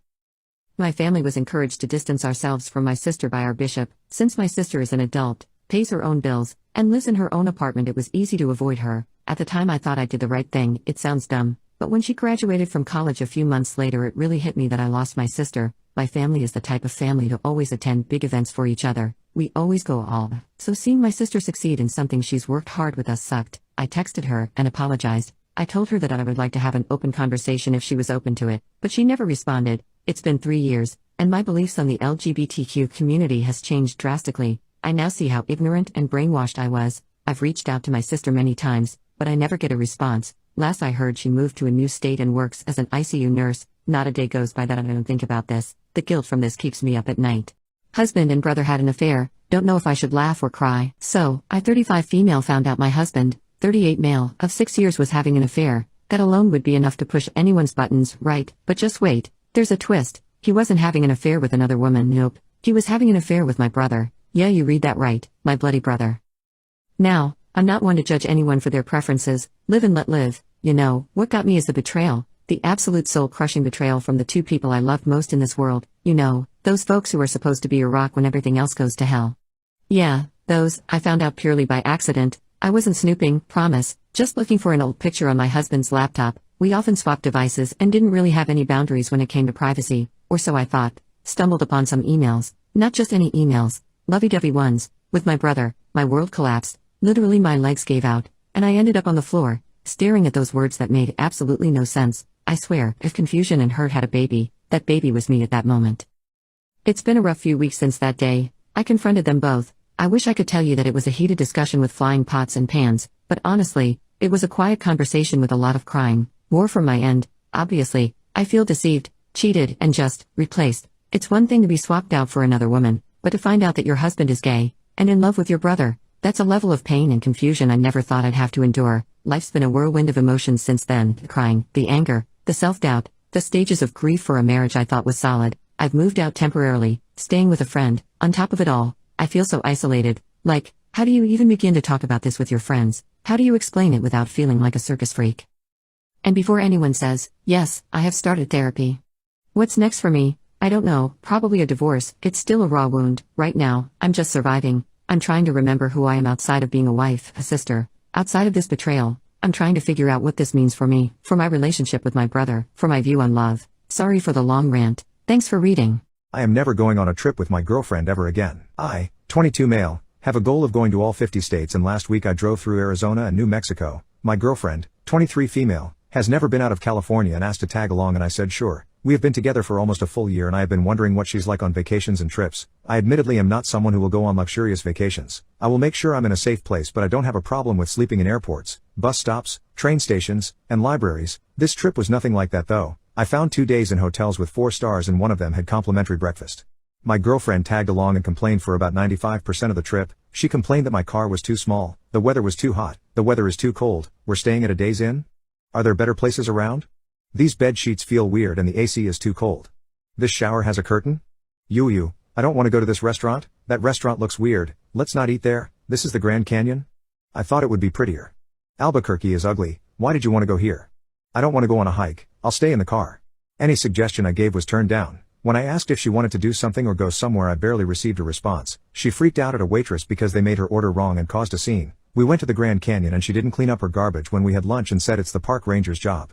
By the time we got home I was completely exhausted. I dropped her off and drove back to my house without music just so I could enjoy a period of silence. This trip opened my eyes into what she can be like when she isn't 15 minutes away from our city. It was her first time out of state, but she barely displayed any signs of common decency towards people, and I ended up apologizing for her behavior multiple times. I should not have to apologize for my girlfriend's actions because she received bacon instead of sausage. I'm exhausted.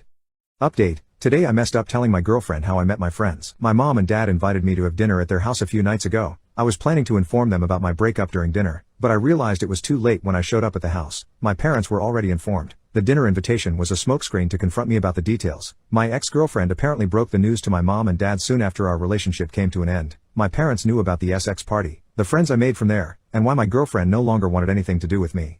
It was an ambush, or an intervention, I don't know, but it was awkward. My mom wanted me to make her believe that my ex-girlfriend lied and that I never participated in Group SX. I confirmed what my ex-girlfriend said was true. My mom looked disturbed and asked if I got tested. I assured her that I was clean and that it's almost been a year since the SX party. My dad looked equally disturbed and asked if I was really friends with people who openly shared their bodies like that. I said yes and described them as good friends. I even told my dad that one of my friends who openly shared her body also openly shared her homemade lasagna that my dad enjoyed eating when he was sick. I asked my mom if she remembered the DJ with the tattoos that stepped in at the last minute at my sister's wedding because the original DJ dropped out. My mom said yes. I asked my mom if she remembered that DJ playing some of her favorite golden oldies like Flashdance, What a Feeling and Stand By Me. My mom said yes. I asked my mom if she could guess how it came to be that I knew that DJ. My mom said, "Oh." I told my parents not to worry about me and advised them to avoid communicating with my ex-girlfriend because whatever was happening between us was between us. Towards the end of the dinner, my mom and dad knew a lot more about my Group SX friends and seemed less uncomfortable. I think once the shock of me being involved in an SX party fades away, my parents might be keen to meet my friends one day. Hopefully the day never comes though. Lol. I took a dancer to breakfast and had the best morning in years. I travel a lot for work, and that makes for some lonely nights. Last week or so I found myself at a gentleman's club in Texas trying to kill some time when I eventually ran into a young lady called Nina. We got to chatting and got some dances. While I know it is their job to get as much money from me as possible, this one just felt different for some reason. Anyways, Nina stuck around for a bit and she expressed that she wasn't having the best night and was kind of burnt out on work. It was late and I was starving, so I suggested we get some Denny's or something. She explained how she can't be seen leaving with me or she can risk getting fired, so we planned to regroup at the new location.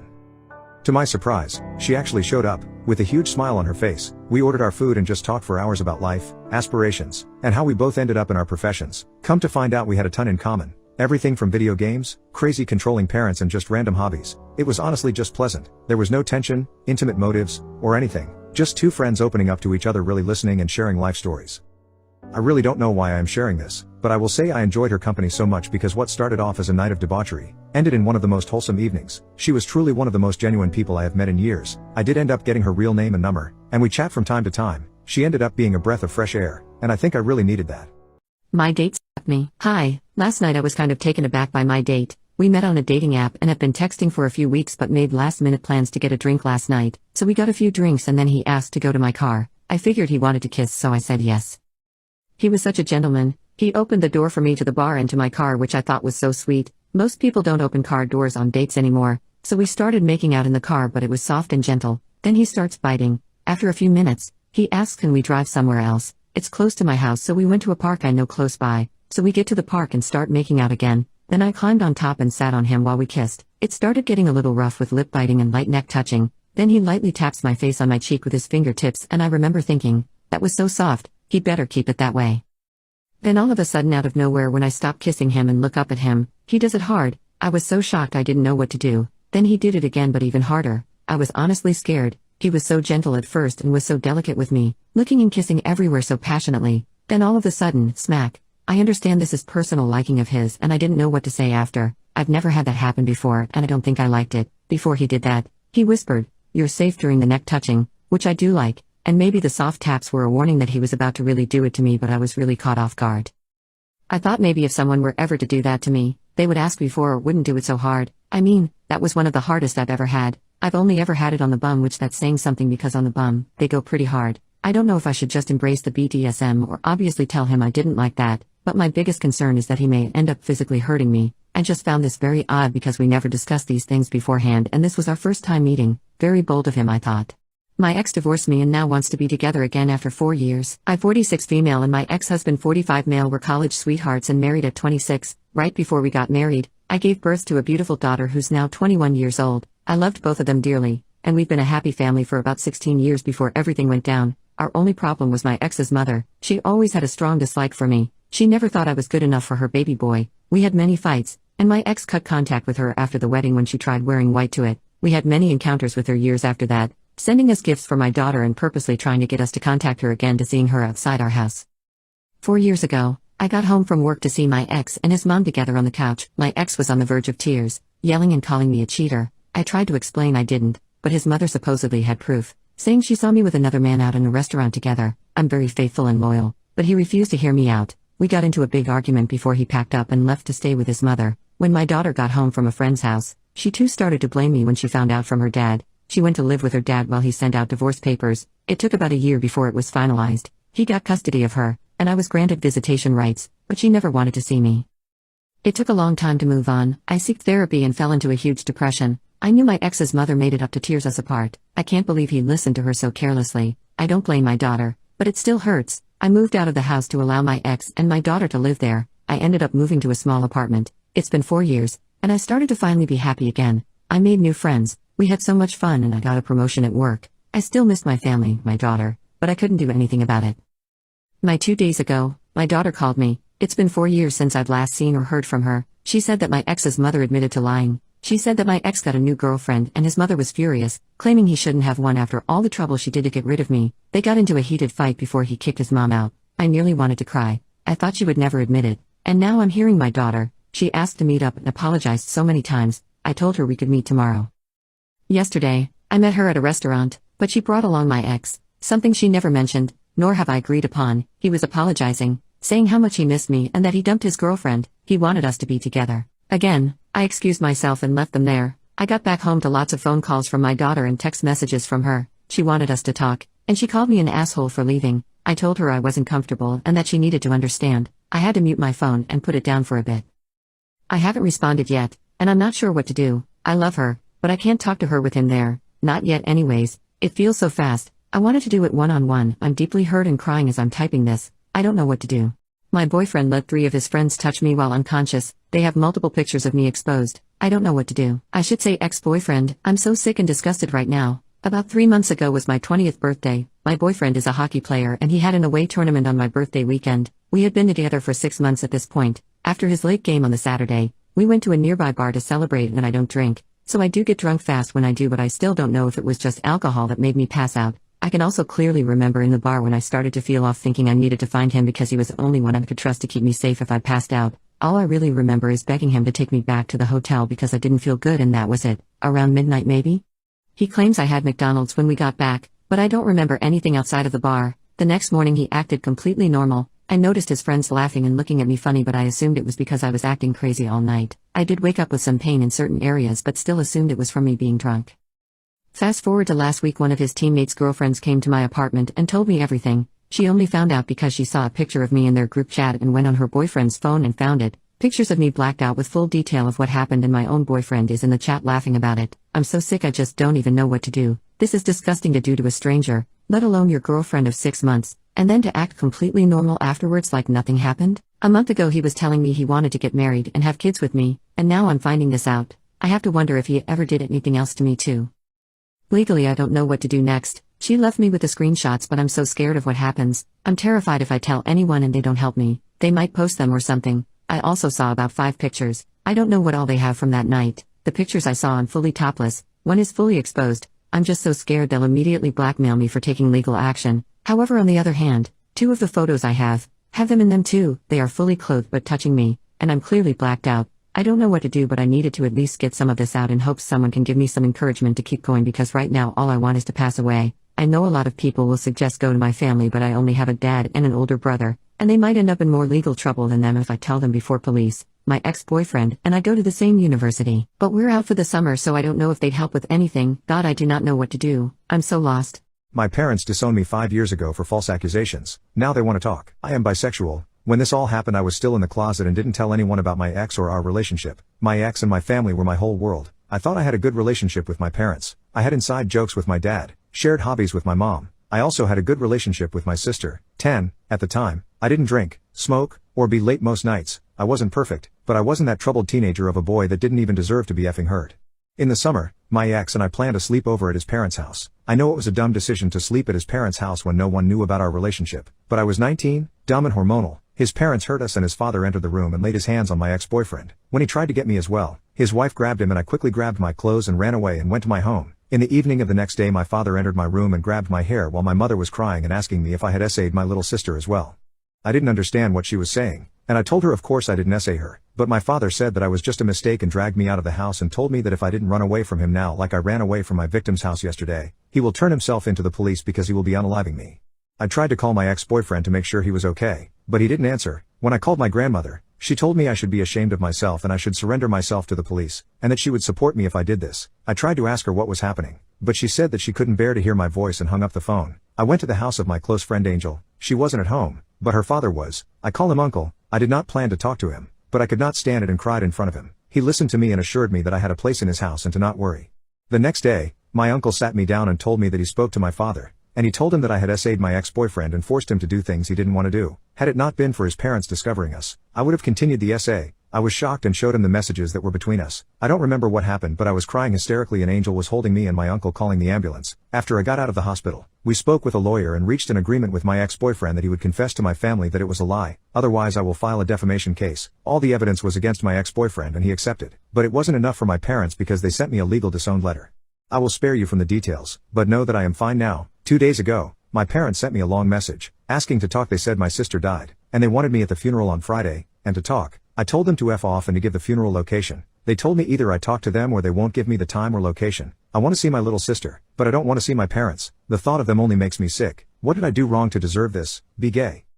I flirted with a customer even though I'm taken and now my boyfriend is mad. Okay, that title makes me sound absolutely terrible. I know. Some backstory. Me and Terry, male 20, have been dating for a few years now. I'm bisexual, and he knows this. I work at a pharmacy, and one of our regular customers, Jean, female 70s, is a complete ray of sunshine, an absolute sweetheart, and she stops by like once every 2 weeks to pick up her medicine. Jean is a widow. A few months back she picked up a medication that required verification she was over 21, and the system needed a driver's license ID even though she's obviously over 21. I played along and sternly asked her if she had her driver's license, and said I'm not sure you're over 21 playfully. She said oh dear and laughed and it became a little joke, and she and I have been acquaintances if not distantly friends ever since. I see her, like I said, about every 2 weeks, and I always compliment her appearance or say I love her glasses, etc. She started going on walks for health and I'll compliment her figure or ask if I should look for her in the upcoming Olympics, etc. Most recently, a few weeks ago, Terry stopped by my work and he was waiting in a seat when Jean came to get her medicine. She mentioned in passing that she had a date, yay, lined up, and I mock gasped and asked if I was going to be invited to the wedding. She laughed and said only if she could come to mine, and that was basically the whole interaction. I may have complimented her skin or her shoes or something. Terry was in a sour mood for the entire drive back to my house, and when I pressed him he said he didn't like how flirty I was with Jean. Of course, I reassured him and told him that I'm just extra nice because she's on 30 different meds and a widow, and I want to make her day a little better, but he says I'm crossing a line and that taken girls shouldn't act that way. Now, on the one hand, I can see where he's coming from. If Jean was 50 years younger and I was saying this stuff to her at a party, I think there wouldn't be a doubt about it and I'd be overstepping a boundary if not outright cheating, but she's over 70. A senior citizen, and I'm just trying to make her day a little better. Part of me thinks it's actually comical that he feels threatened by this, but honestly I'm not sure. I guess I want to know now, am I actually overstepping my relationship's boundaries? Am I weird for 1, flirting with Jean, and 2, thinking it isn't a big deal? This is kind of the only relationship I've ever been in, so I don't know whether it's normal to be upset about something like this. Advice would be appreciated. What's your greatest achievement under the sheets? Emily's perspective. Josh thought that he and I were an unstoppable gaming duo. I used to hate Guitar Hero, literally only he liked it, but eventually I caved in and played it, and for a while, it brought us closer together. But as time went on, I noticed a change in Josh. Gaming became more than just a hobby, it consumed his life. Hours turned into days, and days turned into weeks, all spent in front of the screen, lost in virtual worlds. I tried talking to Josh about it, but he didn't see his gaming as a problem. He was oblivious to the fact that our connection was slipping away. It didn't help that his online friends were bad influences. He gave us the nickname Ressie's cause we're supposedly peanut butter and chocolate, like that isn't blatantly racist. Desperate to rekindle our passion and remind him of what we had, I decided to take a risk. That's when I discovered Tabs Chocolates, a magical solution that claimed to enhance intimacy and desire. I knew it was a long shot, but I was willing to try anything to bring us back together. With hopeful determination, I purchased a box, hoping that it would reignite the spark in our relationship. One night, after another intense session of smelling Josh's swamp ass and playing Through the Fire and the Flames on Guitar Hero, I approached Josh with a proposition. I told him about the SX chocolates. I really do believe they have the ability to deepen our connection and reignite our passion. I wanted to show him that there was more to our relationship than just gaming. To my surprise, Josh agreed to give it a try. Maybe deep down, he sensed that something was amiss too. After we beat the song, we finally opened the box of Tabs chocolates. It felt like opening the suitcase from Pulp Fiction. The gold foil literally shimmered over us, and anticipation filled the room. As we savored the rich chocolate, a subtle change came over us. The flavors danced on our tongues, but it was more than just taste. The chocolate seemed to awaken something within us, stirring a longing for a deeper connection. I wanted to show Josh that intimacy and love could exist beyond Xbox Live and Discord right there, in the real world with me. As the music of Through the Fire and the Flames echoed through our minds, we made love. Synchronized with the rhythm of the song, we were fast as shit. I still can't sit properly. It was a way for us to bridge the gap between our shared passion for gaming and the physical intimacy we both craved. The SX chocolates acted as a sort of key, unlocking a connection we hadn't felt in a long time. Though it was just a single night, it planted a seed of change within us. I thought it made Josh realize that our relationship needed attention and nurturing, but instead he bought more SX chocolate flavors and, honestly, I'm not mad. The intercourse goes hard. What's your greatest achievement under the sheets? To me, Emily and I are both the best relationship and the ultimate gaming duo. We're like peanut butter and chocolate. That's what we call each other since she's Blasian and I'm black. We're obsessed with Guitar Hero and we go crazy for what feels like hours. But there's this one song, man, you guys know it too, Through the Fire and the Flames. It's like the Everest of Guitar Hero, and we've been struggling to conquer it. So, one night, we're chilling in our cozy gaming den, eyes glued to the screen. Emily, with that mischievous smile of hers, drops a bombshell. She leans in, all secretive like, and goes, "Hey babe, I'll give you head and let you finish in me and a special treat if you can beat Through the Fire and the Flames and turn off the game. I'm all ears now." My heart's racing. Reward? What kind of reward? I ask, trying to act cool even though my mind's on fire. Emily's grin widens, and she whispers, "Tabs chocolates, bro, you know, the ones on TikTok that supposedly spice things up." Damn, my jaw practically dropped to my ass. Tabs chocolates? This just got hella interesting. Feeling determined and horny all at once, I lock eyes with Emily and say, "You're on, babe. If I conquer the beast of a song, you better be ready to unleash the chocolate magic, girl." We grab our trusty plastic guitars, fingers twitching with anticipation. The song starts, and we dive into the virtual world of rock and roll. Notes fly by like a freaking hurricane, but we're in sync, zoned in, and ready to slay this beast. Attempt after attempt, we push ourselves to the limit, fingers cramp, sweat drips, and frustration mounts, but we refuse to give up. We're in this together, driven by the promise of the ultimate reward. Then it happens. On that one epic run, the stars align, and we freaking nail it. The crowd goes wild, and we high-five like we just won the World Cup. We did it, man, breathing heavy and grinning like a couple of mad geniuses. Emily grabs my hand and leads me to our bedroom. She pulls out a secret stash of Tabs chocolates from this black and gold box with gold foiling, and it's game time. We pop those chocolate delights into our mouths, savoring the rich, velvety taste. Instantly, a rush courses through us, intensifying our desires like never before. It's like our bodies have been electrified, ready to take things to a whole new level. Inspired by the rhythm of the song that we just conquered, we decide to take it up a notch. We sync our movements, our thrusts, to the beat of Through the Fire and the Flames. It's an insane idea, but we're fueled by the passion and the energy of the moment. As the song blares from the speakers, our bodies move in perfect harmony, riding the waves of pleasure and matching the beat. It's a mind-blowing experience, the ultimate fusion of music, gaming, and our deepest desires. The Tabs chocolates have enhanced our drive, intensifying every sensation. Check out Emily's wild perspective. I've really enjoyed watching my neighbor fall in love. My bedroom window faces my neighbor's kitchen and front yard. I don't try to spy on him or deliberately watch him, but our windows face each other, so when I'm at my desk I often will catch a momentary glimpse of his life. He got divorced or separated close to 5 years ago. The lawn started to get long. His kid was a bit more free range. You could see the kitchen table getting covered with letters and dishes. The back porch was falling apart. It was sad to see. I've never spoken to him, but we wave to each other sometimes and he seems nice enough. But a few months ago I noticed him staying up really late often. He had put a new computer on the kitchen table, and on my many bathroom breaks I would see him up at the computer, sometimes with the curtain pulled but still with the computer glow on the edges. Soon after the lawn was cut, the table was cleared off. A few days later an unknown car was parked on our street outside his house. It showed up a few more times until one day I glance out to see him holding hands walking with a mystery woman. She was beautiful honestly, and they looked so happy. They were talking and laughing and walking back from getting coffee. The lawn's been neat. He's doing what looks like improvement projects again. And he's even shaving and standing up taller. It's really nice to see. Since then I smile whenever the new car is parked outside my neighbor's house, and the lights have still been on super late, but now it's upstairs, and I don't get a view in that one, but I'm sure they're having a great time. Can't really tell anyone I'm sort of spying on my neighbor, so figured I'd let Reddit know.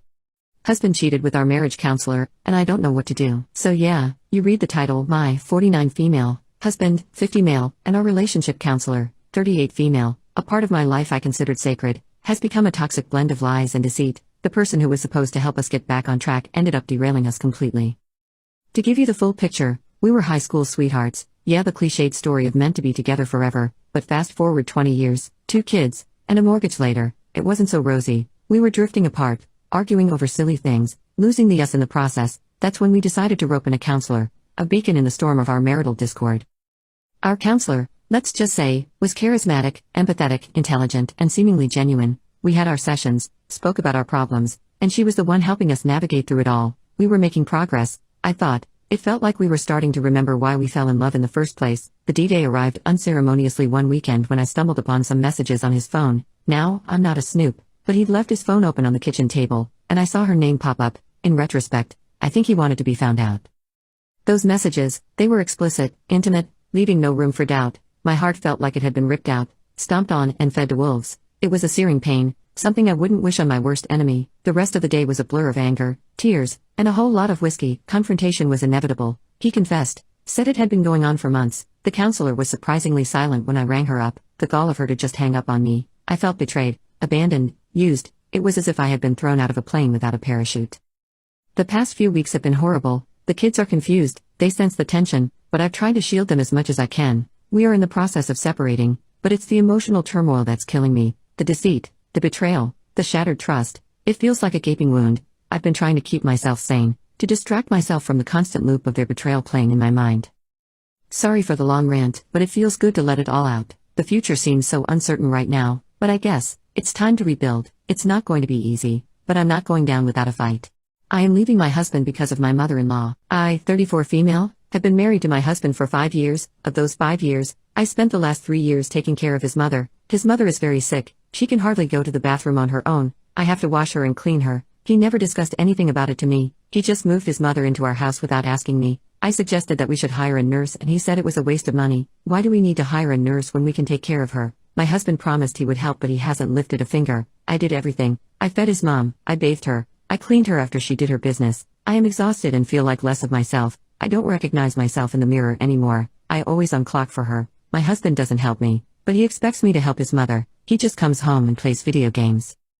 I complained about this and he yelled at me. He said he is very stressed about his mother and he needs video games to calm his nerves. The only time I saw him do anything was on his mom's birthday. We were about to start a family last year but he said not now and has the audacity to complain that I do not look myself anymore. I gained weight. I have eye bags. My skin looks dry. My hands started to resemble his own mother. I am just done now.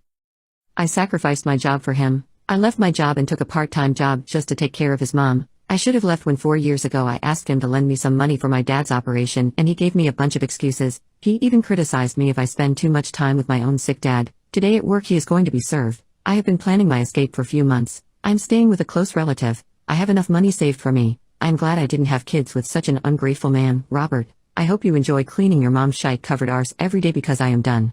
Update. My students use sign language in class and I found out something horrific. Hi everyone, here is the update. Once again, thanks to all the support. This is written late at night and I'm tired so it's once again very poorly written but I will try my best. So I talked with Jay, her mentor, and someone else from school. I talked with them alone before we talked with Jay so they would understand the situation better.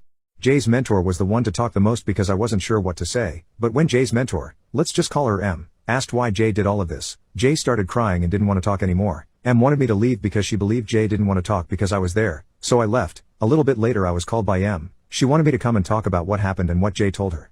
Like a lot of you already thought, Jay had a rough time at home and was indeed being abused, not physically by her parents but emotionally. Her parents constantly favored her younger sisters over her and in Jay's words don't care about her. Her older sister would regularly bring multiple boys home while babysitting Jay and her sisters, which is probably one of the reasons Jay learned about intimate stuff.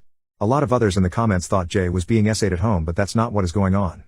Jay told M that her other classmate, L, who is 2 years older due to having to repeat a year, essays Jay. Jay says that L claims that this is what love is, and that's why Jay thought that it was okay to say those things about me because she loves me. Jay explained to M that she didn't mean it like that and that she wouldn't want to hurt me. Apparently Jay had the feeling that she was in love with me and told this to her friends. They taught her that the things she said like stalking me and potentially breaking into my house are part of being in love and that's why she did it. I saw another comment saying that Jay acts like this towards me because I'm one of the few nice people in her life. I'm not sure. Jay did not say anything that would prove that although I think that's probably what's going on and that's why she thinks she's in love with me. I really can't think of any other reason why a 12-year-old would like me. This is all I know now. All happened today. Although I don't think I'm gonna get more updates on the situation. M is, like I mentioned in a comment, not one of the best people ever so I doubt she will involve me further. But if everything Jay says is true I hope she gets some help and possibly a new home. I would love to update further, but that's only if I get updates myself. Have a good night to everyone still awake. Today I messed up by injuring a heart surgeon in the middle of heart surgery. I am an assistant in heart surgery, I work with over a dozen different surgeons. The one doctor is one of the OGs at this place, been around forever, seen it all, done it all, nothing really bothers him. He's very quiet and reserved during surgery. I'm new here, so I'm really trying to make a good impression. The case before I worked with this doctor was literally the smoothest case I've ever assisted. I was truly a step ahead the entire case, and the surgeon didn't have to ask me to do anything, because I was already doing it. It felt so great. So, when I saw my assignment was to work with him, I was super pumped to get a chance to build on how great the previous case went. So, there we are, in the middle of the surgery. The heart is arrested as diastole, the heart-lung machine is cycling the blood instead, and we have the heart literally cut open to replace a valve. Right in the middle of placing the valve sutures into the heart, he handed me 2 of them, and I went to place a hemostat clamp on them outside of the open chest, like I had with the rest of them. This is a routine and imprecise move, so I was kind of nonchalant about it. Unfortunately, the surgeon pulled his hand back right as I went to clamp, and I clamped a mother effing metal clamp onto his pinky knuckle. He lurched back, and screamed in pain, looked at me and said, "Now why the F did you do that for?" I was speechless, being caught totally off guard. Obviously I hadn't done it on purpose. This reserved and quiet surgeon had just scored a touchdown in the Super Bowl spike with a now contaminated, with his own blood, needle driver he had been holding onto the floor, ripped off his gown and gloves, and stormed out of the room. The entire room was pin drop quiet. What do we do with this open chest and open heart without a surgeon? What happens now? My career flashed before my eyes, my ears burned like lit sparklers, and sweat started running down my neck. My surgical goggles started fogging up. For a second I felt like I was going to pass out, but 30 seconds later we heard the surgeon slamming the metal panel on the scrub sink, and we knew he was scrubbing back in. He came back in the room a few minutes later, clearly red hot mad, but we went right back to work and finished the case without a single word about what happened. When he was getting ready to leave the room, I apologized sincerely, which he kind of resentfully accepted. Told the guy that I was interested and that I'm going on a girls' trip, and he completely lost his shite. My friends and I are going away on a girls' trip one of these weekends, and I decided to tell the guy that I've been talking to about these plans, only for him to completely blow up on me. We're not planning on partying or anything like that, and I told him that. But it didn't change anything. He said that if I'm interested in him and plan on being with him, then I don't need friends. I tried explaining to him that having friends is important to me and good for my mental health, but all that he said was that it's disrespectful of me to even consider spending my free time away from him. I even offered to remain in frequent contact with him, take pictures, and share my location with him while I was away on this trip, but that just made him even more upset. He just completely went off on me saying that I don't care about him, and that I'm disrespectful, toxic, and manipulative. He threatened me and told me that there would be consequences to my actions, and that it didn't matter if I decided to actually go or not at this point, that he would still be upset with me either way. He then proceeded to end the conversation abruptly, and told me that I had to deal with whatever I was feeling alone. I'm absolutely devastated, because I really liked him and just wanted to spend time with my friends, but now I feel like a monster.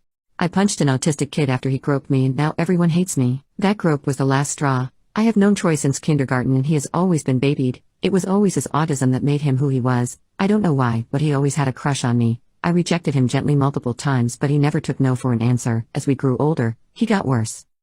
He started commenting on my chest, asking to touch them, asking to see them. His friends kept trying to convince me to show him because nobody would be nice enough to give him a chance, and in year 7, 6th grade, he started groping me. I told teachers, but they kept saying that his autism doesn't make him know any better. It was only me. He got jealous when I was in the presence of another guy. He would have meltdowns and I got into trouble because I knew how upset he would get. No, I didn't. It was like my only purpose was to be his. I wasn't allowed to be my own person. The groping continued. I kept telling him to stop. He didn't listen. I remember crying on the floor and teachers just kept saying that his autism makes him like this and that I am being a good person by taking care of him.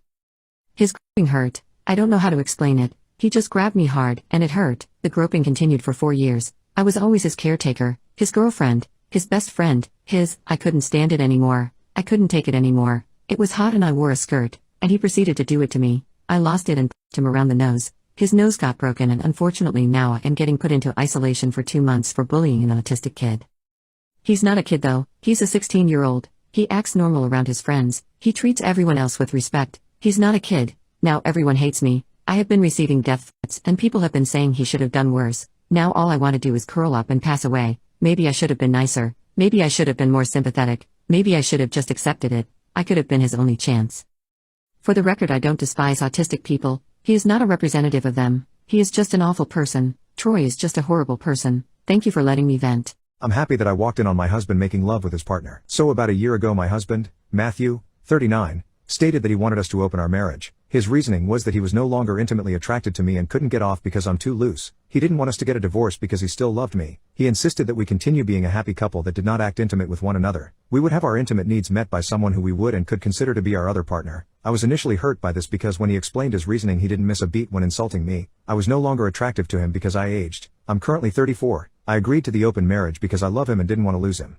A brief set of the rules that we agreed on once we find a partner. We have to introduce our partners to each other. My husband introduces his partner to me and vice versa. We can make love with other people, but in order for it to be considered okay, we'll have to tell each other about it. If in an intimate with someone, we must get tested regularly. We don't make love with our partner in our home. We can build emotional relationships with someone, but can't be taken as far as love. We show our partners the rules and explain our boundaries. We do not call our partners pet names. My husband and I must come home to each other every night, sleep in the same bed, wake up together, etc. Typical marriage just without lovemaking.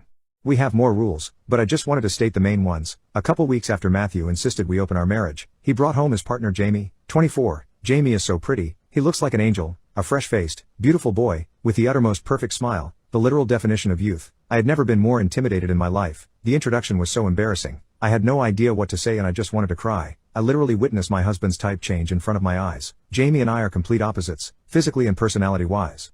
Now onto the story. Yesterday I came home on my lunch break to take a quick nap before returning to work and came home to find my husband and Jamie in our bed. I was shocked and didn't really know what to do, so I just left and went back to work. I honestly wasn't even tired anymore. As I was walking into work, I saw that I was being bombarded with texts and calls from them both, so I just turned my phone off. I got out of work around 9 p.m., but I didn't want to go home. I went to a movie and just drove around after. I fell asleep on the side of the road and returned home at 8 a.m. this morning to get ready for work. When I walked in, I saw Matthew and Jamie at the table. Jamie looked sad while Matthew looked pissed. I told them good morning and went and got ready for work. Matthew followed me yelling, saying that what I did was wrong and my reaction was compelled, uncalled for. He told me I was being overdramatic and had him up all night worried because I wanted to act like a child. I don't know what came over me, but I stopped him mid-sentence and asked for a divorce. You don't love me anymore and I don't want to love you. I'm so lonely and I never had anyone nitpick my appearance more than you. If you aren't intimately attracted to me, then marry someone you are attracted to. I want a divorce. He looked shocked and told me that I didn't know what I was saying and that I was just tired. When he tried walking me to the bed, I really got mad. I smacked his hand away and left again. This was a breakthrough for me. I usually let people walk all over me, but I didn't let him do it again today. I didn't want the open marriage and I don't want someone who puts me second. Today I messed up by using Punnett squares to implode my family. So this happened just over a decade ago. I was a dorky 14-year-old high school kid who was really into sciences, and I honestly still am. At this point I was in biology, and the teacher just did a really fascinating unit on dominant and recessive alleles and how Punnett squares can be used to determine a lot of traits with information from your parents and grandparents. I was just fascinated with these squares, and I decided to do some homework and use one to determine what blood type I had, since I was young and at that point I didn't know. So I start doing my homework, and find that dad is recessive O, which means his parents are irrelevant since dominant genes can't skip generations. Mom is B, so I call up her very elderly parents to do some sleuthing. Grandma answers and confuses me, saying that she is A, grandpa is O. That shouldn't be right, I thought. So I ask again and she reiterates that it's all correct and she's been to enough doctor's appointments that she knows. Then I ask the stupid question, but where did mom's B type come from then? Grandpa's O wouldn't allow a recessive, and you're just A. She gets annoyed with me and says basically that I must not have understood the lessons from school as well as I thought. Bummed, but figuring she was right, I dropped it and didn't think much of it. Apparently grandma did, because she started agitating for my mother to come visit her and my grandfather, and eventually mom did over a long weekend. It was all nice and well. Mom apparently enjoyed getting visit with them. Then, about an hour before mom was supposed to get in the car and start on home, grandma came in and sat both of them down. She then proceeded to confess to having at least 4 long-running affairs over her 50-plus year marriage, and that my mother was one of their children. Mom was absolutely devastated, as was my grandfather. They reiterated to each other that as far as they were concerned they loved each other as father-daughter, but they both kind of stopped talking to grandma. For years, for my mother, she also became estranged from her siblings, who all apparently were quite certain that she wasn't my grandfather's biological child. Mom showed up back home, almost inconsolable, because decades of lies and deceptions. When she finally told my father and me, I immediately connected the dots on why grandma has chosen now to bring it up. I felt awful, because at that point, I'm inclined to think this is one of those secrets that dear old granny should have taken to her grave. Mom and grandpa stayed close, and she and her mother eventually had some reconciliation, but they've not been as close as they once were. Mom also reconciled with her siblings, and forgave them. My grandparents themselves have stayed together. I never found out how the two of them handled it between them. My ex is paralyzed now and I'm happy about it. I was with my last ex for 4 years. I loved him so much and I wanted to spend the rest of my life with him. I caught him texting other women. I should have ended it then, but I loved him so much I just ignored it. I buried the hurt and shame. The abuse cycle started, gradually withdrawing love until my bar got lower and lower. Then he started to become physical. I should have ended it then. I didn't want to admit that I allowed myself to be in a relationship like that.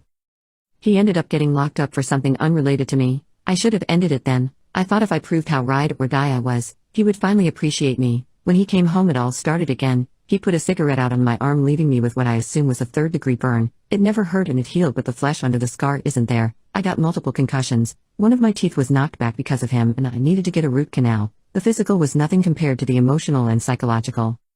If I wanted affection, he would stonewall me. If I wanted to be left alone, he would poke at me until I blew up. Then he'd blame me for leaving. I don't want to be around you when you want to fight. Everything I did or thought was wrong. My anxiety was through the roof. Eventually he forced me to take a loan out for a car. I wasn't in a position to say no. I knew he could afford the car note, and I was still desperate to make him respect me. I didn't even realize how scared I was. I finally told him I was done when I found out he was getting with multiple other women. Something I knew deep down, but I didn't trust myself enough to believe until I had proof. He refused to leave my house. I didn't have enough money to force him out of my home that I own. I was so stuck.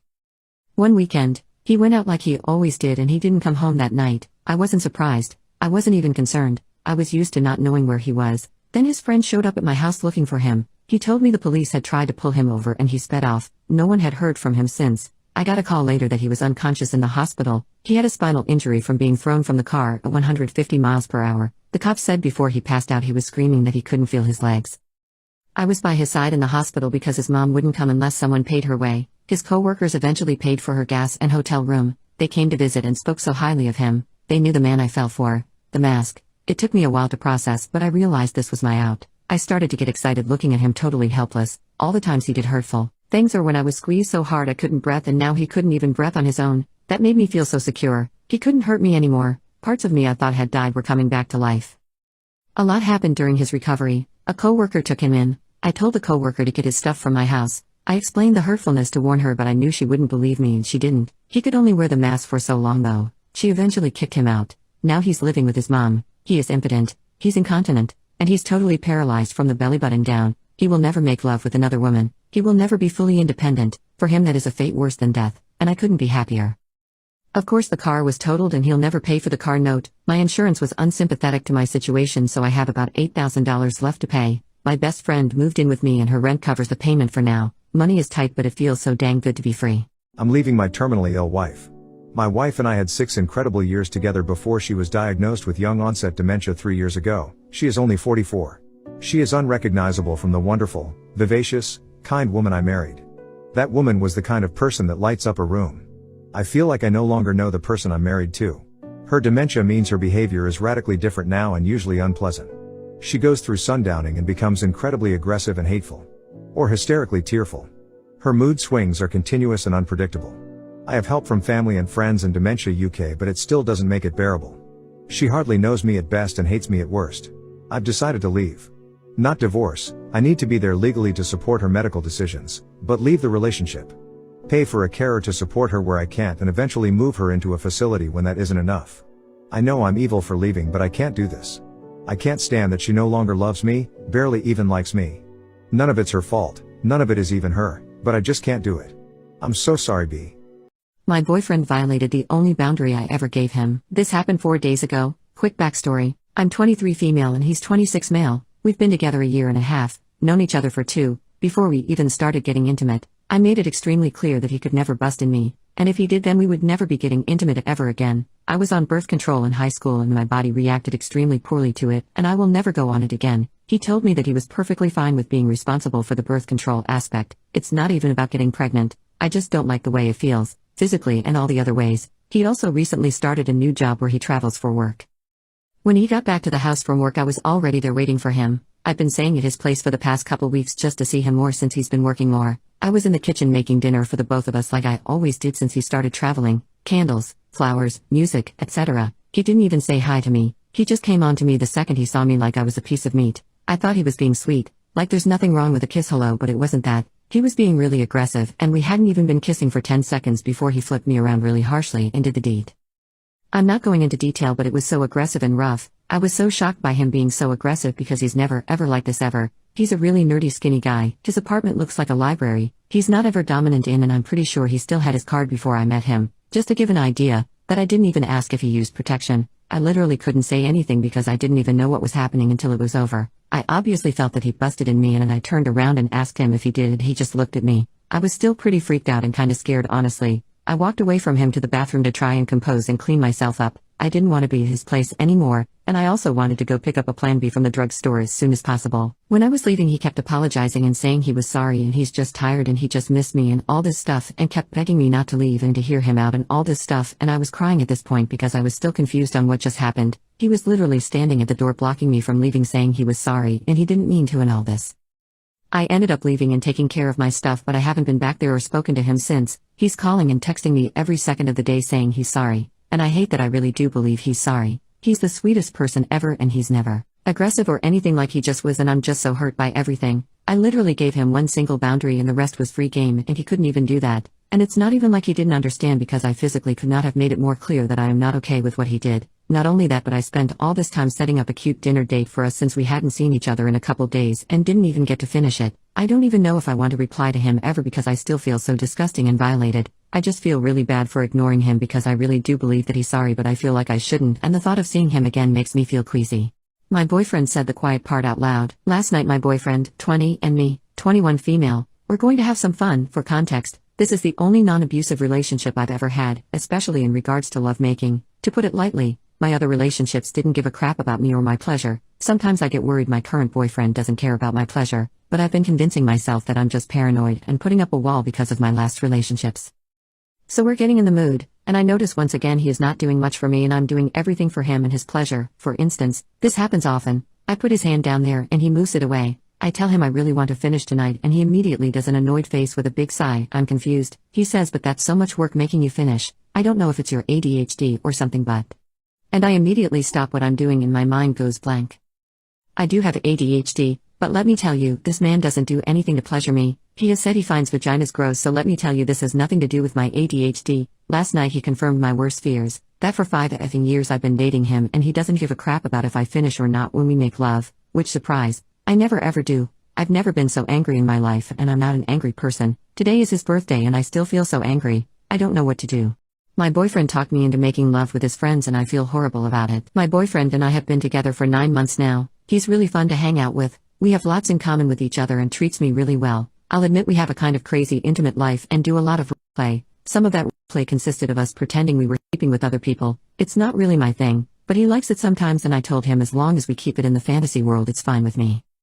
Anyway, after a couple months of him asking over and over again, I finally gave in and agreed to make love with his friends. He brought over 2 friends last weekend and he watched them do you know what with me. He's over the moon happy that I fulfilled one of his biggest fantasies, but now I'm a complete mess. I feel dumb for agreeing to something I didn't want to do. I feel guilty for actually enjoying some of it. I feel humiliated for the other parts. I can't even look his friends in the eyes now. He wanted to arrange a few more fantasy times with his friends during the Christmas break. I said no, but I'm worried it will keep coming up again.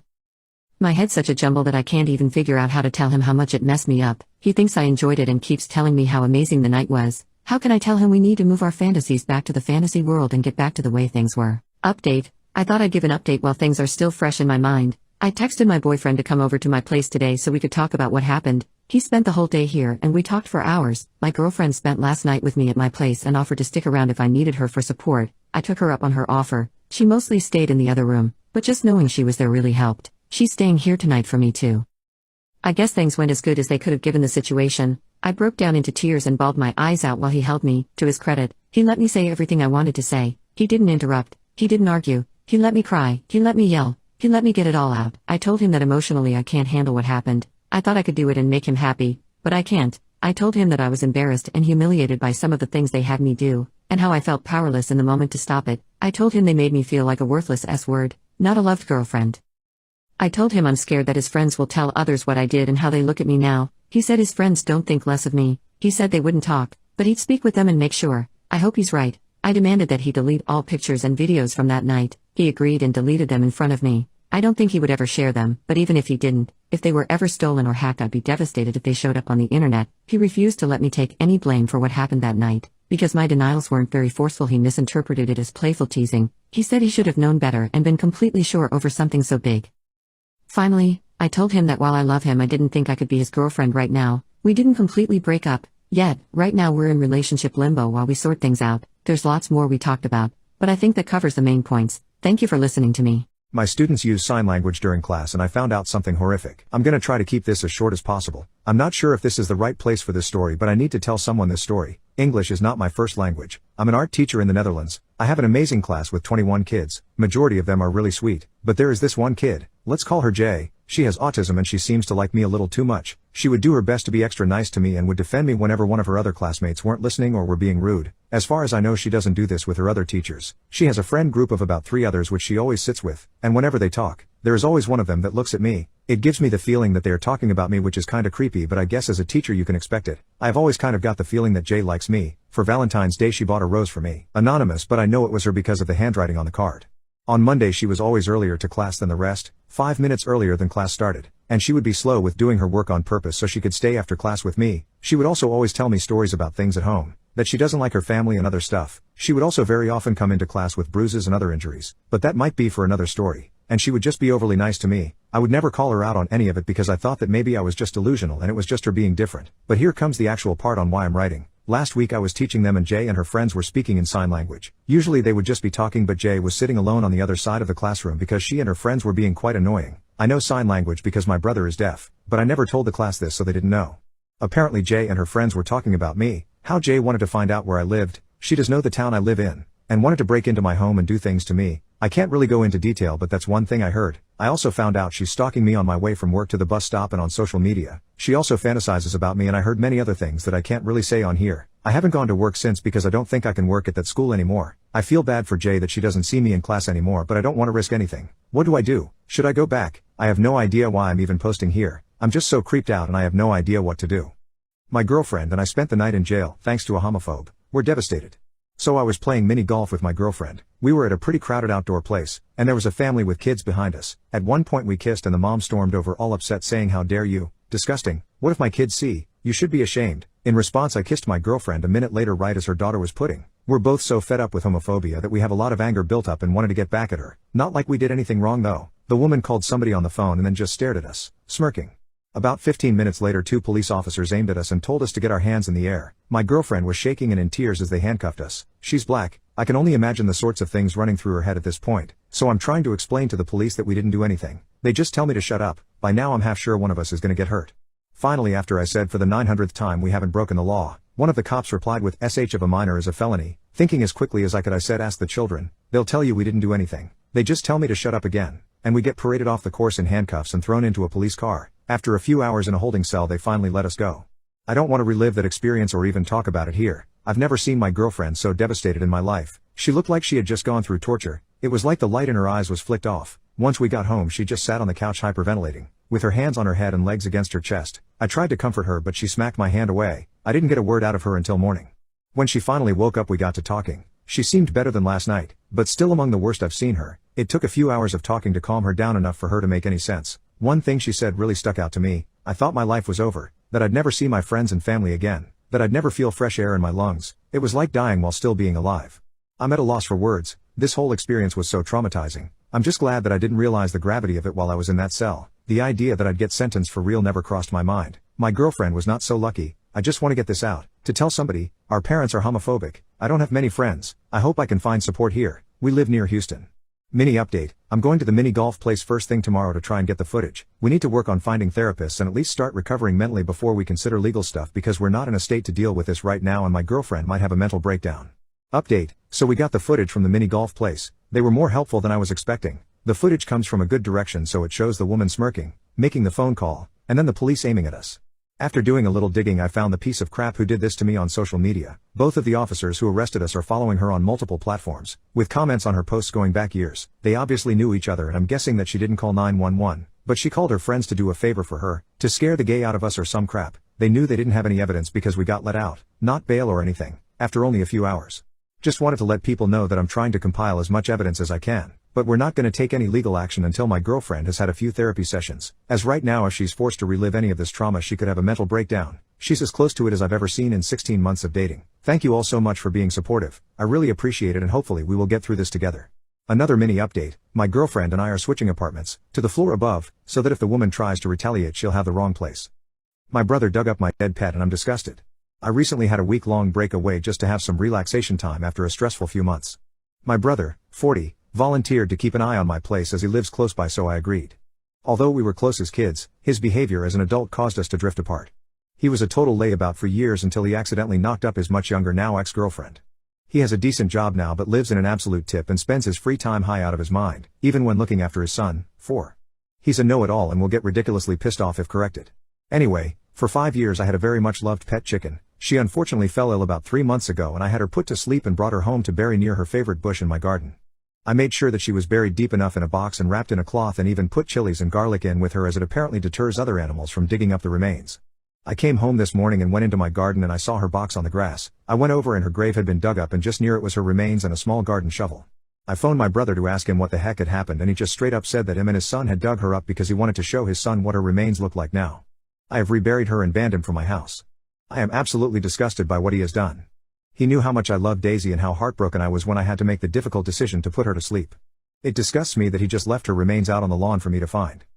Boyfriend hates the surprise trip I gifted him for his birthday. He gifted me a surprise trip to Portugal for my birthday, and we talked about how fun it would be if we started this tradition of having surprise trips in our birthdays. I honestly was so happy about it and started investigating destinations for his birthday. I decided to take him to Edinburgh as we talked a few times in the past that it would be fun to go there someday together. I bought a bunch of cute gifts and prepared everything for a 4-day vacation there. When he realized at the airport we were going there, I knew he was really unhappy. He has been trying to enjoy it but honestly I feel a lot of tension since we got here. It has gotten to a point of him getting smashed at a bar. We were both there having a blast, and peeing on the floor of our Airbnb. I am heartbroken he's so depressed being here he has to get that wasted to have fun or relax. He's mortified and has apologized a lot. He's English and talks quite a bit about how he hated living in the UK, but honestly after talking about Edinburgh with him I thought this city was something he would really enjoy. I planned everything and saved on Google Maps a bunch of nice bars and places to visit. He says he hates UK and that he wanted to take me here when we were visiting his family, as it's a cool city, and not for his birthday, that he hated it here because his abusive father was from here and spent a lot of time with him and his grandparents in the city. I honestly thought he liked this city and I had a bunch of other options but decided to bring him here as we talked about it and he seemed happy talking about Edinburgh. I am now alone in the city trying to enjoy a good time while I try to book earlier returning flights. He's resting in the apartment and says he'll meet me later. I am very sad as I was so excited to be here with him. He's saying we will have fun together anyways and that he's very grateful for the surprise but that I should have known he hates it here. I just know his heart is not on this and while I would like him to try and enjoy and put everything into perspective, I also feel angry. I am trying to be understanding and not judge his emotions but honestly it feels like it's already ruined. I am trying to be positive but I don't want to be here anymore. I will never take him into a surprise vacation again, too much risk. He says he's happy with everything but England and appreciates the effort. Now I am here in the sun enjoying the pier views while reflecting how to act and talk to him about how I feel without making him feel worse in his birthday. I messed up and feel terrible. He deserves a good birthday. He always goes the extra mile for me. Thank you for reading. I really needed to clear my thoughts. My husband is scum. Where do I even begin? My husband was sent home Thursday from work after 2 hours and stated he was being investigated. Obviously I'm curious why and asked, bail. He was being investigated for harassment at work. Okay, I don't make decisions impulsively so I wait till the next day to find out the results as his work says they'll have it wrapped up by Friday. This whole time though I'm ignoring him. He's giving me this sob story that everyone at work is against him and they've all congregated to sabotage him.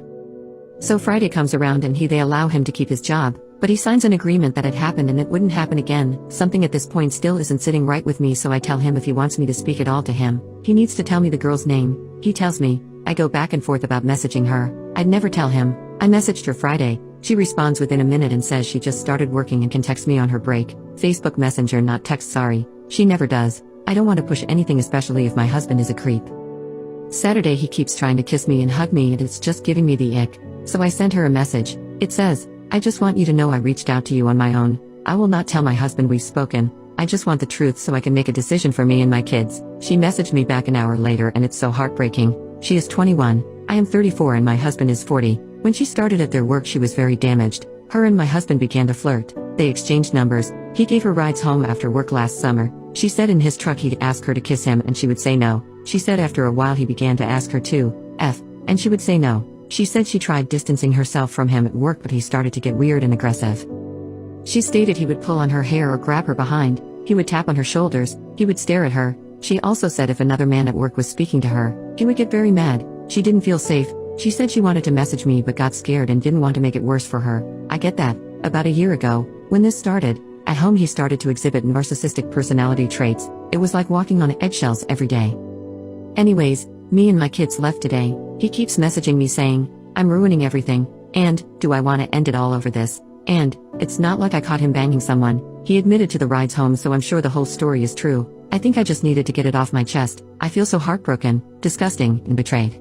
I found my exposed pictures on my brother's PC. About 2 months ago now my brother passed away. It has devastated my family and we have been slowly putting ourselves back together. My mom has finally got to the point where she is comfortable going through his belongings that got sent to us from his flat, and she gave me his PC among other bits to take a look at and see if I could do anything with it. I know a fair bit about computers, so I thought I would set it up to see what still worked. It booted up fine, and to my surprise he didn't have a password on it. He lived on his own, so I guess he never needed to keep anyone out. Out of a sort of morbid curiosity I opened the browser. I thought I could maybe see some of the last things he was looking at towards the end, and I saw a link to his Google Photos in his favorites bar. I thought this was an amazing chance to get back some of the photos we might have never seen. Get some photos of his friends and adventures he'd been on over the years. On the side I saw his albums, and one of them had my name on it. In this album was a ton of my exposed pictures, videos and screenshots of some of my Instagram posts and stories. I didn't go through it for long, but it was a massive amount. I have no idea how he got hold of them or why the heck he'd been collecting them. I used to be in a long-distance relationship with my ex who loved me sending him pictures and videos, but there's no way he would have sent them to my brother. Now I don't know what to do, which is why I'm posting it here, I guess. I can't tell anyone. I now feel so different about him, and I don't understand why he would have done this. Was he attracted to me? Did he get off to these? Or was it just some sort of compulsion he had? I'm a mix of disgusted and devastated, and I just don't know how to move on from it. I keep feeling a need to go back and look how far back this collection goes, but I know I shouldn't. My husband keeps getting off by my childhood trauma even though I've asked him not to. I've tried everything. Nothing is working. Thinking of divorce. Please don't waste your time on the age gap. It's something I've dealt with for our whole relationship, and I don't want to get lectured about it. I've been with my husband for 6 years, married for 2. I know he's older, but he looks very youthful for his age, and he's super fit and active, so honestly the age was never an issue, ever. Between the ages of 10 and 15 I was SA'd by my stepdad, and when I first started getting serious with my now husband, I told him everything, all the details, all the ways it screwed me up, and all the horrible aftermath and fallout from various family members. In short, it was all bad, in every which way you can imagine. Within the last 4 months, every time my husband and I make love, it starts out normal, but at some point he always starts asking questions about the times I was SA'd. He gets real graphic, and because we're in the moment, I always answer his questions. I'm not a prude by any means, and I even have my own personal likings which he always enjoys, but lately it seems his only thing to get off to is hearing me talk about the most traumatic time in my life. The questions he asks are so gross and so personal, and he's never asked these before. The concerning part is he seems to get excited about the details as I answer his question, because he always finishes super fast once he starts asking these questions. I've sat him down several times and told him how it makes me feel less than, how it hurts me, how it makes me feel like trash, how it brings me back to a horrible time, and I've told him to stop. He always apologizes about it and says he won't do it anymore, but then we start making love, and whether it's 10 minutes, 20 minutes or one of our longer sessions, he always ends up bringing it up near the end of our session, a few minutes before he finishes. I write this in my bed alone as I've asked him to sleep on the couch tonight because he just did it again after I repeatedly tell him not to. I don't know what my next move is. I'm tempted to leave, but I don't work and would have to take him to court to get some type of support so I can live, and I know that stuff takes time. I still love him and he's a great husband in every other sense, but this whole thing is turning me off and slowly but surely making me fall out of love with him. If he really loved me, why would he continually hurt me like this? Also, is it possible he is a perv, liking that stuff? How is this new? I've known him for years and he's never mentioned this as being a turn-on. Any advice would be appreciated. I have no family and friends here as I'm new to the city we live in, and my family lives in a different country. Thank you. Update. My husband and I have decided to separate for the time being, as I can't really get over just how weird and hurtful he's been over the past few months. He is currently letting me stay in the house until we figure out the next steps, and although he keeps apologizing, I've decided to leave him and start my life over. To everyone telling me to go back to my home country, I can't, it's not so easy. I did however call my family and told them everything, and they were surprisingly supportive, and we've talked every day since my original post, and I couldn't be happier about that. To everyone who left me horrible messages, I'm sorry you are so full of hate and wish horrible things on people, but I will end up stronger than ever after this, so thank you. My husband has been nothing but supportive in my wanting to leave and start over, so all I can do is figure it out and take the advice of my family and my lawyer. Yes, I've been in contact with a lawyer but haven't hired her yet as I'm waiting to get the money from my husband, who has volunteered to pay for it. Thanks again. Hope this update was sufficient for everyone. I'm fed up with my husband demanding trios, to the point that I'm considering leaving for good. I admit I've had and been open to trios with a few people in the past, but they weren't serious relationships, more like friends with benefits. They were also only with men. My husband and I have been together for 5 years, married for 18 months, and he keeps bringing up how he specifically wants to have a trio with me and a woman. I'm not attracted to women, never have been and never will be. It's not how I'm wired. At first I told him that I'm just not interested in women and don't want our relationship to be like that, both in terms of trios generally and this kind of trio in particular. and he seemed to accept it. Later he told me it was unfair, that my other partners got the whole me, because I'd had trios with them but not him. I told him to shove it and he backed off. Now he's back on it and he's saying I'm biphobic by refusing to have a trio with him and a woman. I told him I'm not attracted to women and don't want to have any trios with him at all, especially not when he's acting like a demanding and an entitled baby. He said it was by erasure, and wouldn't lower his voice, so I left and checked into a hotel. I'm back at home now and he's been silently fuming the whole time. I found one of my Pride shirts in the trash and he says it was an accident, and we both know he's lying. I'm thinking I might need to leave for good, but I want to give him time to grow up and learn the word no, if only because of how expensive a divorce is. No solutions, just venting. My best friend of 10 years just confessed to me that she's in love with my fiancé. We met in college. I honestly think she's my soulmate. I only have brothers, and for me, she was like the sister I never had. When sisterhood, the secrecy, she was my best friend in all senses, always supporting each other through good and bad. My family considered her one of our own. She always had a place in our home, and she even spent weeks with them without me being here because my nephews think of her as an aunt. I met my fiancé in college too. He was in a different major and I met him trough one of my brothers. He's the most amazing man I've known, intelligent, kind, cultured, romantic, handsome, everything. I feel like I hit the jackpot with him. He has taught me so many things. Ever since we began to date, he has taught me a language, and in the process of learning another one, some mathematics stuff that I was always ashamed of not knowing and things like that. I feel like I also learned to be more open, compassionate and loving. I'll admit that when I was younger I wasn't always kind due to my depression, but he compliments me and I compliment him. We have a 7-month baby boy and we're in the middle of planning a wedding. My friend and my fiancé met 5 months after we began dating and she was enchanted by him. They almost share the very exact same interests and she's also a very, very smart woman, a genius. Their conversations are deep and amazing and they're good friends. I did notice before that she shows a good amount of interest in him, always asking how is he, what's he's up to, how's his family, and when he's around she can talk to him for hours, but I thought it was because they're entertained by the same things. To be completely honest, I was never scared or threatened by this because I trusted her and my fiancé never gave any sign of being interested in her in the slightest. He asked about her a few times but she almost only existed when she was around, and for him, she was my friend, not ours. She came clean because I asked her to be my maid of honor, and when Say began to cry I think it was of happiness, but she said she couldn't because she has been in love with my husband for 3 years and couldn't do it, that she never tried anything with him and he never gave any sign of being even interested. She said she saw the way he adored me and loved me and could bear it any other way but not my wedding. She said sorry a bunch of times, that she never wanted this to happen. I don't know what to do or how to feel. At the same time, as bad as it sounds, I don't really care because I know my fiancé loves me and she's not that important in his life. However, I know our relationship can't be the same as it was. I just don't know how much will change. I don't know if I should tell my fiancé though, because it's not my secret to share. I guess I was shocked and only wanted to get it out.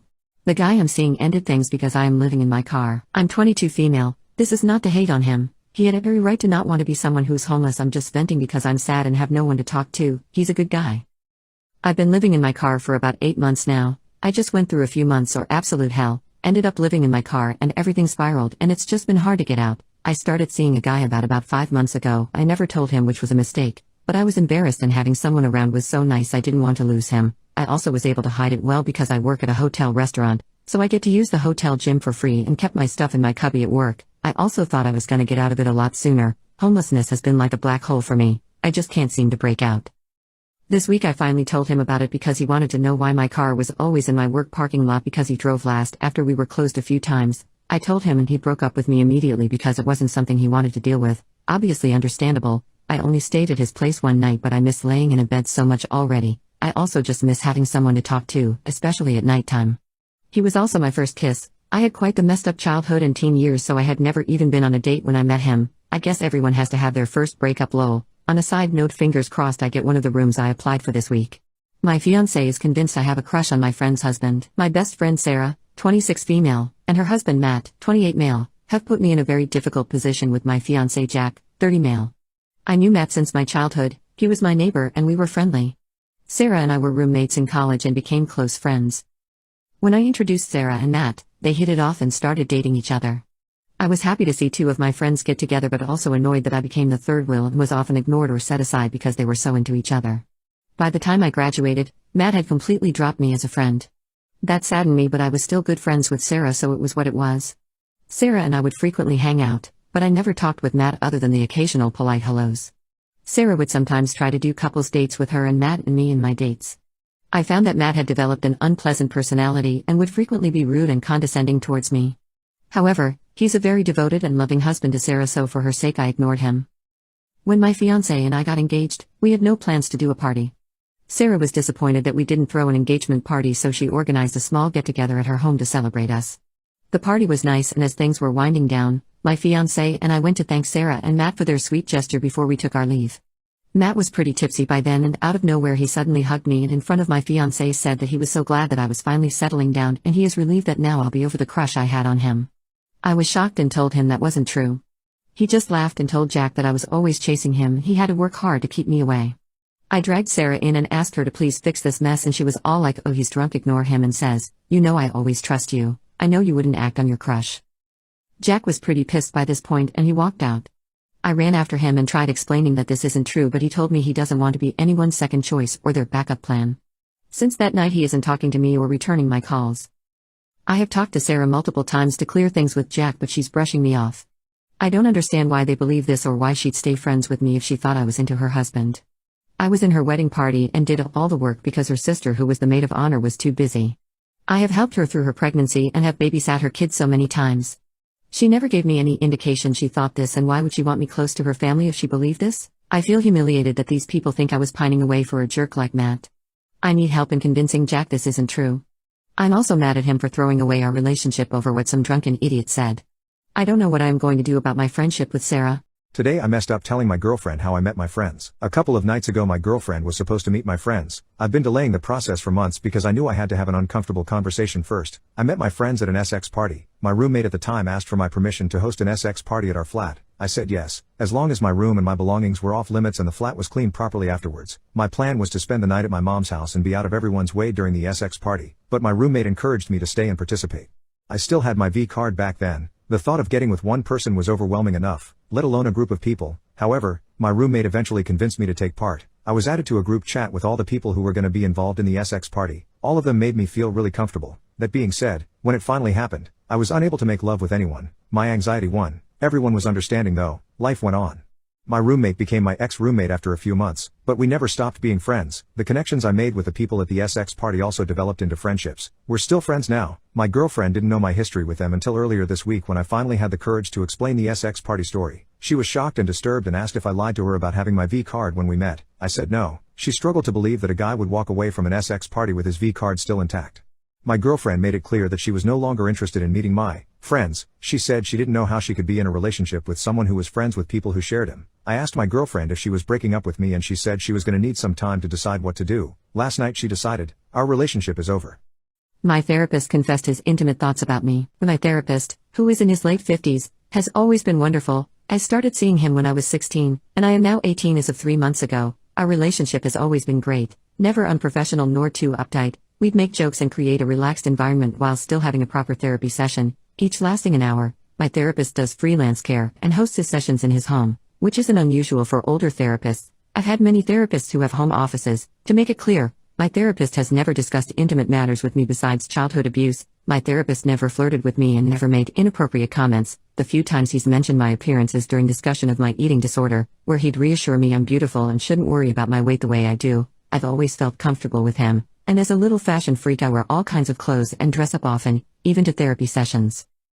Today, I went in only wearing leggings and a baggy shirt as I'm on my period and couldn't stand the thought of wearing jeans or a skirt. Nothing out of the ordinary until we spoke of my eating disorder again, and he mentioned how attractive I am but was more persistent this time. He insisted my body was nice and that when I'd flirt with him, he takes it as a compliment. I laughed, but what, flirt with him? He's a married 50-something-year-old. I didn't say anything about it and changed the subject, and yet somehow we ended back at the same topic. He explained how once I was leaning over to show him something in my chest was a temptation. I laughed again, awkwardly, but he interjected, I'm serious. I felt really uncomfortable and kept trying to change the subject, but he kept going. He referenced another time where I was writing something on the dining table and my chest pushed together were really tempting, and then he added onto it, the creepiest part to me, or when you wore those fishnets. I won't bring up the fishnets. I've had dreams about those. What? My therapist explaining my 17 and 18-year-old body as tempting, and that he's dreaming of me in the clothing I wear.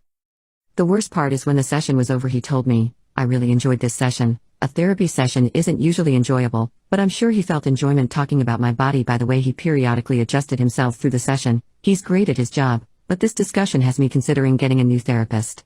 Today I messed up by selling the Switch my grandpa bought me so I could do something thoughtful for my girlfriend. My grandpa surprised me with a brand new Switch last year. This was 2 weeks before he died. The mischievous smile that he had when showing it to me will be forever ingrained in my heart. My grandpa took me in when he noticed how neglectful and abusive my mom was. He just came, packed my bags and sternly told my mom that he is taking me with, and my mom didn't argue. It was the happiest day of my life. He didn't have much, but he showered me with so much love. He meant the world to me, so that Switch had high sentimental value. It was also my very first Switch. Anyway, I started dating my girlfriend earlier this year. She is my first serious girlfriend and it's been amazing.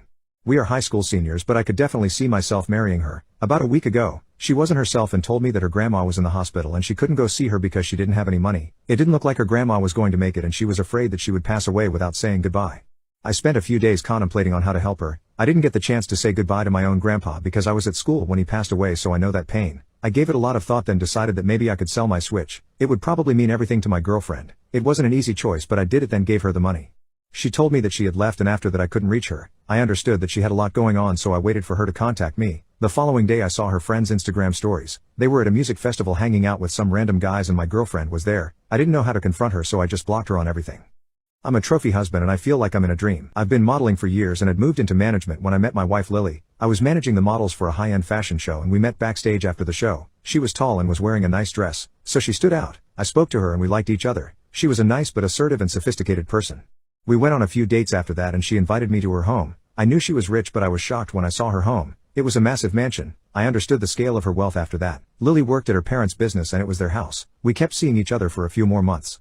Lily told me that she married a guy she liked in college, but he started gambling and sleeping around, so she divorced him. They had a prenup, so it was hassle-free. She told me she stopped looking for partners after that. One day when we were at her home, she told me she was getting old and that she wanted a husband she could show off at events. She asked me if I wanted to be that person. I was caught off guard. She told me that I would get access to a lot of money and I could do whatever I wanted as long as it didn't affect their reputation, and I had to keep my bod looking good. I also had to sign a prenup. I asked her for some time. I grew up in a middle-class home and never had any money problems in my life. I had a good job, but the prospect of having a lot of money without doing anything was too good. Lily was a nice person and I liked her well enough, so the prospect of spending my life with her didn't seem bad. I accepted her proposal and stuff moved quickly after that. Her parents liked me and we were married in a couple of months. This was 4 years ago. I moved into her mansion and bought everything I ever wanted. But spending money got boring after a few months. I got bored doing nothing all day, so I took over cooking. I learnt different cuisines from our chef and occupied most of my days with that. Lily and I became great friends. She used to tell me about her day and I learned about the business from her. She'd take me to her events and parties and they were fun. COVID hit and Lily started spending a lot of time at home with me. We slowly fell in love. It's always funny to me that we fell in love after we got married. We are almost inseparable now. I spend most of my day cooking exotic stuff for her and she keeps buying expensive gifts for me and keeps taking us on vacations. We learnt that she's pregnant recently. I never thought I'd ever even see or experience even a quarter of the things I did in the last few years, and I keep feeling weird about it, like my life is some dream.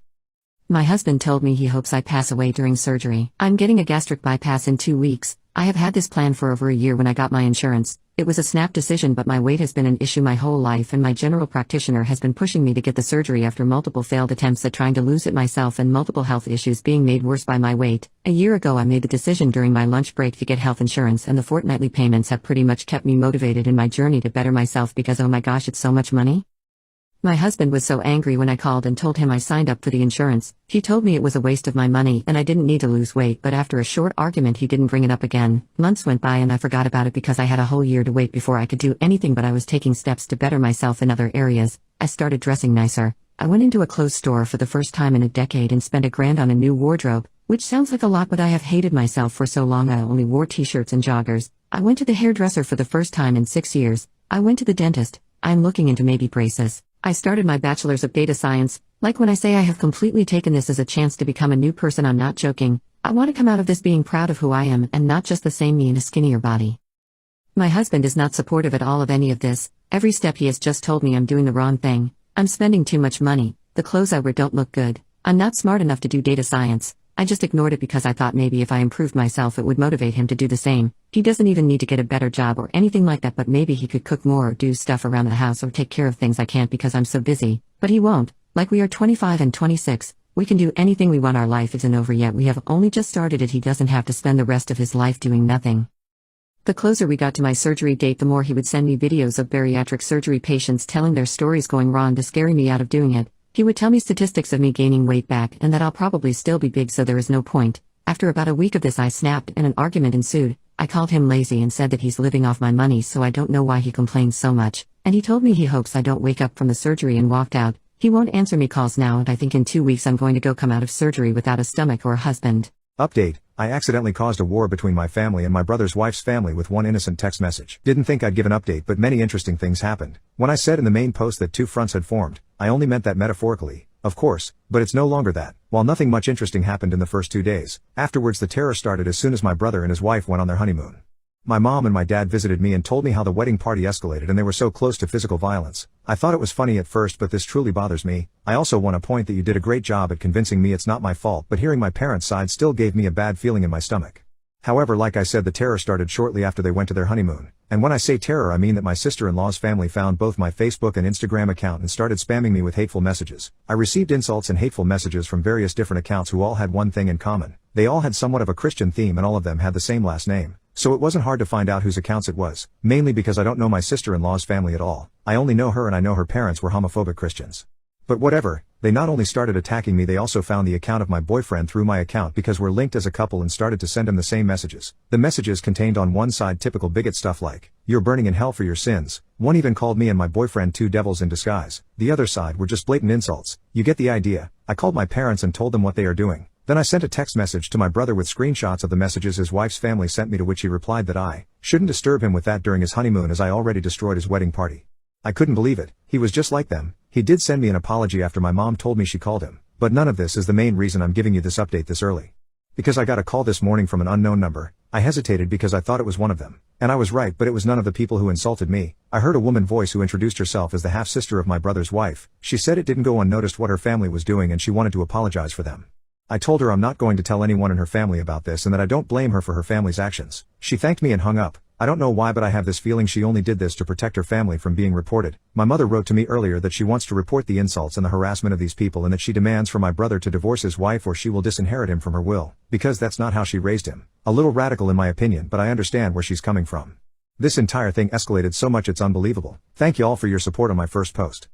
My ex-girlfriend has been leading a neurodivergent man on for over a decade to scam money out of him, even while we were together. I wasted the last 4 years of my life with a girl we'll call Emily. I thought she was a good and honest person. Boy, was I wrong. Emily had a close friend named Jeff. I never understood it. Jeff is a creepy and pathetic man who has orbited her since middle school. He's neurodivergent. At least that's what their friend group has used as an excuse for his actions. He's always had a crush on Emily. According to ex-friends, he's tried his hardest to get her to like him since they met. Emily does not like Jeff any more than a friend. Even then, the way she talks about him to me makes me feel she's completely disgusted by him physically. Along with her honesty, it made me never question their friendship, even if Jeff was obviously orbiting waiting for us to break up.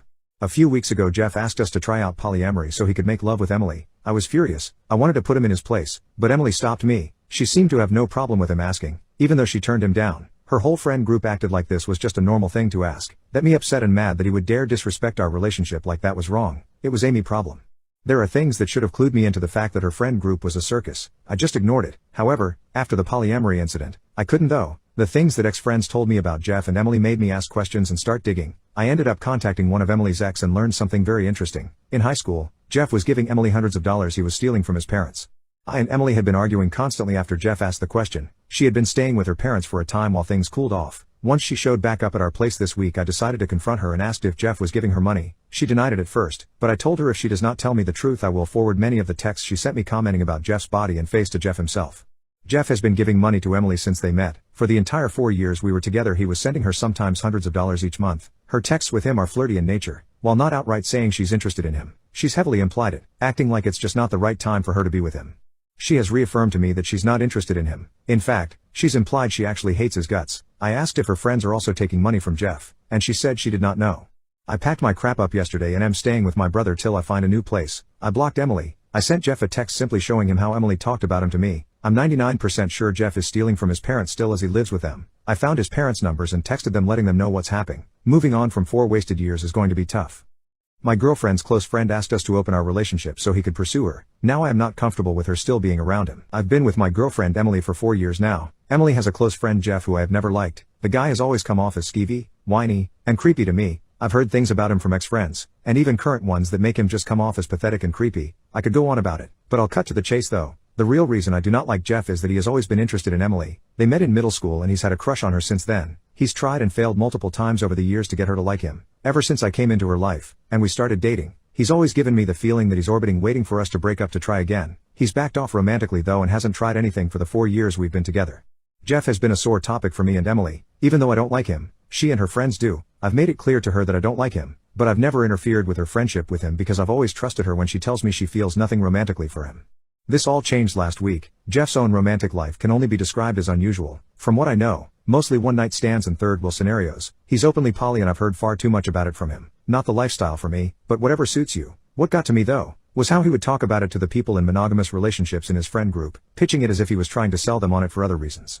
Last week, Emily and I tagged along with her friends for an outing. We ended up at a dive late at night for drinks and Jeff tagged along with the two of us. He was incredibly off-putting to me the entire night, much more than usual, acting all buddy-buddy with me to an uncomfortable degree. As we sat and chatted, he brought up his most recent relationship from a few months back, a poly relationship where he was third-wheeling another couple. It was very awkward, much more so when out of nowhere he recommended we try something like that ourselves. The short of it is he asked us to open our relationship and become a triad with him. He knows I'm straight, so what he really meant was he wants to screw Emily and for me to be okay with it. Emily declined, and I wanted to tear into the creep. However, Emily made me go to her car so she could pay for our drinks and leave knowing I was about to make a scene.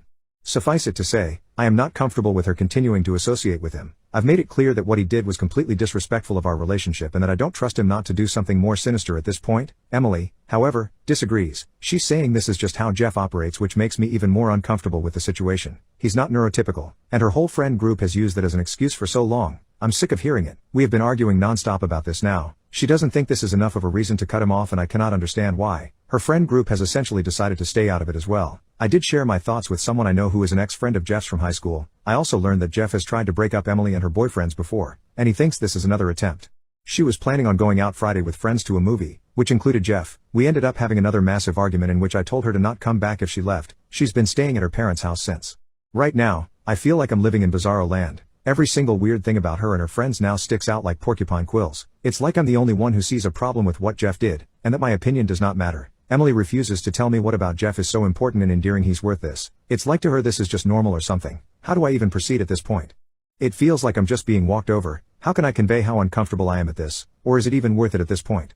Me and my wife know we are cheating on each other. I 35 male have been married to my wife 35 female for 8 years. Tougher for 9. Before I continue I want to say now I absolutely adore my wife Jane. She has been my best friend since we were toddlers, family friend, and we've been through thick and thin and I would be anything to ensure she's happy and safe, which is why for the past 6 months I've bashed myself for cheating on her with Miles, 33 male.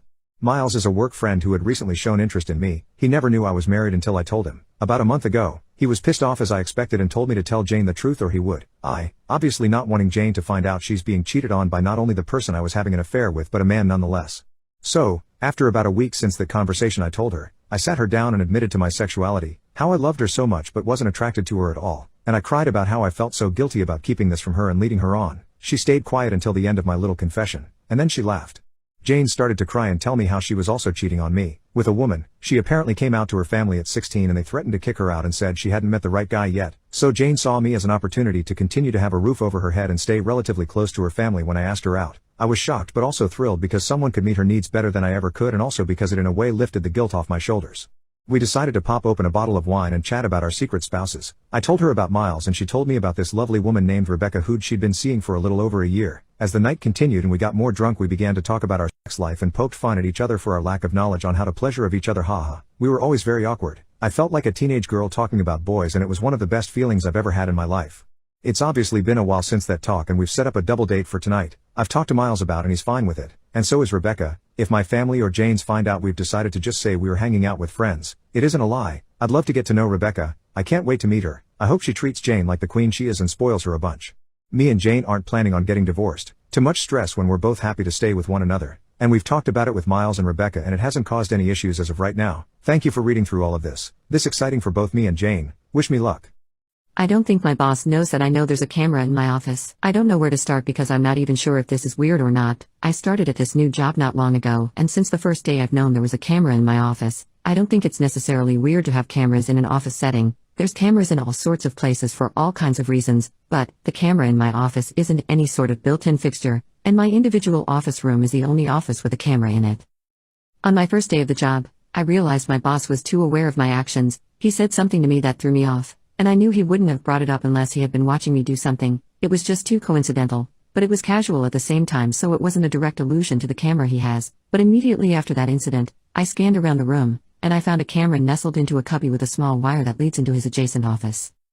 My other boss has also indirectly responded to my actions in the group chat. The few times I had spent an excessive amount of time on my phone were times that the, "Hey guys, let me know if you guys need anything to work on, I know things are slow" messages would trickle in. Anything that seemed to hint at me being watched was also said were done ambiguously enough that they weren't revealing anything about being able to see me, as if I'm not supposed to know I'm being watched, and that's what is unsettling to me. The camera is pointed directly at me, not the door, not the front of my desk, not anywhere else that would make sense for security. I've looked at everyone else's offices and didn't see a single camera. The camera is pointed specifically at me, and I don't even deal with money or anything that could be stolen. I don't know if I should bring this up. I'm not entirely mad, and I guess I understand the reasoning, like making sure I'm on task or some crap. It just bothers me a little that I can be watched whenever, and they never even disclose that. I feel like someone being constantly monitored has the right to know that they are, especially since I'm the only one being watched like this. I at least use it to my advantage, because I at least know not to be on my phone. Lol. How do I tell my son that his bio dad was convicted of a horrific murder? My son is 15 and barely knows his bio dad. The last time they saw each other was in 2017. Before that there was a period of about a year when he was 5 or 6 years old that he stayed with his dad and his new family every other weekend. Bio dad stopped paying child support and ghosted us basically. We have talked about the relationship in the past and son has always had a good attitude about the situation, very emotionally mature for his age and doesn't feel like he's missed out on anything, feels like his dad is the one missing out, doesn't ask about him, almost never mentions him unless something jogs a memory. A few years ago while my son was deathly ill in the hospital I had heard from his now former stepmom that bio dad was basically off his rocker, substances mixed with mental illness apparently. She was calling to warn me in case he showed up at the hospital trying to see our son. Just a few weeks later bio dad murdered his own parent and did awful, sick things to cover up his crime. He was arrested right away and has now been sentenced to life in prison. The issue is I've never told my son. When it happened he was 11, almost 12 and very very sick. I felt like he was too young. His dad and most of his family live a couple of hours away in a neighboring state. It was not in the news here and we do not cross paths with any of the few members of his family that live near us. Point is I was not worried about my son finding out from any other way. I briefly worried about him googling his dad's name but as far as I know he doesn't even care enough to do that, and he definitely would have mentioned it if he had. Originally I told myself I'd tell him when he was convicted, when there was some sort of closure, then thanks to COVID that took well over 2 years, then he was convicted and I still couldn't find the nerve to tell him. Fast forward to a couple months ago and his dad is now contacting me from prison, from contraband cell phones his fellow inmates have. Turns out he applied for stimulus money, was approved but they sent it all to me for child support. Prior to that I hadn't received any money from him since 2013 and obviously didn't think I'd ever see another dime. Now he's hassling me for that money cause he was counting on it. Rumor is he's been gambling in there and owes some people a lot of money and is being with SA over it. Blows my mind that after not sending any money for a decade almost, after being absent for most of my son's life, and after the terrible things he's done, he has the absolute audacity to ask me to send him a dime. He has always been narcissistic and only cares about himself and what he wants. I've blocked all the numbers that he has texted and called me from so far. If he continues harassing me I've thought about calling the prison he is in.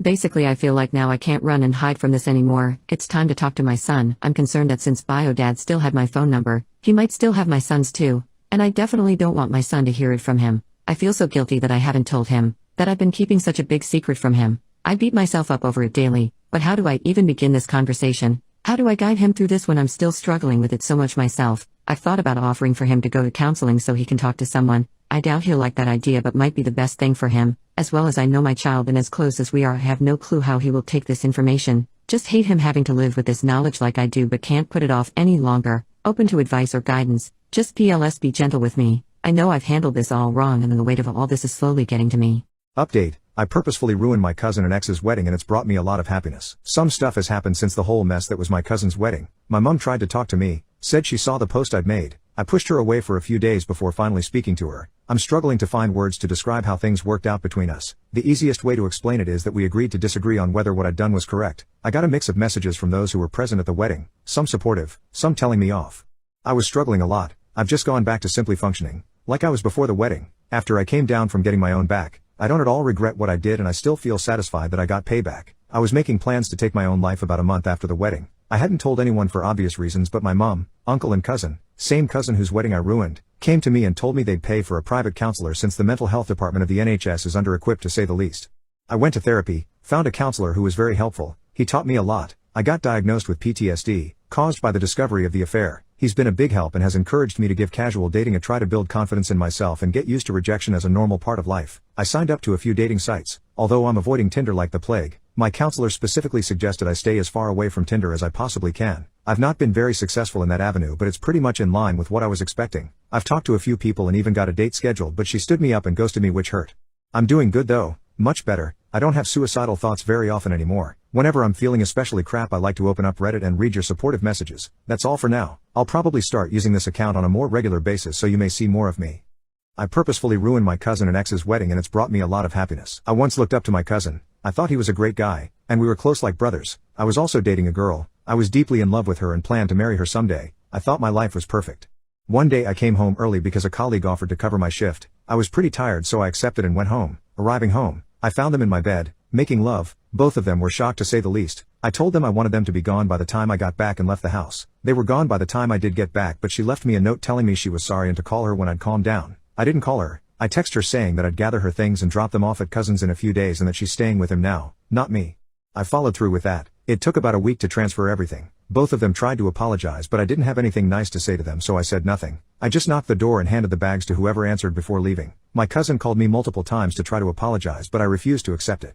3 years have passed since then. I went no contact with them. I didn't bring it up to the rest of my family or any of their friends. I'm not sure why. I just didn't. I got a call from a number I didn't recognize, so I answered. It was my cousin. He sounded really happy and was acting like he hadn't destroyed my life. He explained he and my ex were getting married and he wanted me to be his best man. I was so angry that he had the utter gall to act like nothing was wrong and lost my temper. I yelled at him and called him names before hanging up. He sent me a text telling me the offer still stood and if I didn't want to be his best man then he just simply wouldn't have one. A few days passed by and I had an idea. I texted him back and apologized. I sent a paragraph of bull crap saying I was still angry but this could be an opportunity for the three of us to heal and move past it. He was overjoyed and said he'd pay for everything and he'd help me pick out a suit if I wanted, which I accepted because I sure as SHT wasn't going to spend any money on his stupid wedding if I could help it.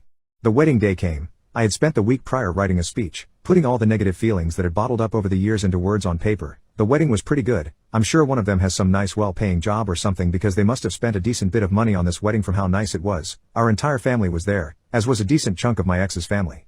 Eventually the time for my speech came. I just remember feeling really nervous as it built up to it and my voice kept faltering when I was reading it out. But I didn't and still don't care. At least I got it out. I explained what these two horrible people had done to me. I called them the worst names I could think of and wished them the worst. Then I left. I was expecting some kind of dramatic moment from all the guests, gasps of shock and all that, but there was none of that. Everyone was silent.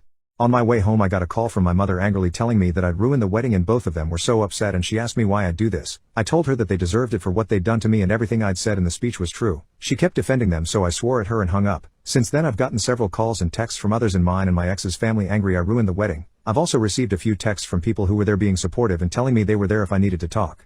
I'm not sure if I feel better having done this, but it did bring me great catharsis when people were telling me the wedding was ruined. At least now they've felt at the very least a fraction of what they've made me feel. I made a crappy compliment to my girlfriend and she broke up with me. So I 20 male and my girlfriend 20 female were lazing around in bed at my place. She had stayed the night and been there the full day. I didn't actually bring her home until 2 a.m. that night. We were discussing our bodies, and she wanted to know if I was a butt or chest guy. I said I was both, and that her butt was S tier and that her chest was B tier. I was trying to say I liked her butt more than her chest. I wasn't really thinking about it much when I said it, and she didn't really respond. We moved on. We went on to talk about how much we liked each other and did things couples do.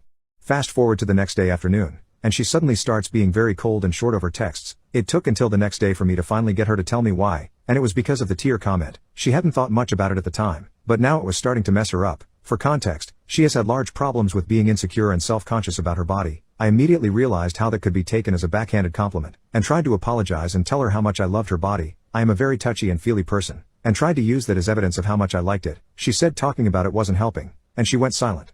For the next 3 days, she barely responded. Responded to my good morning, thanks when I wished her a good day, and that was about it. Then I get the breakup text, and about how she is now even more insecure than she was before because of that comment. I want to be clear, our relationship was going great before this as far as I am aware. We were still in the honeymoon phase of a new relationship. From what she has told me, we are breaking up because of that comment. I'm aware I put my foot in my mouth. I wish I could turn back time and just say that I liked her butt more. She is allowed to break up with me for whatever reason she wishes, and she decides what is too much for her. How I feel isn't relevant to whether or not it's okay for her to break up with me.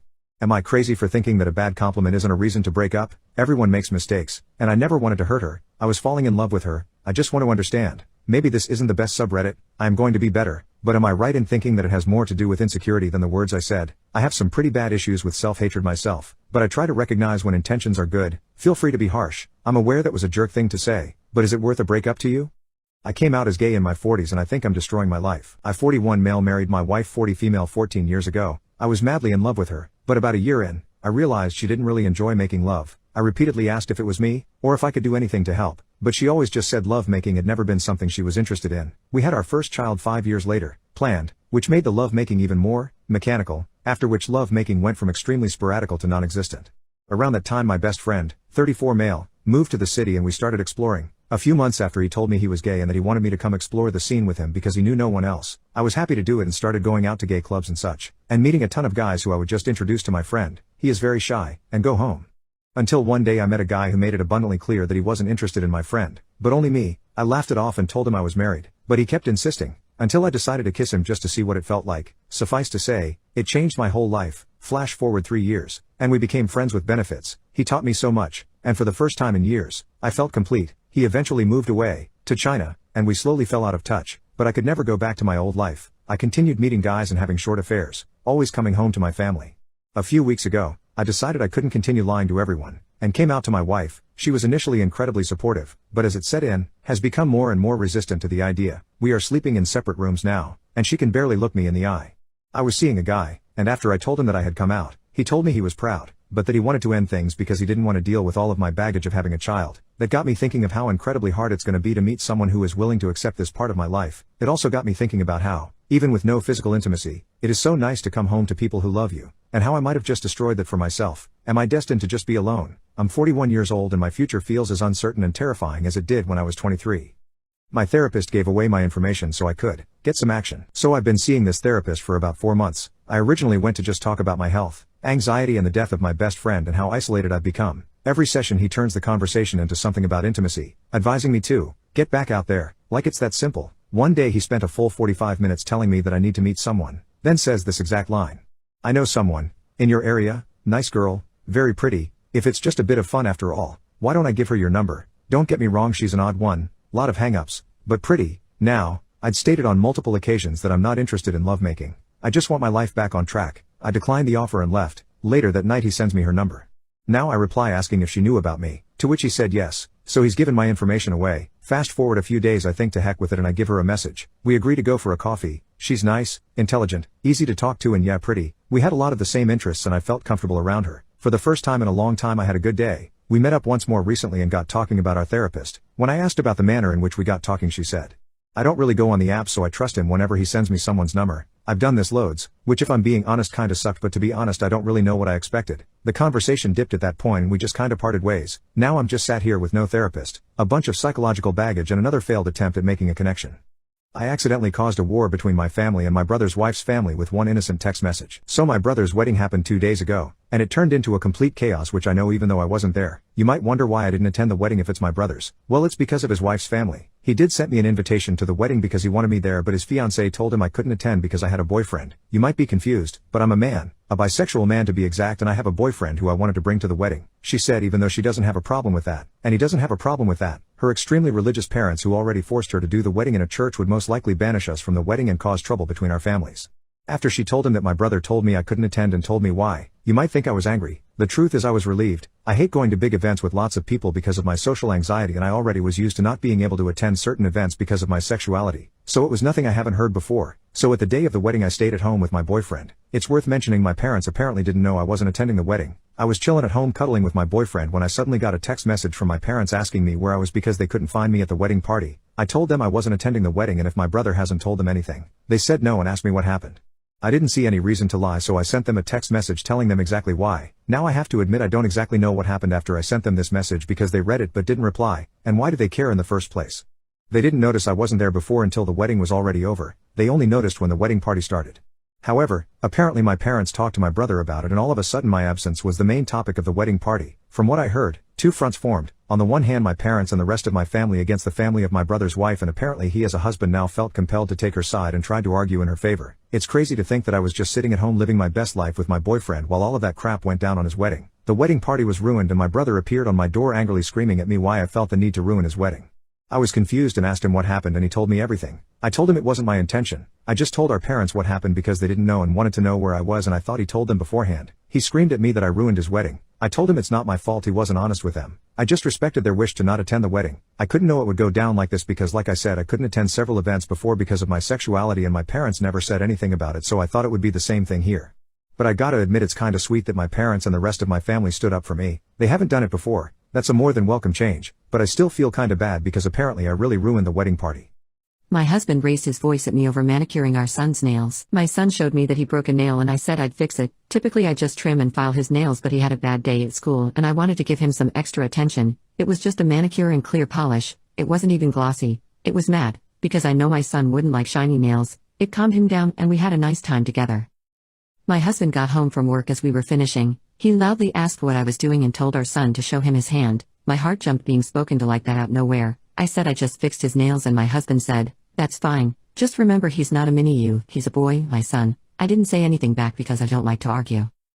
My son mumbled to me, "Why is he so mean?" I told him that he was tired from work. As I was putting some lotion on his hand he asked, "Is he mad at us?" I told him everything was okay and not to feel bad. My husband must have picked up on our son's nerves because later he said to our son, "You know I'm not being mean to you or your mother, right? I'm fine with her pampering you. I'm just reminding her to do it appropriately." He didn't even really say I was doing anything wrong, but it still made me feel like I was. I do honestly think he was tired. I hate seeing our son have anxiety about his dad. It's usually not like that. Update: I recently found out that my older sister is actually my biological mother. Okay, so I first of all want to thank everyone for your honest replies. It really helped me to get my feelings straight and get ready to confront her. So after a week of avoiding, I came to her house with a picnic basket by surprise, so I'll have a chance to speak with her. She was happy to see me and I told her to sit down because we need to talk. I started things with saying that I know that she has a secret that she's been hiding from me for years. Her face turned red and she started crying like heck. She knew what I was talking about. I told her the story about the DNA test, about Janet, and basically what I told you guys in the last post. Well, after she calmed down a bit, she told me the truth. She told me how she got drunk at a party and got with one of the jerks who does nothing but za every day. He didn't really care about a future kid and was like, yeah, whatever. Apparently she found out that 10 years ago he was unalived in prison.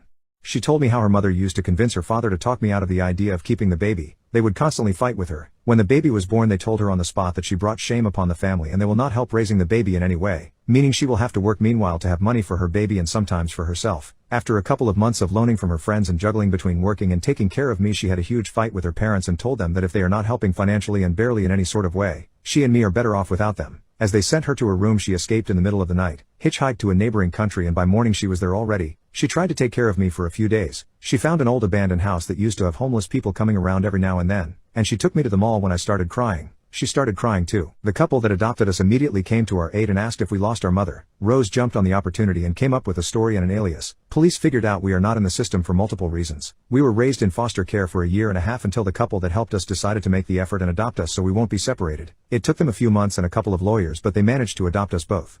Rose knew all along that her parents are looking for her. They came to their senses after a day or so. She reached out to them and told them in a letter that she is fine and is taking care of herself and me. She is not homeless and found a nice couple to help her with the baby. She made it clear for them that she is never coming back and they should stop looking. And a month after that they stopped. A few years later her father went on a quest to find her. She was after 18. Secretly, after so much time searching, he found her and apologized, and after a while she forgave him and kept secretly in touch with him. He met me a few times and I knew him as one of Rose's old friends from the park. He helped us a few times and apparently they would meet up once every 2 months secretly. Ironically, I'm glad I got to know him before he passed, even if I didn't know who he really is. By the way, the adoptive family never found out about the whole thing. So after hearing this, I told her we missed a lot by not knowing she is my mother, and I told her I understand she did the right thing. I pulled out an "It's a Boy" sign from the picnic basket and some snacks for a late baby shower, and we hugged for an hour or so, had a lot of fun, watched a movie, and I headed off to my parents' adoptive house to have dinner with them. I'm glad she is my mother. I feel for the first time in years, complete. I don't care she lied because she did it for the greater good, and I honestly can't imagine my life right now if she didn't. Thanks Reddit for helping me getting my feelings straight and helping me out mentally to cope with everything that happened. I recently found out that my older sister is actually my biological mother. My older sister, let's call her Rose, and I have a great relationship since I was a baby. We were raised with an amazing adoptive family and she has always taken care of me. I grew up in a very warm and loving environment, but from what I was told, I was lucky.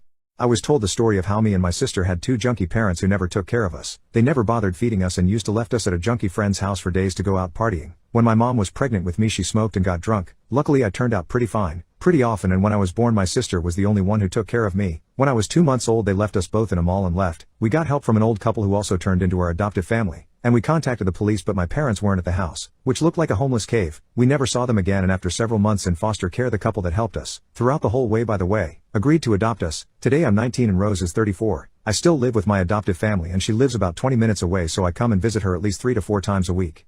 So a couple of months ago my friend offered me to take a DNA test to find some information about my heritage, since my sister wouldn't speak of them much. After the results came in I found out some pretty interesting things, like being 50% Ashkenazi Jew, I found out later that I had an aunt, 33 female, in the system. I immediately reached out to her, let's call her Janet, and we agreed to meet in person, all that without telling Rose a thing.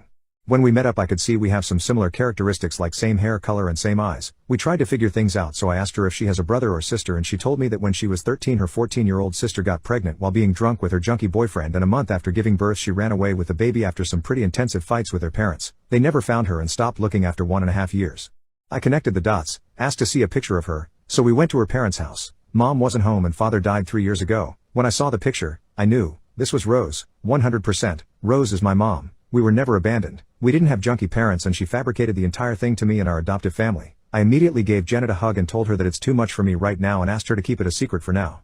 I went to my best friend's house, told him everything, and for a week now I'm sleeping over at his place. I told my parents and my sister I'm at his house because he bought a new game that we both wanted for long and avoided talking to Rose much. I can't look her in the eyes right now, let alone tell her I know the truth. What the heck am I supposed to do? How should I handle this? Should I tell her I know? My partner suggested opening the relationship and I am devastated. My girlfriend and I are in our mid-30s. We are graduated academics, live in a house with a garden for rent, have a dog, are saving on possibly buying some property within the next half-decade if there ever pops up something affordable.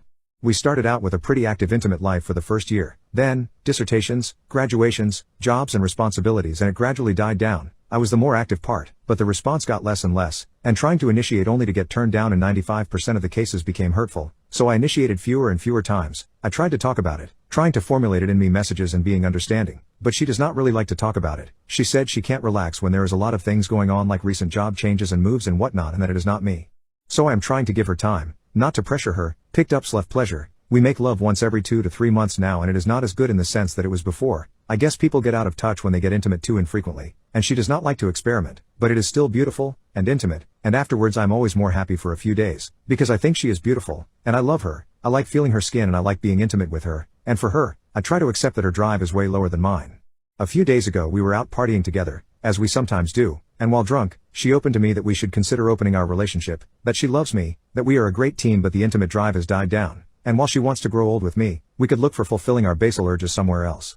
So it wasn't her lower drive, it was me, the mean little voice in my head telling me she does not think I'm attractive anymore. Each time I was being rejected was right, all along. She does not want to make love, she just wants to make love with other people and not me anymore. She apparently does not love me anymore to try out new things or ideas how we could rekindle it. Maybe she even has someone in mind, maybe she is already having an affair and wants to clear her conscience. How can I even trust her now? She goes to a training for 1 full month soon, so I will stay home, watch the dog and know that she is out there wanting to make love with other people.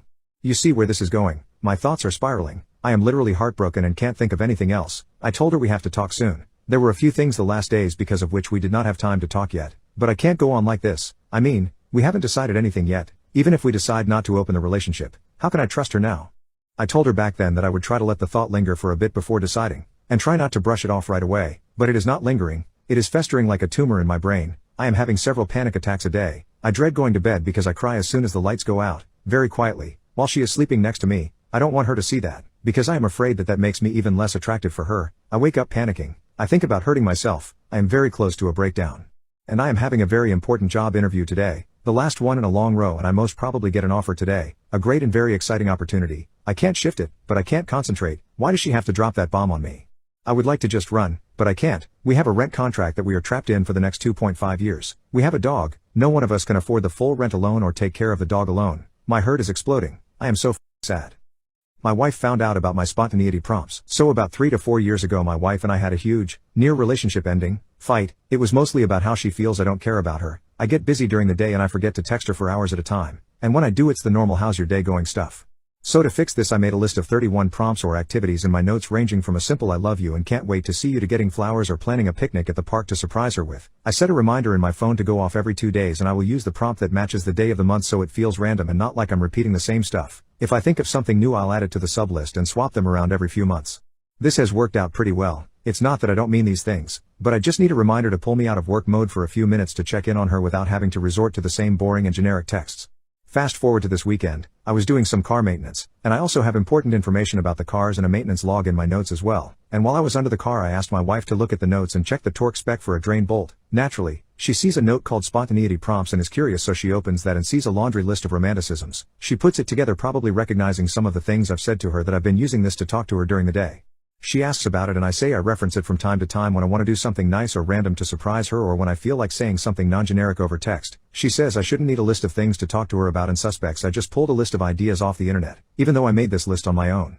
Today I messed up by going on a date with my friend. I went on a date with one of my friends whom I'll call Sarah, not her real name, that I attend the same university with. I've always known that my friend has a thing for me, but I've always been reluctant to go on a date with her because I genuinely value our friendship and felt putting romance there would just mess things up. About a week ago, I was hanging out with Sarah and our other mutual friend as they listened to me complain about my unfortunate dating history. The mutual friend then put out the idea of a date between Sarah and I. He did this mainly to just make the room temporarily awkward, but it led to a conversation where I essentially asked Sarah for a date. For the days leading up to the date, Sarah and I became a lot more flirty, and I have to admit I was also excited for the date. 2 days ago, I picked Sarah up, and we went to a fairly fancy restaurant. When the waiter came, I ordered my food. She then ordered basically 3 separate meals, and I didn't know what to say or how to question why she ordered so much food. When I finished my food, she barely ate half of one plate, and she then said she wasn't actually hungry because she ate lunch right before she left her place. I asked her why then she ordered 3 meals and she said one is for her mom's dinner since she's always wanted to try this restaurant out and the other meal is for her to eat with her mom during dinner. I then told her that it's nice that she's getting dinner for her mom. It's cute that she would do that, to which she responded, I should be thanking you since you're paying.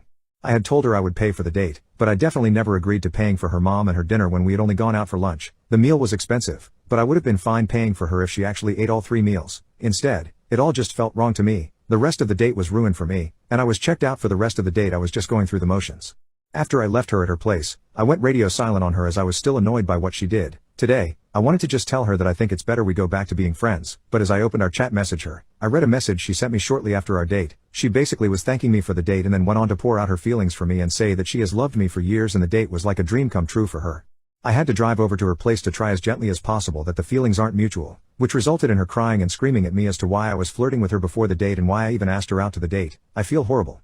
Update. Firstly, I think I messed up in going on this date with her knowing that she had feelings for me and there's risk of losing a friend. When I asked her to the date I reasoned that she's attractive and even though I didn't like her in that way we technically should make a good couple so I was willing to give it a shot, which in hindsight, it was my mess up and I should have just stuck to my logic surrounding friends. Over the week the flirtation came naturally, and I was genuinely optimistic and excited for the date, and definitely didn't intend on leading her on. Secondly, I paid for her meals. For me the money wasn't the problem. It was the concept in itself that bothered me. I don't mind buying her things to take home. I have actually done it a few times before. But you don't do that on a date nor without asking at least prior to ordering. I didn't mention the food thing when we spoke. Honestly her reaction to me not reciprocating those feelings left me speechless and she kicked me out of her house when she was crying and shouting at me. She was also mad it took me 2 days to reply to her confession of love. Lastly, last night before I slept, I talked to our mutual friend who had helped in instigating this date and he was telling me that when he spoke to her she was a mess and talking about self-harm, which makes me feel so much worse. I wish this date had never happened. Update. My girlfriend is TikTok famous and I hate it. First of all I just want to thank everyone for the support on the last post. I didn't expect it to blow up like that, so I took a lot of your guys' advice and had a heart-to-heart with her. I told her how much she'd changed since we met and how much I was beginning to hate the person she was becoming. She said she wasn't really aware how upset it was making me and if I don't like it then she's sorry but I won't be the one to drag her career to the floor. Still, after all this she seems to be so fixated on the fact that I'm the problem. She won't get it that she is the one that made our relationship hell. I just think the money has blinded her. Maybe it would have been fine for someone else to deal with, but marrying and having a future with an influencer unfortunately is not for me. We decided to mutually break it off, which happened all a little too easy which makes me think something else is going on behind the scenes. Maybe I'm just overthinking that, but after 7 years you'd expect a little fight for the relationship. So I'm going to move in with my grandma for a bit until I can find somewhere. Also, I feel like it's only a matter of time she finds out about my Reddit post since the story was plastered all over TikTok with people speculating who it is, so it's probably best I'm not around when she does. As for telling you all who it is, I am not going to do that because even though it's been a bad couple of years with her I don't want to be the one to kill her career. I'm better than that. Update. I found out my girlfriend is homeless. I ended up meeting Kat at the local park we usually walk through after she got off work earlier today since it's out in the open, yet still private enough to have a serious conversation. I told Kat that I didn't want her to feel uncomfortable or ashamed, but that I saw her at a line at a homeless shelter yesterday and wanted to talk to her if there was anything up or if she needed help. Kat immediately began to cry and showed her nervous tics, fidgeting around, wrinkling her nose, etc. She began stuttering on her words and I consoled her until she began to gather herself again. I told Kat that she didn't have to feel like she had to hide anything from me, and she began to open up about everything. Kat told me that she had been homeless for over a year. She grew up in a broken home after her dad passed away in Iraq when she was a kid back in 2006. Her mother fell into alcoholism and had pretty much blown whatever savings she had from the death gratuity she received and basically lived paycheck to paycheck. Despite this, her faith with the church was the only real thing that gave her stability and hope to carry on with her daily life. At 18, she joined the Marines because she wanted to honor her father and escape the life she had grown up with, although she ended up getting ELS'd, entry-level separation, and was chaptered out of the USMC due to her developing asthma while in basic. She ended up moving to our current city on the East Coast because she didn't want to return to California where her mother was. Kat ended up barely scraping by to where she saved up to buy her older car to sleep in away from the shelters around December of last year. Kat ended up sharing to me that she was on the verge of self-destruction around the time I met her and wanted to play up like she didn't have baggage, and elaborated on how she didn't want to scare me off by admitting she was homeless. So she had me drop her off at the one apartment building and split the tab of our dates to appear like everything was normal.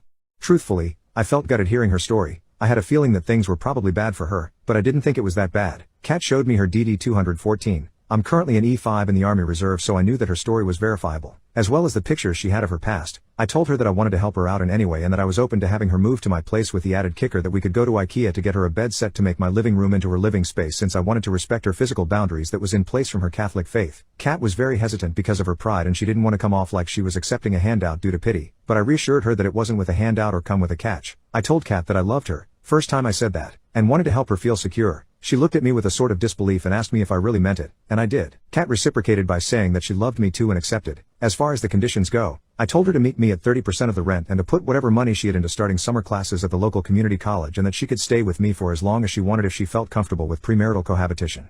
Alas, thanks for the advice on everything.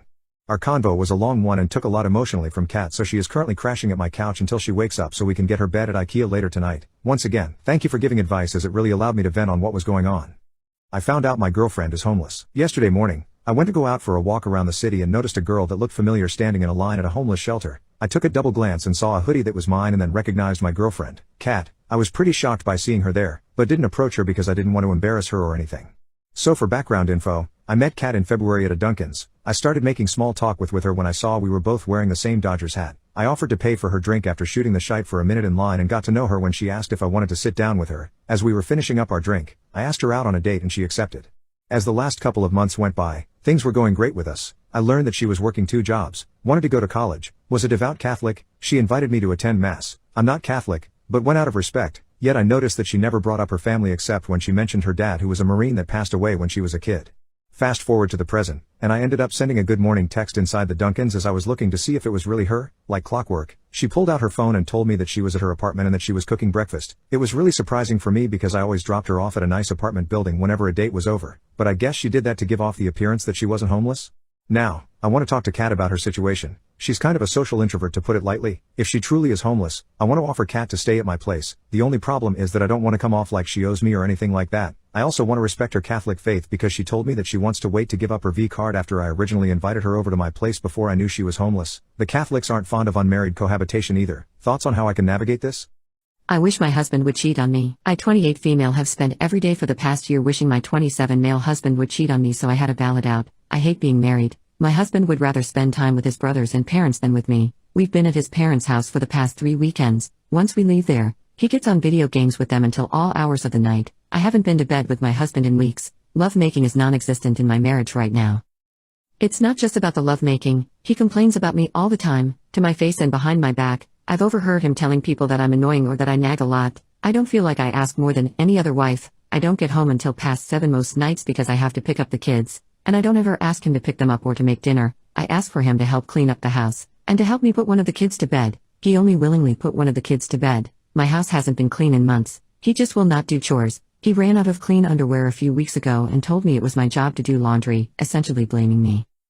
The man also refuses to take care of himself. He complains when I cook because I'm trying to cook healthy meals, and he doesn't like vegetables. He won't go to the gym with me, but instead insists on playing video games. Obesity runs in his family, and I'm trying my best to encourage a healthy lifestyle change. I know he's depressed, but he won't talk to someone or get on medication. It doesn't matter how I try to encourage him, he would just rather suffer. All this to say, I don't feel like it's a good enough reason to get a divorce. I'm unhappy in my marriage, but it can be fixed. Both parties be willing, of course. He's just not willing. I just wish he'd cheat on me so I felt like I had a valid reason to get divorced. At this point, it wouldn't even hurt me that much. I feel unclean now after my shift at work. I 20 male work as a lifeguard at a water park. I haven't gotten the opportunity to take my certification test for this year yet, so they have me running water slides. I was giving my safety spiel when this older woman, probably around 40 to 45, asked me if I was going to pull her up if she drowned. When I said that I would, thinking she was nervous, she kind of let out a little laugh and said that she would keep that in mind. I was a little uncomfortable by that, and I mentioned that it was my job to do that, but she just kept going.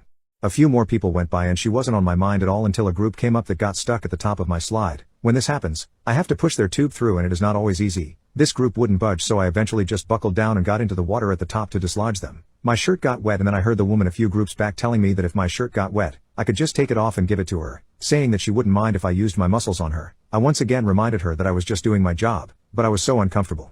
When her group came up, she went to sit in her tube and then she did a fake little stumble, and fell into the tube, and in order to catch herself she grabbed onto my upper thigh and she squeezed. I've had people grab me to catch themselves, that isn't the problem. If she was actually falling I would chuckle a little bit and move on, but I heard her laugh afterwards. It sounded like she was laughing for getting away with something that she wasn't supposed to do. I know it sounds dumb because I'm a grown man, I'm 6'2" with a full head of hair and a beard, but she made me feel so small, so disgusting that even typing this out is making me want to vomit. I ignored it, thinking that because I'm a man that it couldn't possibly be a big deal, but I got put at the same slide today and I spent all day terrified that she was coming back, so I talked to my supervisor about working a different slide tomorrow. I just feel so disgusted. I know that what she did is relatively minor compared to what other people go through, but it's never happened to me and I hate it, and I hate that this stranger holds so much influence over me just through this one action. I'm crying right now typing this, which I haven't done in years. I didn't cry when this happened, or when I told my supervisor, but typing it out right now is killing me. Got sexually harassed at work. Now his daughter says I broke their family. So I 20 female just started at my new job in April. It's a pretty cool job and I loved it. I went through training for the first whole week and it went smooth. The people were super nice, but I was the only female. I wasn't too concerned, because I was in the military in a maintenance field, so I know how to hold my own and roll with jokes. My second week came around and this man, late 40s, came to me and took me under his wing. We will call him James, and I hit it off well. Apparently I went to high school with his 2 sons and my son is a month younger than his grandson. James was the type of guy who flirts with any woman. Others explained that it was all jokes and not to worry, because he would never get physical. James even reassured me that he is all talk. Well, it wasn't just talk. On my 6th day of work, he and I worked overtime so he could show me how to test an item we work with. We were joking and I was rolling with everything he said, but not exactly encouraging it. For example, he would say something like, "You're amazing, you know that? Like for real, I love you," and I would say thanks, I try. This is how it started, not a big deal. He then thought it would be okay to slap my butt. I have a bad history and it really affected me, and I went to the bathroom and cried for about 10 minutes, and went home. The next day, I told the man who trained me what happened. Ironically, this was the same guy who told me James wouldn't get physical, and he talked to James. James apologized to me and told me he crossed a line and said he would understand if I went to higher ups and reported him. I was still shaken up and told him it was all right, explained my history, and told him not to cross that line again. Things only escalated after that. He would tell me things like, "I want to lick your man's thing just to get a taste of you, I want to FK the personality out of you," and would talk about making babies together and running away. I learned that I'm not the first he's done this with. I asked why James still worked there and others explained that it was because he's been working there for 16 years and everyone is scared to say something. I also asked if anyone has told his wife, who literally works in the same building, and everyone said they didn't want to be the person to tell a wife that her husband is being a creep. Word got around of what he said and did, and our boss came to me and told me to make a report, so I did. I had the last week off so that I wouldn't be there during the investigation. His daughter, 14 or 15 female, added me on Facebook. I didn't know it was her, but she had the same last name. I added her back to look at her profile and there was nothing, so I removed her. I then got a friend request on Snapchat, so I accepted and asked her if I know her. She said no, but I know you. It then led to her asking what happened. I explained I couldn't talk about it and she said I'd rather know because that's my father, and whatever happened broke my family even more, so thank you. I left her on read because I just didn't know what to say. I know I did the right thing for me and all of the women in the past and the future. Hopefully he learns and never does this again, but part of me feels bad because he took me under his wing and gave me great life advice, but I don't think that outweighs what he did and said.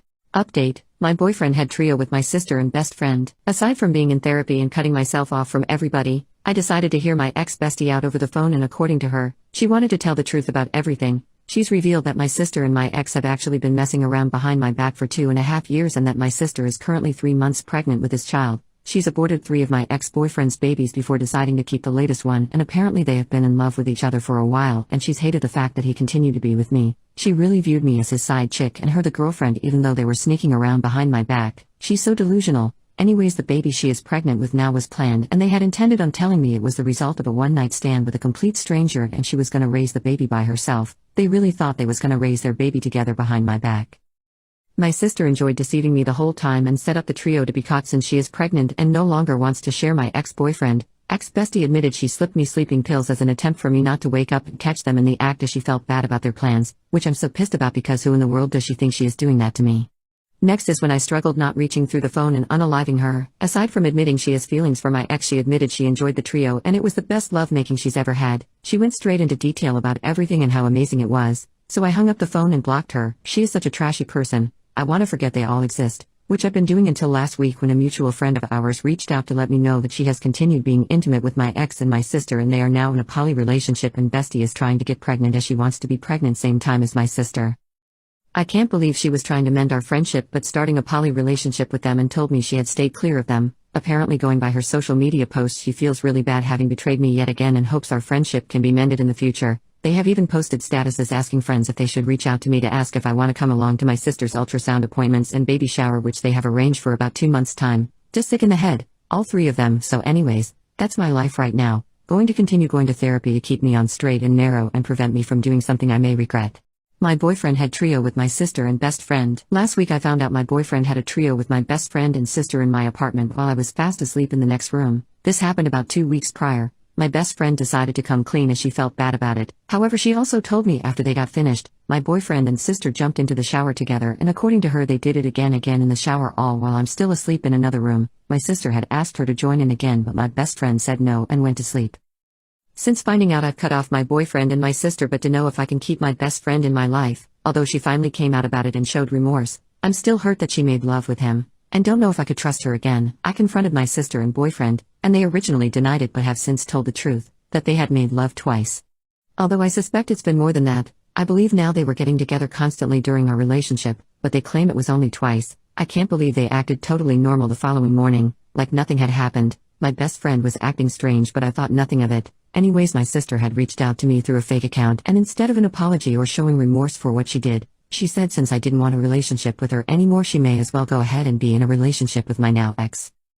She then proceeded to tell me how my ex told her that lovemaking was better with her, and how he thought she was the hotter sister, and even told me they did it in the rear in the shower. She's disgusting. My boyfriend has also tried reaching out to me begging for me back, but a family member informed me yesterday that my sister has tagged my ex in a relationship status on Facebook and put a picture of them together as her profile picture, even uploaded a picture of them in bed together. He was half exposed and so was she, but the disrespect is insane. I'm heartbroken and will never speak to my sister again. Now what should I do with my best friend? Should I continue my friendship with her or cut her off too? I need help, please.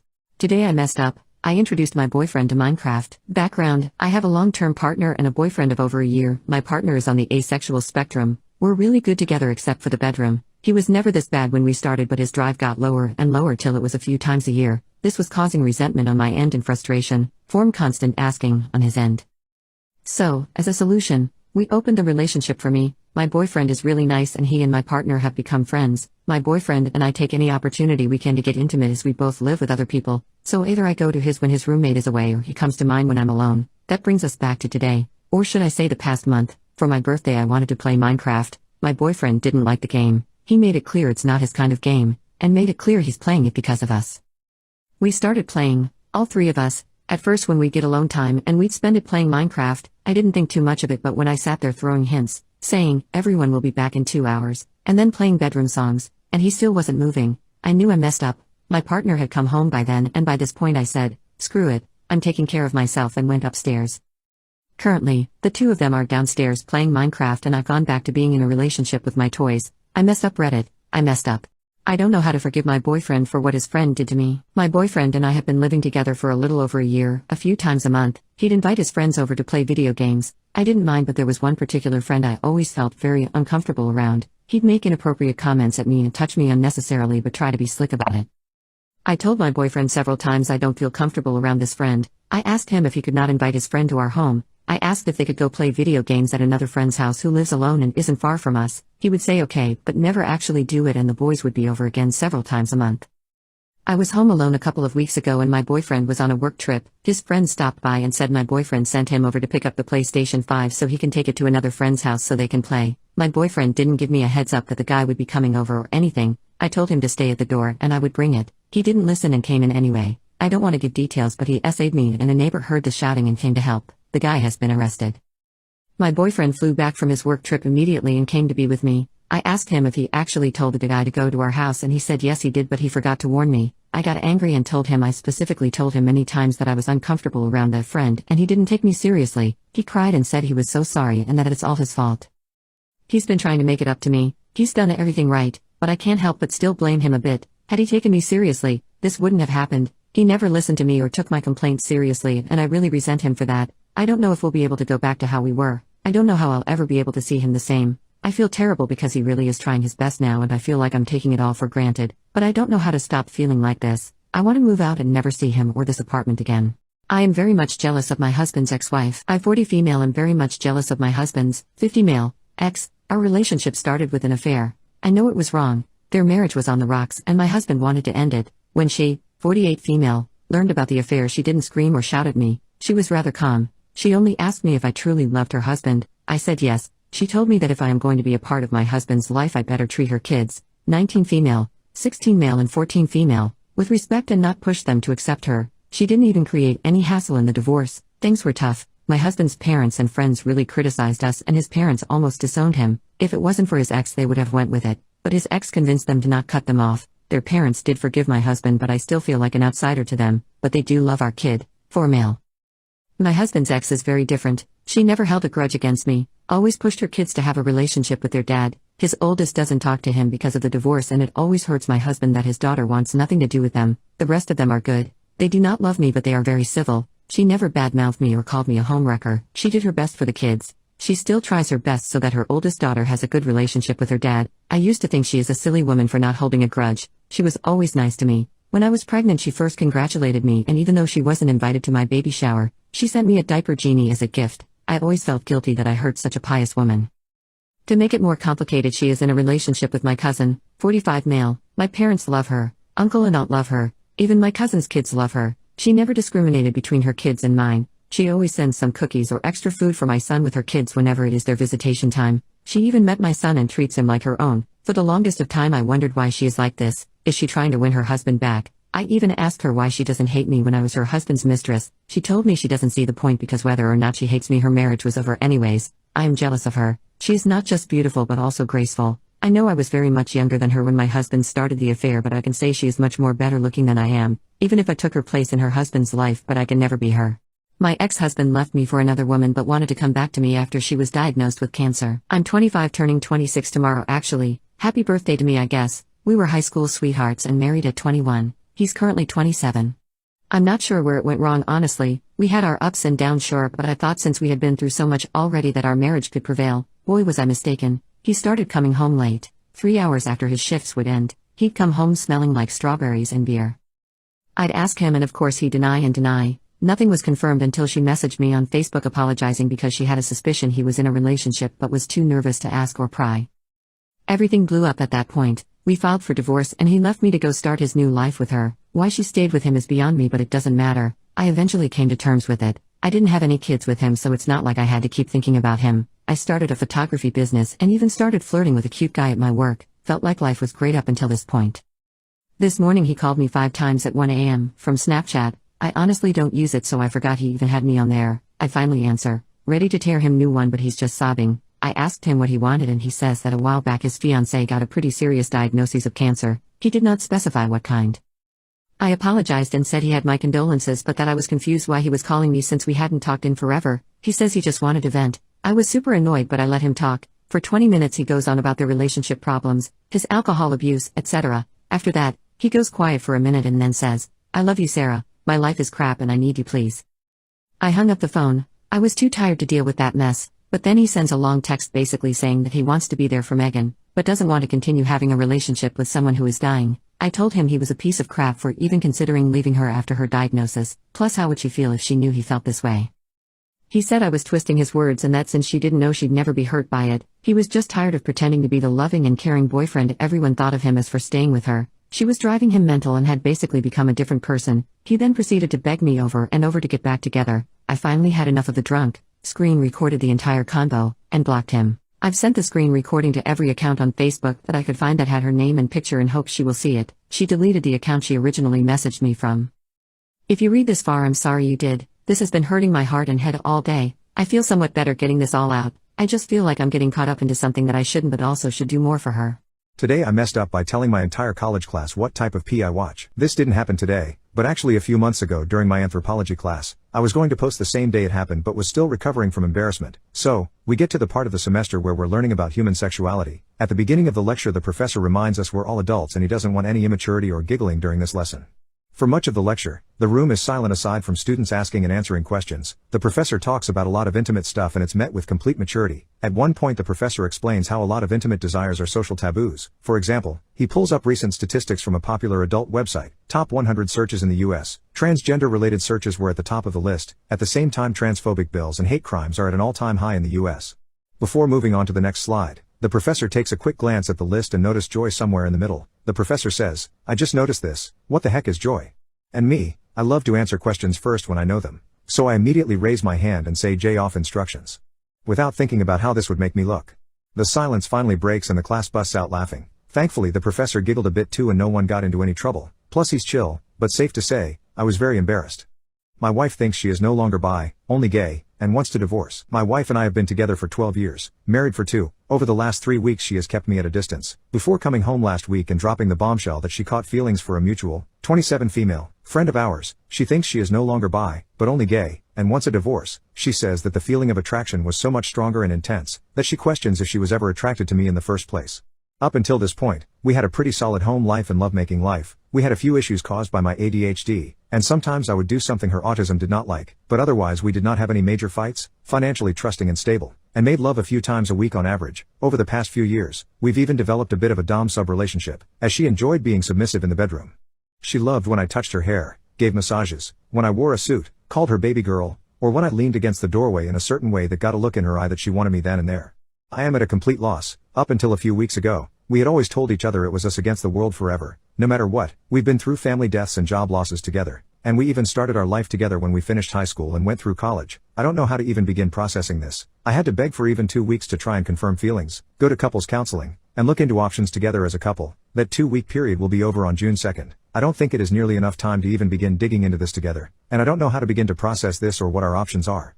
I don't want to throw away a 12-year relationship as hasty as she seems to want to. I also do not want to be dismissive and misogynistic by asking her if she is sure or not, wanting to immediately accept this drastic change in identity and the claim that potentially none of her feelings for me were real, since up until now she was extremely confident that she was either bi or even pan, as she was attracted to not only men, but women, trans men, trans women, and non-binaries as well, heck, even monsters like vampires and werewolves. But at the same time, it feels impossible to accept that over the course of a few weeks, we could go from a fully committed relationship, to her questioning if she ever loved me at all.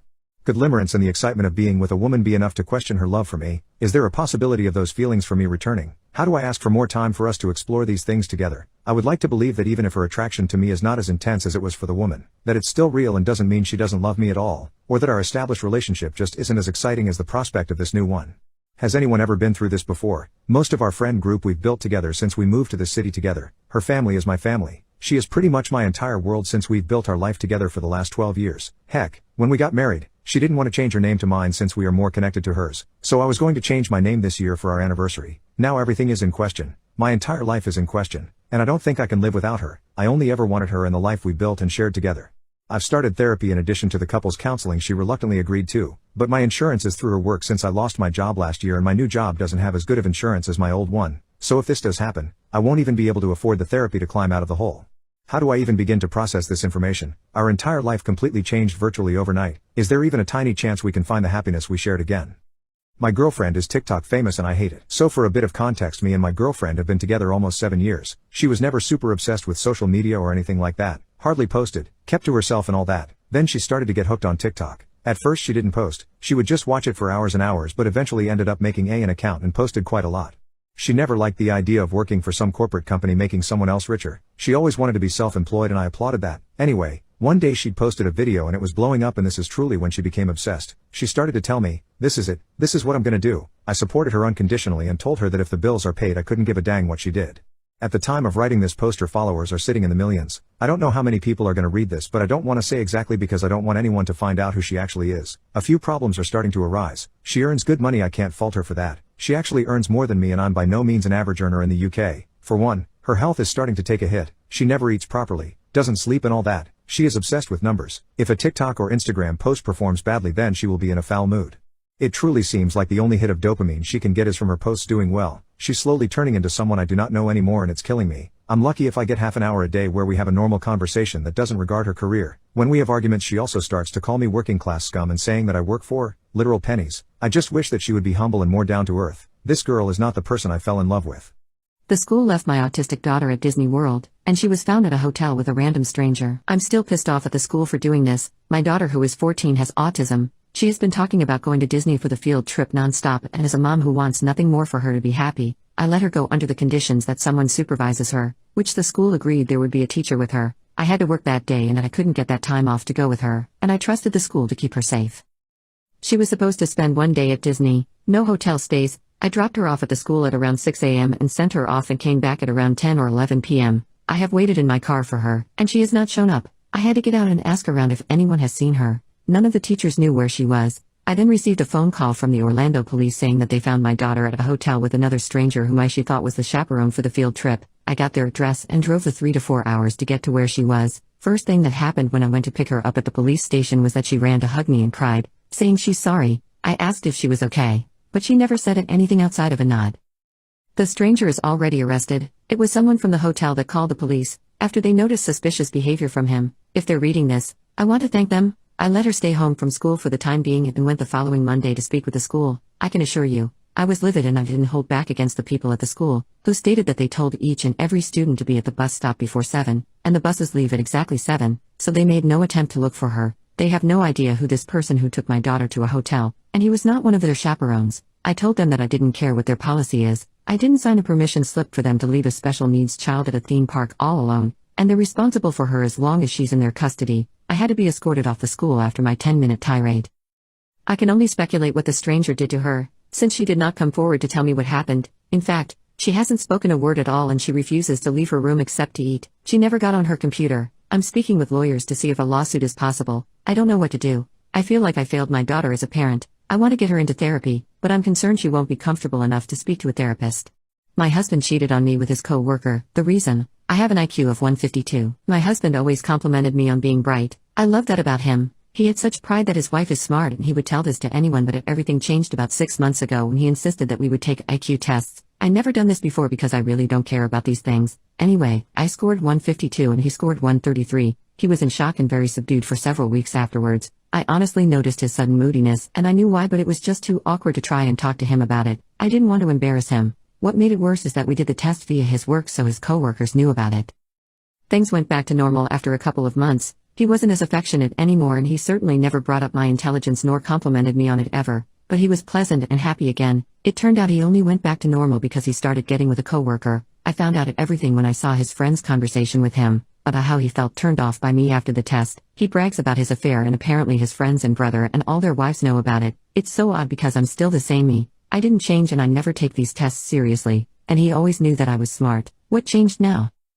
I haven't spoken to him yet about anything, not sure I will either. Clearly his affair made him feel good about this whole thing again because he's back to being pleasant to be around. I love my life and I don't want to change it, especially when our children are still too young and need us. I just needed to get this off my chest and get some perspective. Why this sudden turn off by me? Today I messed up by getting with a married woman and getting feelings for her. For some context, I am 30 years old and she is 27. We met through Bumble, the dating side of Bumble. We match and start chatting. As we start talking to each other, she lets me know that she is married and I ask, "Why are you on the dating side of Bumble?" And she responds with something along the lines of, "Well, I am not that happy in my marriage and I just want friends." So we continue to chat. Mess up number 1. Last Friday I ask her if she would like to hang out at my place and just watch a movie. She agrees and during the movie we snuggle. I'm like, okay, if she is actively snuggling with me then I guess it's fine. After the movie, we talk a bit more about her marriage because I was curious. She says her husband doesn't put any effort into the marriage, never communicates, never does anything for her. She feels like he would leave her to go back to his country. So she is at a loss for what to do. Just she knows she doesn't want to end the marriage right now, which is good, right?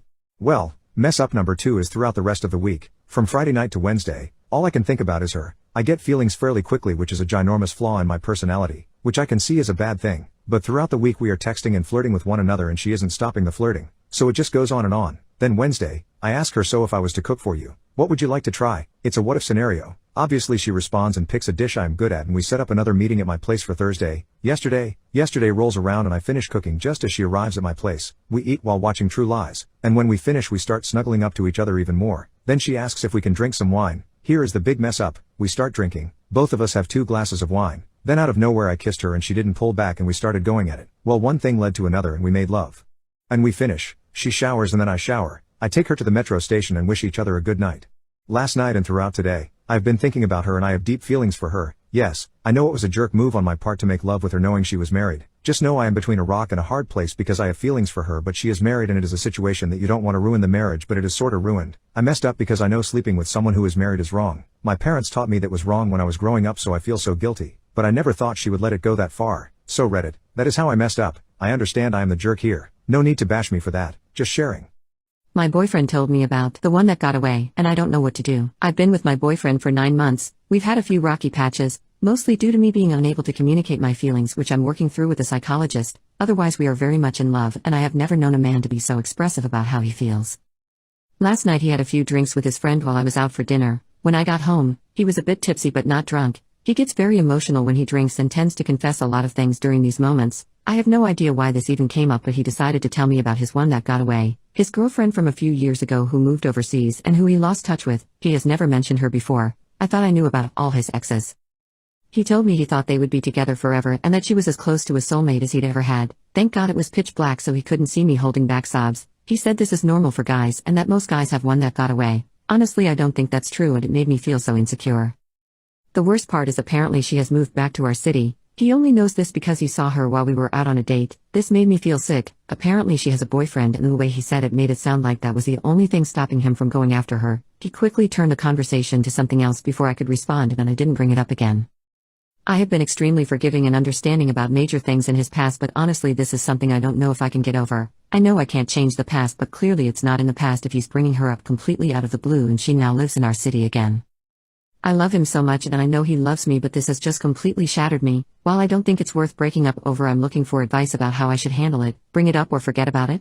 Today I messed up by going home without my mom knowing. So for context, I 16 male currently live with my mom and my younger brother. My mom has been single for a while, so she got into a relationship about 3 weeks ago. I've met her boyfriend like 2 to 3 times. I'm not home too much. I spend most of the time in a completely different city, not even close to my mom's home. And at first I was surprised that my mom has a boyfriend 12 years younger than her, but he was nice and funny, so I talked to him for a while, and after that I went to my room and slept until the next day.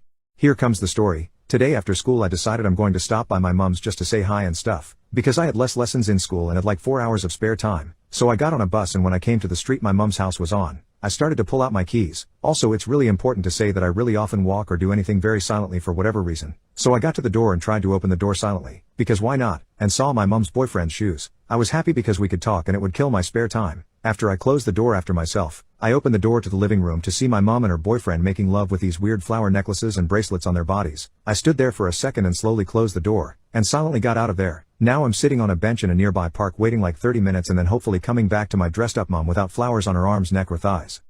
My wife offered to let me cheat if I called off the divorce. My wife and I have been separated for a month. No cheating. Nothing like that. We were just yelling and fighting every single day. And honestly for a few days I've been considering a permanent arrangement. She didn't want that. We talked about it and I said I love her, but honestly I'm happy being separated and I think for now this is what's best. She said okay, well, I just want you to know I'm absolutely heartbroken, but I know this is what you want. I'll give you your space. It was fine, but our son called me and said that mom was crying her eyes out for hours. I felt horrible, so I had her sister come check in on her and all was fine. She called me today and asked just to talk in person and figure things out. I came over while kids were at school and she gave me champagne and beer. We always had a strict no alcohol or substances rule. She said this is for you. You can drink it if you want. You can drink all you want if you come home. And I said I don't know if this is a good idea, and then she said oh in a nervous way. And then well, what if from now on I just do whatever you want? If you want lovemaking I'll give it to you no matter what. If you ever get mad you can whack me. I won't tell anyone. And I said that's just absurd, and then she made that nervous ooh again and said, alright, if you come home, you, oh. And then she gave me a face of defeat, and said if you come home, you can cheat on me. All I ask is that we pretend it never happened and I never have to hear about it. And then she said if that's what it takes and started crying. I didn't know what to do. She was crying. She asked if there's anything in this world she can do to keep me, and I said if she's this desperate, instead of these crazy offers, I'll come back home and give the marriage another chance, but we need to go to marriage counseling ASAP. She said of course, I'll get us the best marriage counselor I can. And then she called her therapist and asked for her recommendation on the best marriage counselor she knows. That was earlier today, and I'm at my sister's packing some things to go home. We have our first appointment on Tuesday. My dad left money to his sugar baby in his will. It feels wrong to be writing this so early after my father's passing, but I'm confused on and upset on a lot of different levels, and I really need to talk about it. My dad passed away fairly early on. He was 66 and his funeral was last week. He planned his own funeral preemptively. With my oldest sister, it was prepaid for and I hadn't known much about it. I'm the middle child, 37 male. They deliberately hadn't told the rest of us much about it because an S-worker who my dad had been seeing consistently for years would be attending, and we hadn't even known my dad saw S-workers, or that he was attracted to men. That guy is a year older than me, and apparently he'd been seeing him since he was 18. So, I would have been 17, while my father was making love with a guy 1 year my senior. I'm really not sure how I'm supposed to feel about it. My dad had been paying his rent for that time, along with an allowance and a few investments into his career. He's now a kind of performer, but I think it would be too oddly specific to mention, and people who know any of us would know exactly who I'm talking about. My mother knew. We spoke about it and I asked why she didn't tell me. They were divorced anyway. Apparently they'd agreed between them not to tell the rest of us besides my sister, but specifically not me because of my age. They said that my dad was insistent that he had to be at the funeral, and included in it, he looked genuinely upset too. I think it was a little inappropriate that all attention was on this glamorous P-word. More than my deceased father, but now I can't shake this feeling that I'm angry with my father either. Back to the will. He left him something like 2 million euros, which was more than anybody else in his life, more than me or any of my siblings, more than my aunts and uncles or their children, more than his grandchildren, more than anybody, and there's no case really to dispute it, because he was of sound mind and he didn't forget anybody. I'm just so unsure how to feel, that age gap. My family cut contact with me 5 years ago after a fight with my younger brother. Now they want me to come back, but I'm having doubts about it. My family pretty much cut all ties with me 5 years ago. Things had been a bit turbulent for a while, but when I went over to my parents' house for Christmas 5 years ago, I got very drunk one night and got into an argument with my younger brother, which ended up turning physical. I was 19 at the time, he would have been 15, and he came out of it pretty badly.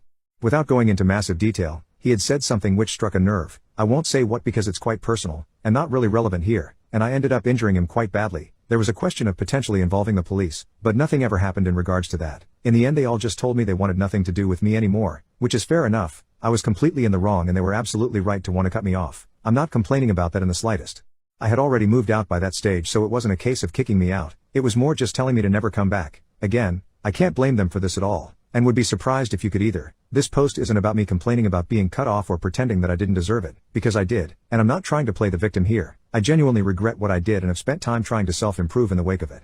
It was quite difficult for me to come to terms with this for the first year or so afterwards. The only person in my family I had any contact with was my mom. We never really spoke in depth, just small updates, wishing each other happy birthday and things like that. Honestly though, after that first year, things have gotten so much better for me. I stopped drinking, which was the root of a lot of my problems. I got my head down and ended up doing very well at uni. I've now got a job that I love, and I've been with my girlfriend for the best part of 4 years, and things are absolutely great.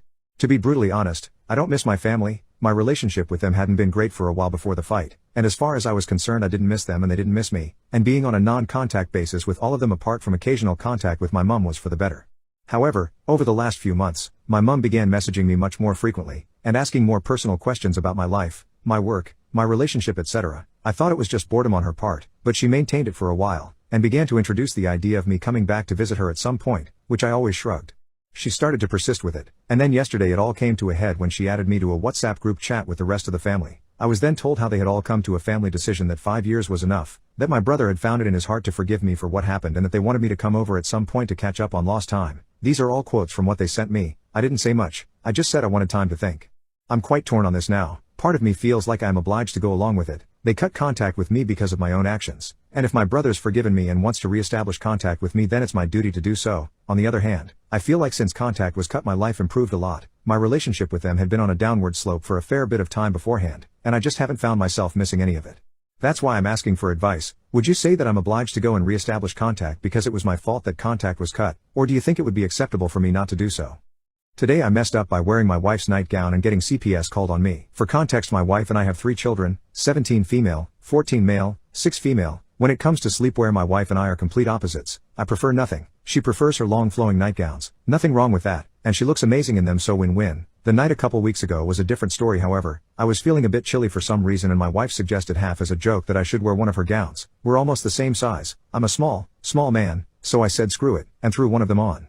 It was actually pretty comfy, and when I woke up early I kept it on while I made coffee. My son happened to be up and saw me, and naturally thought it was hilarious. Keep in mind this wasn't anything skimpy. It was the kind of thing a 50s housewife wears in a commercial. All you could see were my hands, feet and head.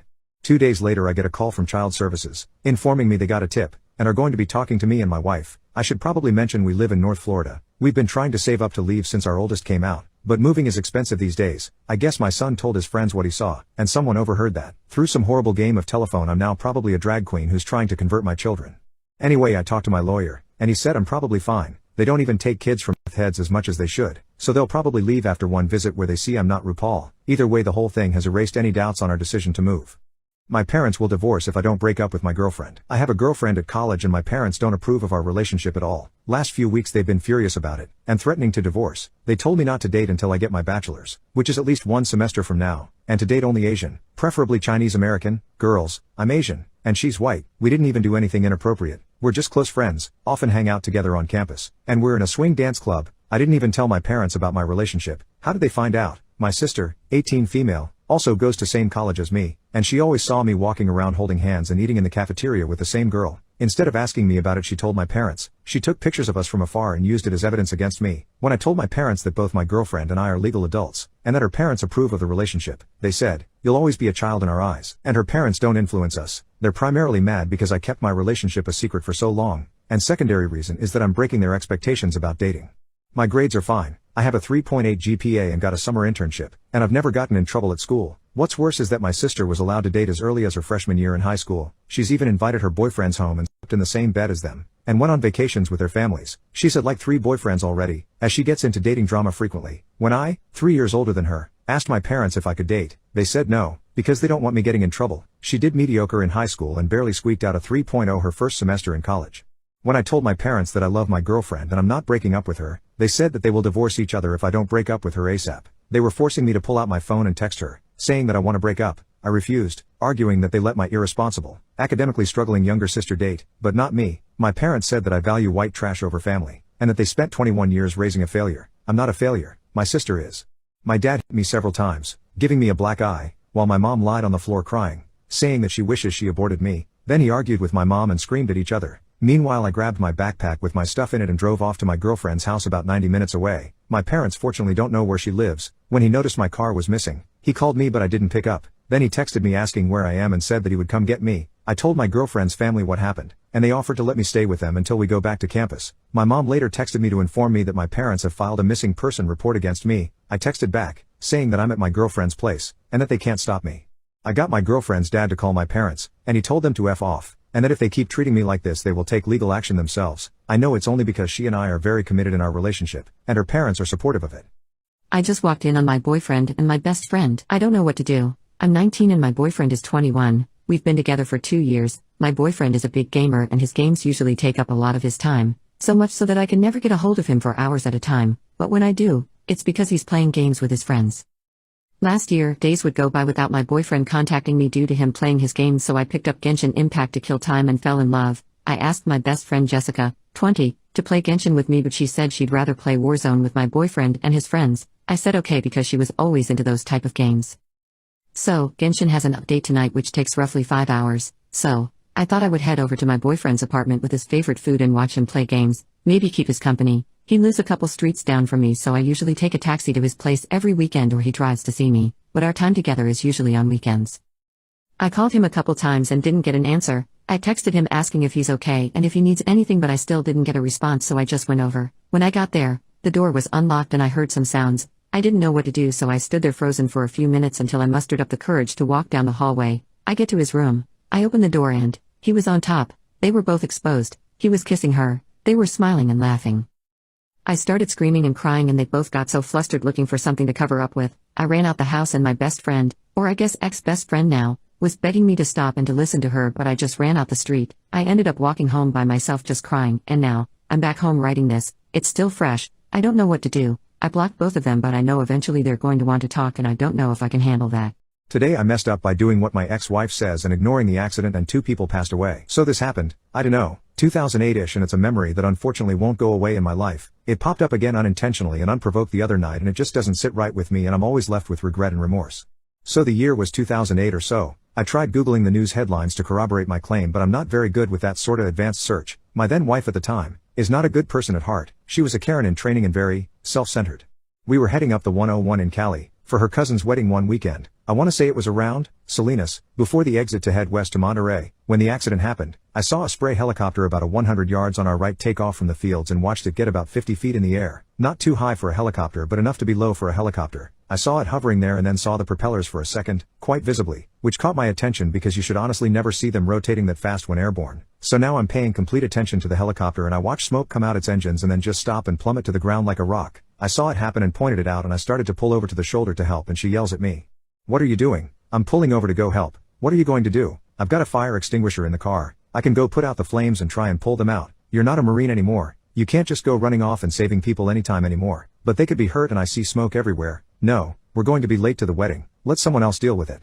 So away we went. I found out later on during the week in the news that the 2 people died inside from the fire before emergency services got there. The worst part is that when we finally arrived to her cousin's wedding, we found out that they deemed us unimportant enough for the actual ceremony and it was the reception we were hurrying to. I feel like those deaths are on me and I should have done something. Update. Today I messed up being willing to do anything to make my girlfriend get off. My girlfriend and I decided to end our relationship. This happened on Sunday. The plan was to unpack the hoodie situation. The deceased ex-boyfriend, my girlfriend struggling to finish, her feelings towards me, my feelings towards her, our feelings towards getting therapy, etc. However, when I showed up at the flat to have that discussion, my girlfriend was no longer sober. I could see it in her eyes, hear it in her voice, smell it on her breath. She was drunk. It was out of character. My girlfriend usually avoids drinking too much. I asked if she was in the mood to talk about what happened with the hoodie. My girlfriend said she never wanted to use the hoodie to hurt my feelings, but she got sick of hearing me talk about getting her off like it's become my life's work. I apologized for becoming obsessed with this and promised to tone it down. My girlfriend didn't seem to believe my promise and asked if I would ever enjoy lovemaking with her if she never finished. I was honest and said with or without and finishing, lovemaking would always be enjoyable with her because I loved her, but deep down I would probably feel like she's not getting the full experience if there was no satisfying payoff for her at the end. My girlfriend said if I wanted a satisfying payoff, all I had to do was wear the hoodie again and again and again. I asked if that was really her talking or the alcohol. My girlfriend shrugged. I asked if she thought it was normal to ask her boyfriend to wear something that belonged to her dead boyfriend, especially during lovemaking. My girlfriend struggled to stop the tears and said the hoodie actually belonged to the guy who was best friends with her dead boyfriend. She confessed to cheating on him before he passed away. I was speechless. My girlfriend clarified that the hoodie belonged to someone who was still alive. She taunted me to ask her why she had the hoodie of the guy who never loved her, why the hoodie made her go wild when I had it on, why she cheated on the guy she loved more than anyone, etc. I hugged her out of the blue until she managed to calm down. The 2 of us eventually ended up on the couch. We were too emotionally exhausted to continue talking. She fell asleep. When she woke up, she asked me to leave, for good. She said our relationship kind of tested her to see if she really was ready for another relationship since the death of her boyfriend. What happened with the hoodie made her realize something she apparently knew for a long time now. She was not ready for me, for us, for anyone. I did my best to fight for our relationship, but her mind was made up. She was done. We were done. I've been unable to sleep. Hence me typing this post while most people on my side of the planet are sleeping or almost getting up for work. I hope my ex-girlfriend will be okay. I hope I'll be okay. Today I messed up being willing to do anything to make my girlfriend get off. Last night my girlfriend asked me to stop trying to pleasure her because she was not gonna finish and it was getting late. I said I was willing to keep going, but she said we both knew she never got off with anyone and nothing was gonna change that. I asked if she wanted to use one of her toys. She said she was not in the mood for toys. I said there must be something I could do to get the job done. She said it is what it is and encouraged me to focus on the fact that she enjoyed getting me off. At that moment she got dressed and prepared for bed. I was still exposed and still struggling to accept the idea that my girlfriend was doomed to always depend on accessories. I have nothing against anyone using accessories, but I could tell that deep down my girlfriend would really like it if she could get off through human contact. My girlfriend eventually got tired of hearing me go on and on about trying new things and figuring out ways to get her off that she finally interrupted me and said there was something we could do that might work. She said I was not gonna like it though. I said I was willing to do anything if it meant getting her across the finish line. My girlfriend said okay and opened her closet. She pulled out a hoodie and said her first boyfriend had that on when he took her card. I asked why did she still have it. She shrugged and said she didn't know. I asked what did she want us to do with her ex's hoodie. She said I should put it on and let her have top. As soon as I put it on, my girlfriend became really dominant. The animal inside of her came out, an animal I didn't even know existed. My girlfriend didn't get off, but she milked every minute I had that hoodie on. My girlfriend put the hoodie back in the closet when we were done and said she was willing to let me wear it again if I was still feeling passionate about trying anything to get her off. Not gonna lie, it was not the biggest confidence boost to realize that my girlfriend was not only attached to her ex in some way, but also needed his personal belongings to bring out her wild side and potentially get her to cross the finish line, which I've been unable to do since the beginning of our relationship. All I wanted to do was make my girlfriend feel good and now it seems like I'm competing with her ex to do that. I hate hoodies now. Edit. The ex-boyfriend is dead. I should have included that information in my post. Sorry. My girlfriend and I took graduation pictures but I found out she cheated on me. My girlfriend 22 female and I 21 male took graduation pictures last Wednesday and they arrived on Saturday. We were excited to see them and she posted them on Instagram and made another post of the photos we took. I was going to post them in 2 weeks after our graduation ceremony but she made a post for us. She posted them on Instagram at 6 p.m. yesterday and an hour later I received a DM from a random account that said my girlfriend was cheating on me. They sent 5 pictures of her kissing a guy at a party we went to back in January. I looked closer and the woman was my girlfriend. She had a pink streak of hair at the time and the woman had the same hair streak as her. I was confused so I went to her apartment and showed her the pictures and she confessed that the girl was her. She said they were grouped together for a final for one of her classes back in December and they made out one day after the other group members left. She then told me she slept with the guy every Wednesday while I was at work from December until March when she broke it off because the guilt was too much for her to handle. She said the pictures were when I was in another room talking to a couple of friends and she ran into the guy and they went to the patio to make out. I didn't say anything other than we were finished and I was breaking up with her. I went to her room to collect my things and she started crying and begging me to forgive her. She kept apologizing and pleaded with me to give her a second chance, but I couldn't hear anything at that point. She grabbed my arm when I walked out the door and told me to stay, but I pulled my arm out and left. She was blowing up my phone when I got back to my room, but I blocked her an hour later. I feel completely numb. I haven't left my desk since last night and I don't feel like moving. We were together since our first semester of college and now it's over like that. She was my best friend for the past 4 years. We went everywhere and did everything together. I know everything about her and she knows everything about me. She was with me when I found out my mother passed away. I supported her through her eating disorder recovery. I did my best to be a good partner for her. I'm never going to see her father or her little brother again. We were going to graduate and get an apartment together and we're planning to go to Germany and Italy next year, and now those plans are all gone. How am I going to tell my sister about this? She loves my ex-girlfriend and now I have to tell her she cheated on me. She still has the post of our graduation pictures on her profile and all the comments saying y'all are the cutest. I have a folder of our pictures on my nightstand and it feels like the folder is mocking me. I hate this feeling. I hate everything so much right now. Why would she do this to me? All I want to do is cry, but I can't do it. How could I not pick up the signs? She never responded to my messages on Wednesday and I never thought anything of it. Why am I so oblivious to things? I hate myself so much right now. Update: she sent me a text through her best friend's phone saying she also got together with one of her friends from high school when our college sent us home to quarantine in spring 2020 and felt like I needed to know. I knew it. I am so mad. My dad kept his no questions asked, just call me for help promise. My 13 female dad is a good dude. He's not perfect. He'll get pissed over smaller things sometimes that I think aren't worth the trouble. He gets a bit too drunk with his coworkers occasionally and gets banished from my parents' bedroom. All in all though, good dad. One thing that I've been told again and again since I was in elementary school is that if I'm ever in real trouble, he will always be there to help. I've never had to take him up on his promise until I was invited to a party a few weeks ago. Told my parents I was sleeping over at a friend's place. There were some older guys at the party and hard liquor. My friends and I will sneak the occasional beer, but it was our first time trying things like vodka and whiskey. We got really drunk and the high schoolers were being creepy. My friends really didn't want to call their parents, kinda understandable because we were wasted at a party with boys we didn't know that well. I ended up calling my dad at like 3 a.m. He just asked for the address and immediately drove over, dropped off my 2 friends and then we drove home. Honestly, I thought I was in for the shout session of a lifetime. Low-key I knew I deserved it. All he did, though, was hold my hand and tell me that the world can be a dangerous place and to please make safe, smart decisions. Next morning, he acts as if nothing has happened. Apparently my dad just told my mom that I was feeling a bit sick and came home during the night, which was true because my hangover was horrible. My dad, this guy. I've been reverse pickpocketing my parents for years, and I think I'm addicted to it. When I was younger, I noticed how excited my mother would get over finding money on the ground or in the wash, even if it was only $1. Once I was a bit older and had a job, I realized that I had money I could spend however I wanted. My parents didn't really like receiving random gifts when it wasn't a holiday or birthday, so I started sneaking 1s and 5s into their wallets, bags, and even coat pockets. It made me so happy to see how excited my mom would get even though it wasn't much money, and sometimes my dad would bring home candy with the surprise, extra money. I'm an adult now and still live with my parents. They let me live with them super cheap even though money has been a little tight the last few years. They don't like it when I just give them money to help, even if they pay me back. I've started reverse pickpocketing 10s and 20s. My mom gets especially excited and tells me all about the money she found. My dad doesn't vocalize that he found it. He just brings home ice cream or fast food for the family. The problem is, I can't stop. It's not putting me at a detriment because they don't charge much for rent, but I'm worried I'll get caught soon. I'll probably stop once our financial situation is a bit better in a year or so. I just absolutely love the smile it brings to my mother's face, and the smile my dad has when he surprises us with a special treat. It's worth the $20 to $30 every paycheck. I don't do it too often, but it's been going on for so long I think I'm addicted to it. Today I messed up by wearing noise-canceling headphones while self-pleasuring. I 19 male am staying at my college dorms for the coming summer as I signed up for some summer classes. My college opened up my building for summer students so I got lucky and got to stay in mine. All semester long I had a roommate, but now that he was gone for the summer I could use the place to myself. I had also just got some noise-canceling headphones so I was excited to fire up some Shakira videos and have a nice long wank session. I got 3 monitors so I can really get into the zone. No, before the dorms are given to the students for the summer there was supposed to be a room inspection. This was supposed to take place yesterday. They have been reminding us about it for about a month, but I forgot. As I was self-pleasuring yesterday I was sat in my computer chair, headphones on with the door towards the back side on my left. Towards me getting really into it I felt a gust of wind and a slight change in light in my room for a couple of seconds, but I didn't pay much attention to it. This morning I woke up and met up with some friends who are also staying for the summer. They asked about my room inspection, and I said no one came to my room. They found that strange and said theirs happened at 3 p.m., which was right around the time I was doing my thing.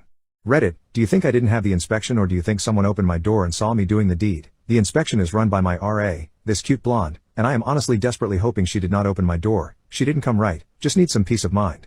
Final update: my girlfriend dated me because of a dare. Man, sorry it took so long. I got busy with graduation and was waiting for things to be finished up. Now that I think it is, this may be the final update to conclude this mess.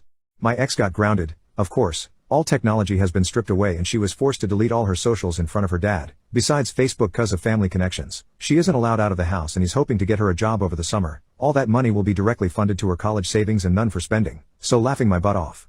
Her dad also messaged me that she ended up ratting out her friends' addresses and he went to each house to talk to the parents. I don't know what happened to them, but some were furious at graduation. I know they had a huge fight with my ex and everyone dropped her as a friend. They dropped each other as well. The whole friend group basically crumbled except like 2 of them. I'm pretty sure my ex probably has 1 or 2 friends left, if any at all. She was well popular then dropped to the bottom of the food chain. It's hilarious. None of the girls confronted me, except my ex. She met her after graduation where I was heading back to the car with my parents. She stopped me midway. She apologized profusely and admitted she never actually saw me as a lover, but as a best male friend. She realized how much we had in common when she took me on that date and wanted to get to know me more. She's a lesbian, but wanted to keep the charade of us pretending to be lovebirds so her friends wouldn't think she's a freak for liking girls. They're quite homophobic and would have dropped her. They did anyway so. She also used the whole prank card as an excuse to not break up since I could have told people and word would have been spread around and it could have ruined her reputation too. Which is why they did the whole getting me framed for cheating thing. I'm surprised she suspended it for several months and got that far. It's impressive actually. If I hadn't caught her in time, she probably would have gotten through with it due to pressure. So basically she used me so people think she's straight and also not ruin her reputation if she came out that it was a prank to date me. The only thing I forgave her for was her being a lesbian. I'm a straight cis male, but I can't imagine how scary it might be to be in a circle full of homophobics, whom you knew since you were kids. If I was gay, she didn't want to be discarded as a social outcast. I'm sure she would have found plenty of friends who would have accepted her for who she is. We don't live in the 1900s, lol. Still, I understand why. I honestly would have rather her come out as a lesbian than using our relationship as a prank. It would have been so much easier to handle. In the end, I told her to leave me alone and that I blocked her. She understood and left. She was sobbing so much and was having a panic attack in the parking lot. I had to drag her away from my parents at one point since I didn't want them finding out what's been going on. I only told them we broke up and this is a final conversation to clear things up. I do feel bad for her, but I can't help her. I do hope she finds better friends honestly. Anyways, that's all for the update. I told her dad that I made a Reddit post about this situation. I didn't want to out her, so I asked him to ask her if it would be okay. She said yes. I don't know if she read my posts or not, but she definitely now knows I wrote about her to Reddit. Oops. I didn't listen to Reddit and came to Egypt. I hate it so much. As the title says, I came to Egypt on holiday and was so dang excited. As a well-traveled person I thought people were exaggerating how crap it is. So I've been here 3 days and have 5 more to go and I'm ready to go home. I hate it. The people are awful. I feel like an ATM machine to them. It's so draining doing anything because everybody is trying to extort you. I came with 2 friends on the same day and another flew in from another place so arrived at the hotel after us and got a whole different price for the same room.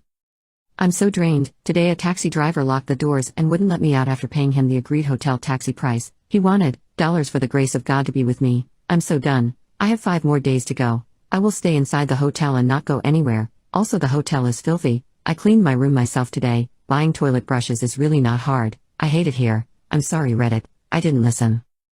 Edit. The worst part was the incredible moment I saw the pyramids was ruined by extortionists everywhere. They lied you can't walk in or drive. You have to go on a horse cart. I didn't want to because I don't like using animals in tourist places. I feel most of them are used. I reluctantly agreed only to get in and realize we have been duped. Also they told us it was $30 each to see the pyramids, only to look at a sign and calculate on the way out that it was $8. Another edit. I am not from a developed country or anything and am not looking down on any culture. I am black, I am female and I am African. I am from a developing country. I have long braids and am not sure if that is contributing. I assumed it's just because I am a foreigner. I am not African American. I am a literal African who wanted to visit another African country with a rich history that I fell in love with decades ago. I am currently in Sharm el-Sheikh. I took a guided boat tour today which I had pre-scheduled which was nice but still, you have to stop at these places before where they're trying to sell you all this stuff. I'm just drained. I don't have Egyptian friends unfortunately. We are 3 black Africans, 1 female who is me and 2 males. We are all just friends and thought it would be awesome. Lady gynecologist shamed me. I 24 female found a lump/cyst in my you-know-what. I got super concerned and fixed an appointment. I specifically went to see a lady doctor cause I knew I'd be physically examined. When I went to her chamber, she asked me about my sexual history and all the nitty-gritty details, which I thought was pretty normal. I think it's common for health practitioners to gather an intimate health history from patients. I told her I've made love before but I'm definitely not intimately active. Had 4 partners in the past and I'm always safe.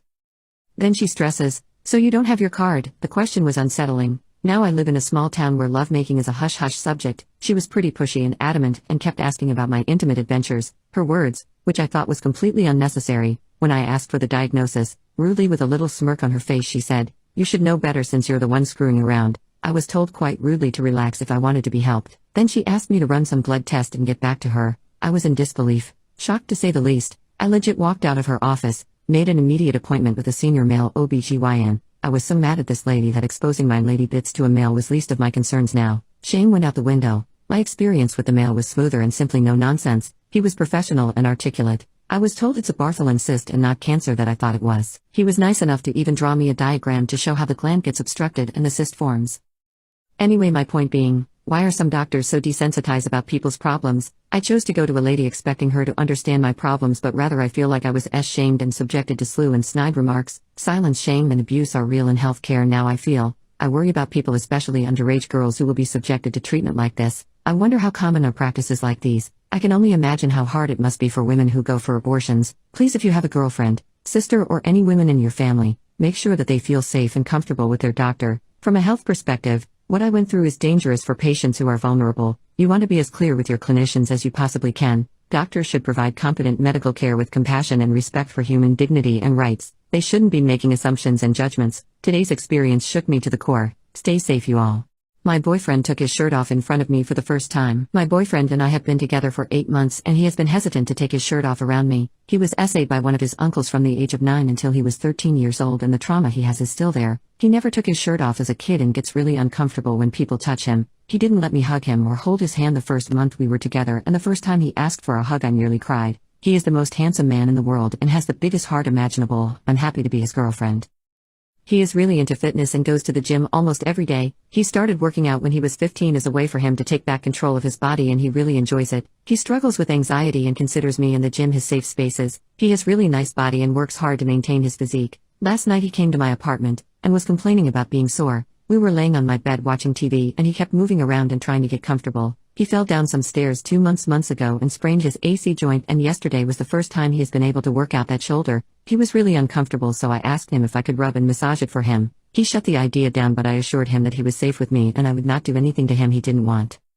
He was still unsure but said he wanted to take this step with me. I offered to take my shirt off with him, and after a minute of reassurance he agreed. We took off our shirts and he looked so beautiful. He moved up in front of me and I began rubbing his shoulders. He flinched at first but relaxed and said it was helping. He asked me not to touch his lower back, so I stayed around his shoulders and neck. I massaged his shoulders for about a half hour and told him all the things I love about him, and he was so calm and relaxed.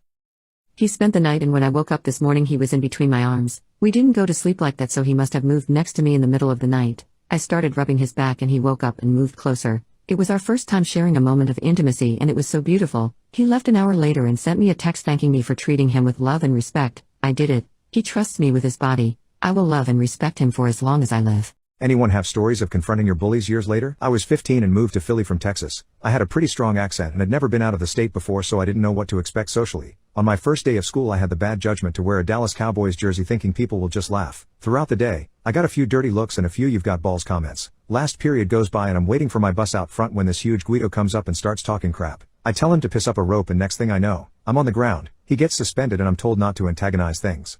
Time goes by and he's a constant pain in my life, bullying me around on a weekly basis. He outweighed me by about 75 pounds thanks to his steroid use and had a temper to match. I got my butt handed to me many times thanks to him and his manipulations. We graduate and I don't see him for a few years.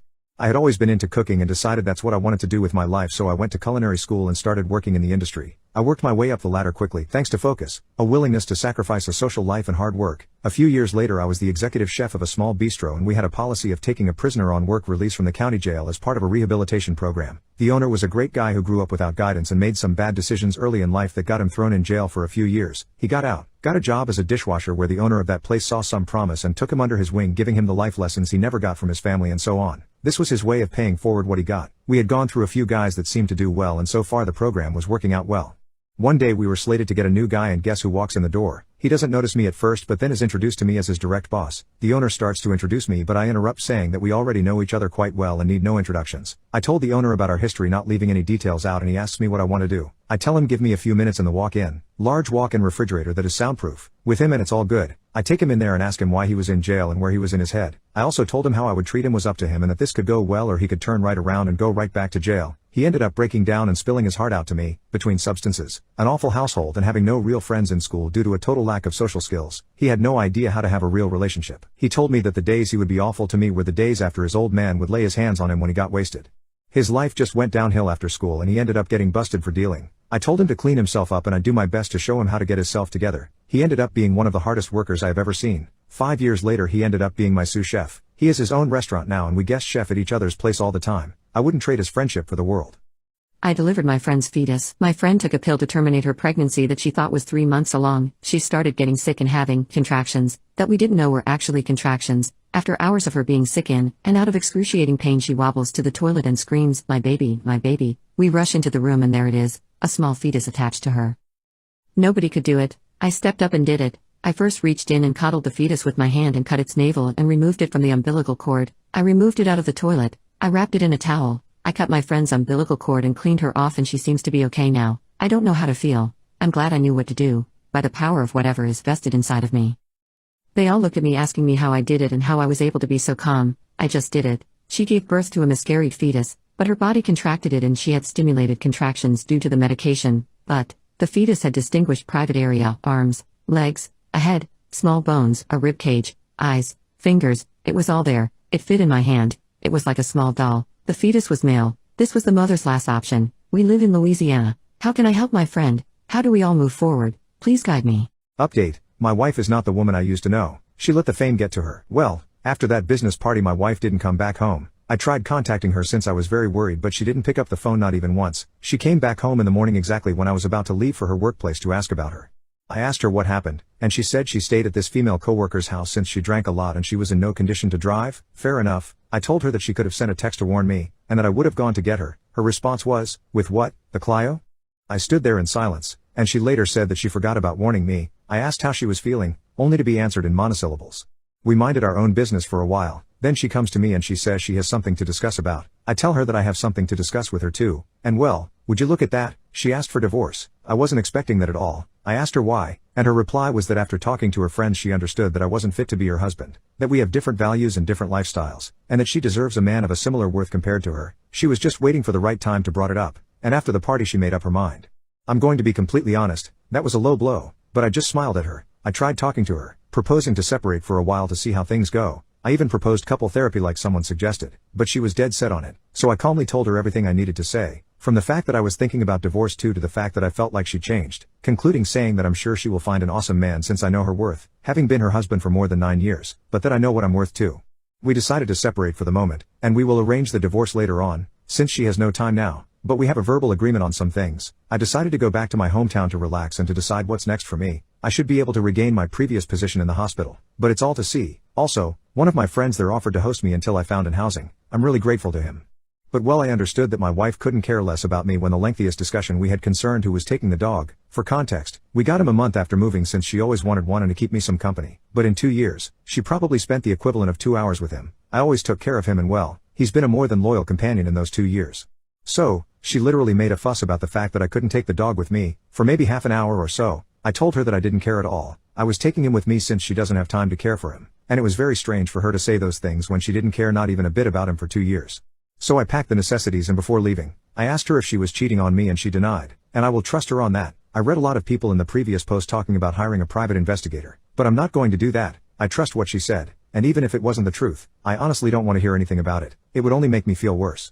I feel calm, but inside I feel like I've lost an important piece of myself. The things she said didn't hurt me initially, however the more I think about them, the more heartbroken I feel, but I'm trying to focus on nicer thoughts, like meeting one of my old friends which I haven't seen in a long time. I'm still trying to process everything. It all happened so fast, though I must say that seeing my dog so happy inside the Clio brightened up my mood a lot. He loves car rides.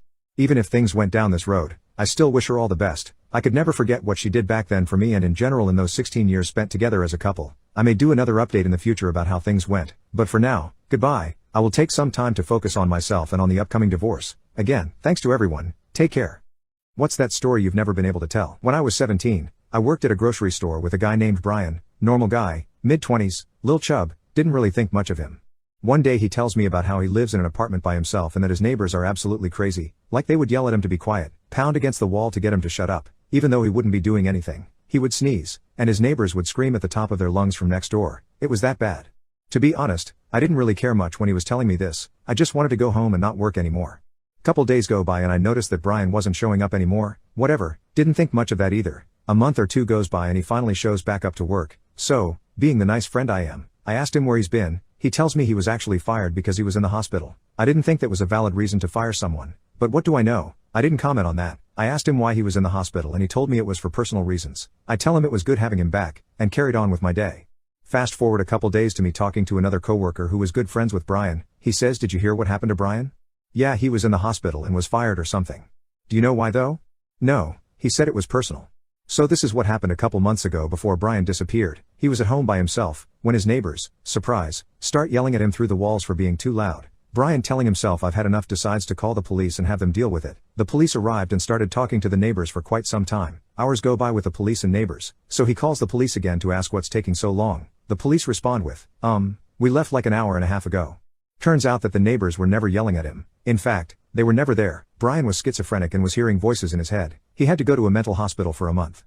My wife just told me she made an OF about 3 months ago and I don't know how to react. My wife and I have been together for a little over 9 years, married for 7, no kids yet. We are in good jobs, both making over 100K a year, active social and intimate life, not at the same time. Yesterday she told me the dreaded 11 words no one in a relationship wants to hear. "OP, I need to be honest about something. Please don't be mad."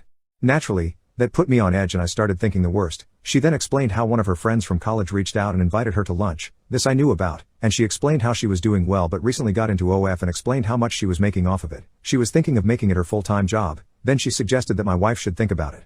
My wife is beautiful and is in good shape, more on the curvy side, tattooed, goth type, and just overall a beautiful person. She then said she looked into it more and was amazed at how many people had OF and were making good money off of it. She wanted to see if it was something she would be successful with. Just as a way to make more money, she made an account and posted 9 photos over the 3 months, or about every other week.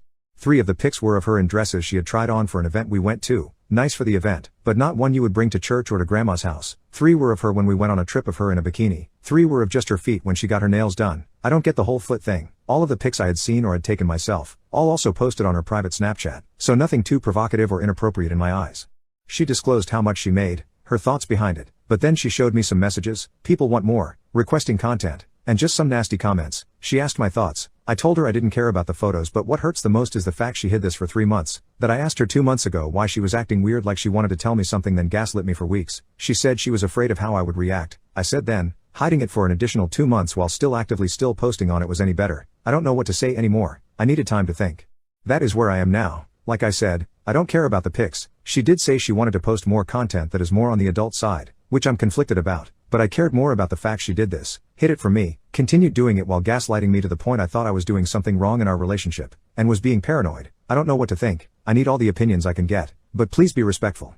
I left, ghosted, my fiancé because I found out I was just an option early on in our relationship. We did distance early in our relationship for reference. I was away a decent amount for work but eventually got to be home more. I never even considered breaking my commitment to her. We got engaged a little over a month ago, dated for about a year prior.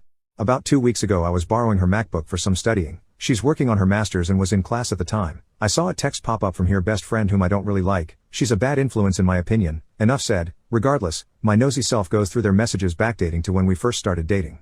So anyway, to keep this fairly short, there were 2 other guys I know of for sure she entertained enough to go out with, kiss, made out all night in her words, send pictures to, and brag about it to her best friend I don't care for. Oh, and let's not forget she spent the night with one too. She never sent nudes or anything over text even to me, but a lot of the pictures she sent me, they also got.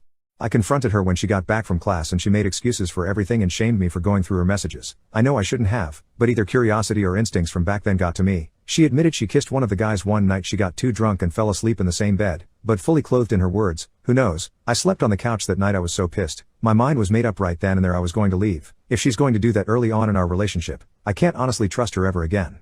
A few days go by and I make it seem like I'm good and over it just to buy time to collect myself. I got myself situated, and made up some null crap story that I wanted to get her engagement ring engraved while she was in class. She agreed. The next day while she was in class I packed myself up and drove to a close friend's place to crash. Blocked her on everything. It's been over a week of no communication. I don't plan to communicate further at all, to be honest, and I honestly just need to get it out there. I feel like I'm getting in my head. I felt so betrayed as I was always so loyal and committed, enough to put a ring on her finger. Now I'm just chilling, not sure where I'm at emotionally, trying to stay productive and keep my mind off it, coming to Reddit for validation or something, I guess. Lol. I'm divorcing my wife because she has been late for 90% of everything we have ever done together. Everyone we know is shocked and confused, but I don't care. No, I'm not having an affair. No, I'm not having a midlife crisis. No, I'm not looking for a younger woman. No, I'm not hiding anything. My wife and I have been together for 12 years. During this time she has not made even the slightest amount of effort to be on time for anything we did. When we were dating, average wait times were 15 minutes to an hour for her to finally effing show up. I waited because I loved her. After marriage she somehow got worse, and after childbirth, she got even worse. She used to blame circumstances for being late every time, but now she just blames our son. I put up with it because I loved her. Example 1, we're currently looking at preschools. We're 15 to 30 minutes late for each meeting because the thing we need most in our lives is for the teachers to believe our son is chronically going to be late for school. It's always something with her. Example 2, I wanted to see a movie in theaters a while ago. She wanted to come too. I had to leave her in a clothing shop because I was going to miss the start of the movie. Of course she was livid. Example 3, a few months ago, we went to see a concert of a group she likes. We were an hour early because of course we were an hour early. It was something that she wanted to do. I'm so sick and tired of it. Dinner reservations are always a toss-up because restaurants in our area have no chill and will cancel your reservation if you're a minute late. Growing increasingly anxious as she stares at her effing phone and trying to ask her in the nicest way possible to hurry up is a horrible feeling, especially since she will flip her lid the second that I try to tell her we're going to be late. Meeting up with friends, going to a children's event with our son, even trying to take a walk is always an ordeal of trying to get her to put the goddamn phone down and get ready so I don't have to stand there like a dummy. I think my boiling point was last week when I stood at the entrance of our house for 20 minutes with our son, as he grew increasingly impatient, and then seeing she had abruptly decided to start vacuuming the house. I'm getting spammed with calls from mutual friends and family. She went and told everyone that we're getting divorced. Everyone wants to talk me out of it. I just broke after years of patience. I have no regrets. My trans sister changed her name to my current name. My sister came out as trans about 2 years ago. We are not close at all. The last time I saw her was at my college graduation 3 years ago. However, when I heard the news, I sent her a text congratulating her and wishing her well. She's always been the black sheep of the family, interested in different things than me and my family. Kind of the look who came out their cave energy. She's since left our small town in western Massachusetts and moved to Seattle. I currently live in Boston and heard she changed her name. She had a fairly gender-neutral name to begin with and didn't change it initially when she came out. However, 2 months ago I heard from someone who follows her on Instagram that she changed just her first name to my current first name, thus giving her the exact name as me, minus the middle. I immediately called her and asked why she'd do such a thing. She said she'd always liked that name and couldn't find a better one. She went on to say, "We don't really talk. I don't live on the East Coast and never visit. I don't know why this even matters." I explained that I'm kind of embarrassed and feel awkward about this and asked to help her choose a different name that literally isn't mine. I do go back to my hometown somewhat frequently and so I'll have to deal with this socially with friends and other people we both know when I do end up going back. Anyone from a small town will tell you, word spreads fast. She said she's made up her mind and she intends on sending in the paperwork to change it legally this month. I called my mom and she said she had the same exact conversation with her, but my mom lost her patience and had kind of an argument and said something transphobic in the moment and they haven't spoken since. My dad hasn't touched this at all, lol.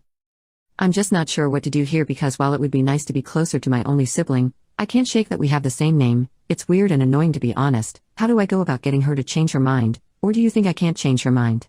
My ex-boyfriend broke up with me because of my number of bodies. We've only met in December, but I became really attached to him. He found out about my number of bodies in the beginning of January. His is low, 3 including myself. Mine is in double digits and higher than most people's. We are both 24 years old. He initially broke up with me after he found out and I was more or less okay with that. People have preferences and it's okay. He then came back a day later and we got back together. Even though he came back, it was always on his mind. I tried my best to reassure him. The worst thing is I do really regret my past. I hate myself for being so hedonistic. If I had a time machine, I would have saved myself for him. We had our ups and downs. I was trying to be as transparent and genuine and it seemed like we were working through it. A week ago he said that he doesn't see me as worthy of marriage. That broke me because he knew that I don't see the point in having a committed relationship if building a family is not the final destination. He then said that the past couple of months he decided to emotionally check out and that he was only with me for the lovemaking.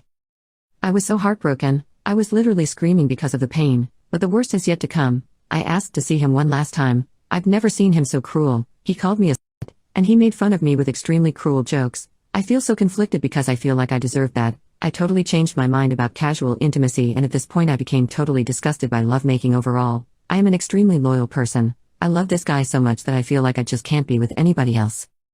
I hate myself so much because I messed up. If only I could keep my legs closed, I would have been happy with him. I lost the chance to be with the love of my life over some meaningless intimacy in the past. Today I messed up by being a life art model for my best friend and losing a best friend. So, I'm sure from the title you are all thinking this is just another explicit story or whatever. If you think this is, that I don't blame you, but it definitely wasn't a good experience in my eyes. This didn't happen today but rather last week. But some context first. I go to a university with around 80% women. I'm a man. I'm turning 20 soon and I'm around the same age as the other students in my year. The university has a campus where all the students live on site and go to lessons in the same building. All the students on campus do the same history course. While everyone does history, there's a thriving art community in the form of clubs, or groups. It's my first year in university when this all went down. There's this super cool girl who lives 2 doors down from me who I've made friends with. She's also my project partner for one of my semester-long research courses and she helps organize the art club in her spare time. Let's call her Beth for now. Apparently, the art club has occasional life model drawing sessions, where they get one of the members of the art club, usually a woman, to model for the group so they can practice their drawing. I've never been super into art, so this was a surprise to hear when Beth told me about this. I assumed that having a model could become awkward, but I supposed as long as they were all women and it's for art it's not that bad. So, the day of the mess up, I'm working on my part of the project with Beth in the library when she gets a text. Apparently the student who was gonna model got some sort of a virus and was too sick to join. Beth gets really upset. These sessions happen once a month and she doesn't want to miss it. She asks me if I want to model. After all, the girl who was gonna model was also a student, so how bad can it be? When Beth asked me this, it was as if she expected me to say no. I should have. Unfortunately, I panicked under my need to please and the unexpected request and I said yes. After all, why shouldn't I do something different? There's 3 things I messed up here on out. Firstly, for some reason, I don't know why, I assumed the students drawing me would be random students I had never met before. I didn't consider Beth would be among them. Secondly, as I came out of the dressing room, I realized that I knew many of these students since we all live on campus. These were girls, and they were all girls, believe it or not, which isn't super unusual for the art club. I knew and walked with to class every day. My main mess up was this: as I removed my dressing gown, trembling with fear like a wet puppy, I got incredibly self-conscious. I was holding a standing pose with my hands on my hips and I'm aware I don't exactly have washboard abs. I don't know why, but being so in my head about this all made my body react in a weird way and things began to stir below deck. I never got fully stiff, thank God. Unfortunately, for the rest of the hour session, I kept alternating between soft and half-mast due to being caught up in my head. This was incredibly awkward as I had to keep perfectly still, the only thing moving being my meat sausage. Long story short, I've had a few more classes with Beth, but she's refused to meet my eye even once. Her, and a few of the other drawers, treat me nicely enough, but there's this heavy awkward tension every time we interact. It's hard to just find new friends since Beth lives so close to me, so I see her daily. I don't know what to do now and I'm worried I've lost a friend. Story 1. I made a huge mistake during my bachelor party trip. My fiancée moved on, and I just want her back. Part 1. 5 years ago I, Walt 28M, made a choice that royally F'd up my life. I had a lot going for me. At the time I was the new guy at my firm. I was an architect, mostly subdivisions, and really enjoying it. I had a long-term girlfriend of 3 years, Emily 29F now, 24 then, that I had recently become engaged to. I really thought nothing could derail me.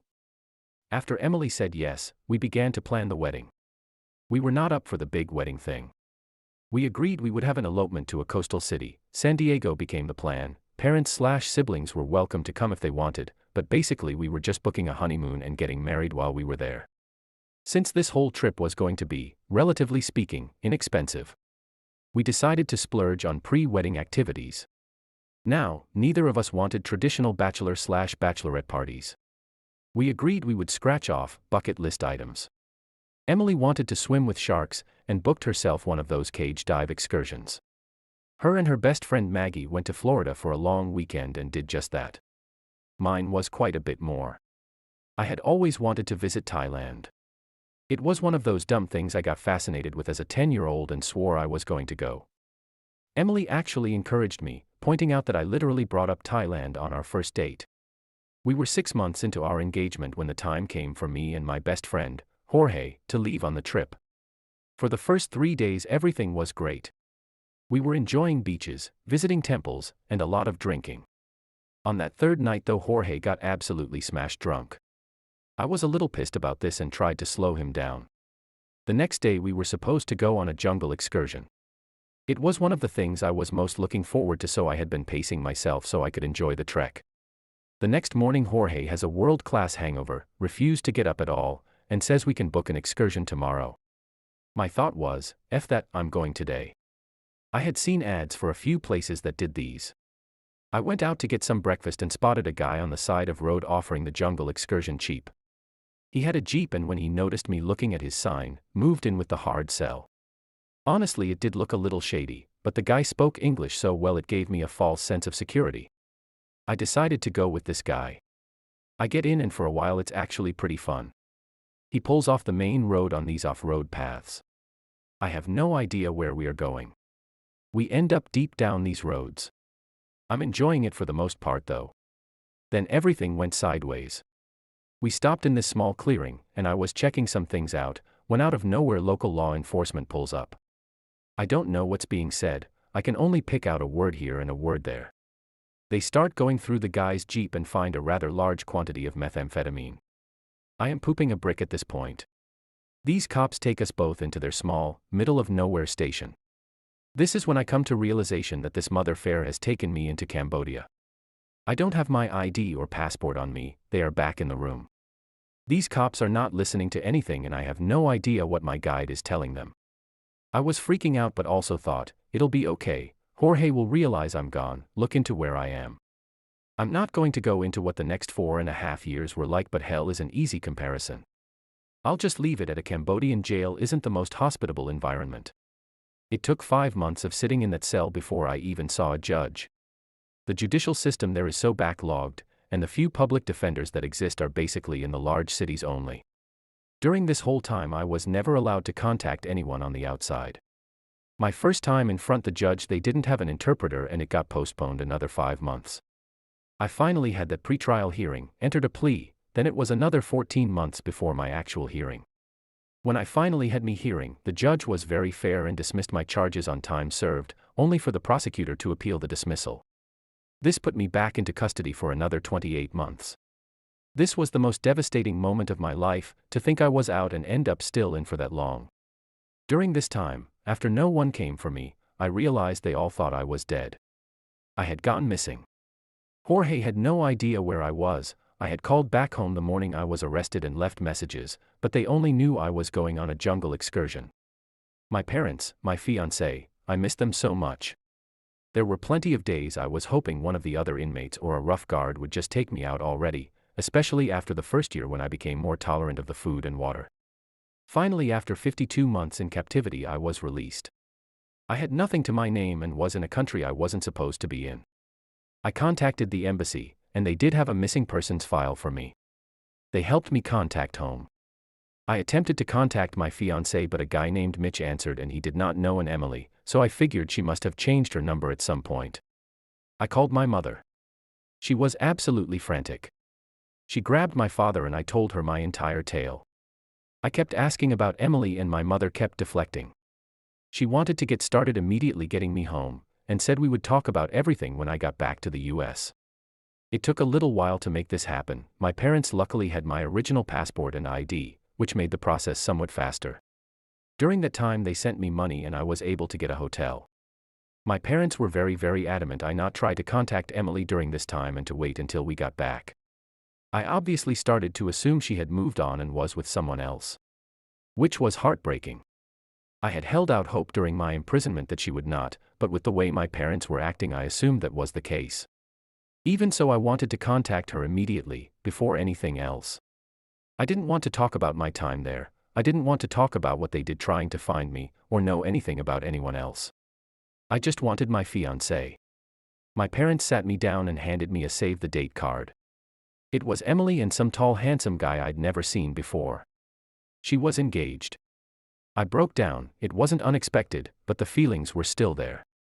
I asked my parents if they had kept in touch with her beyond just being wedding guest worthy.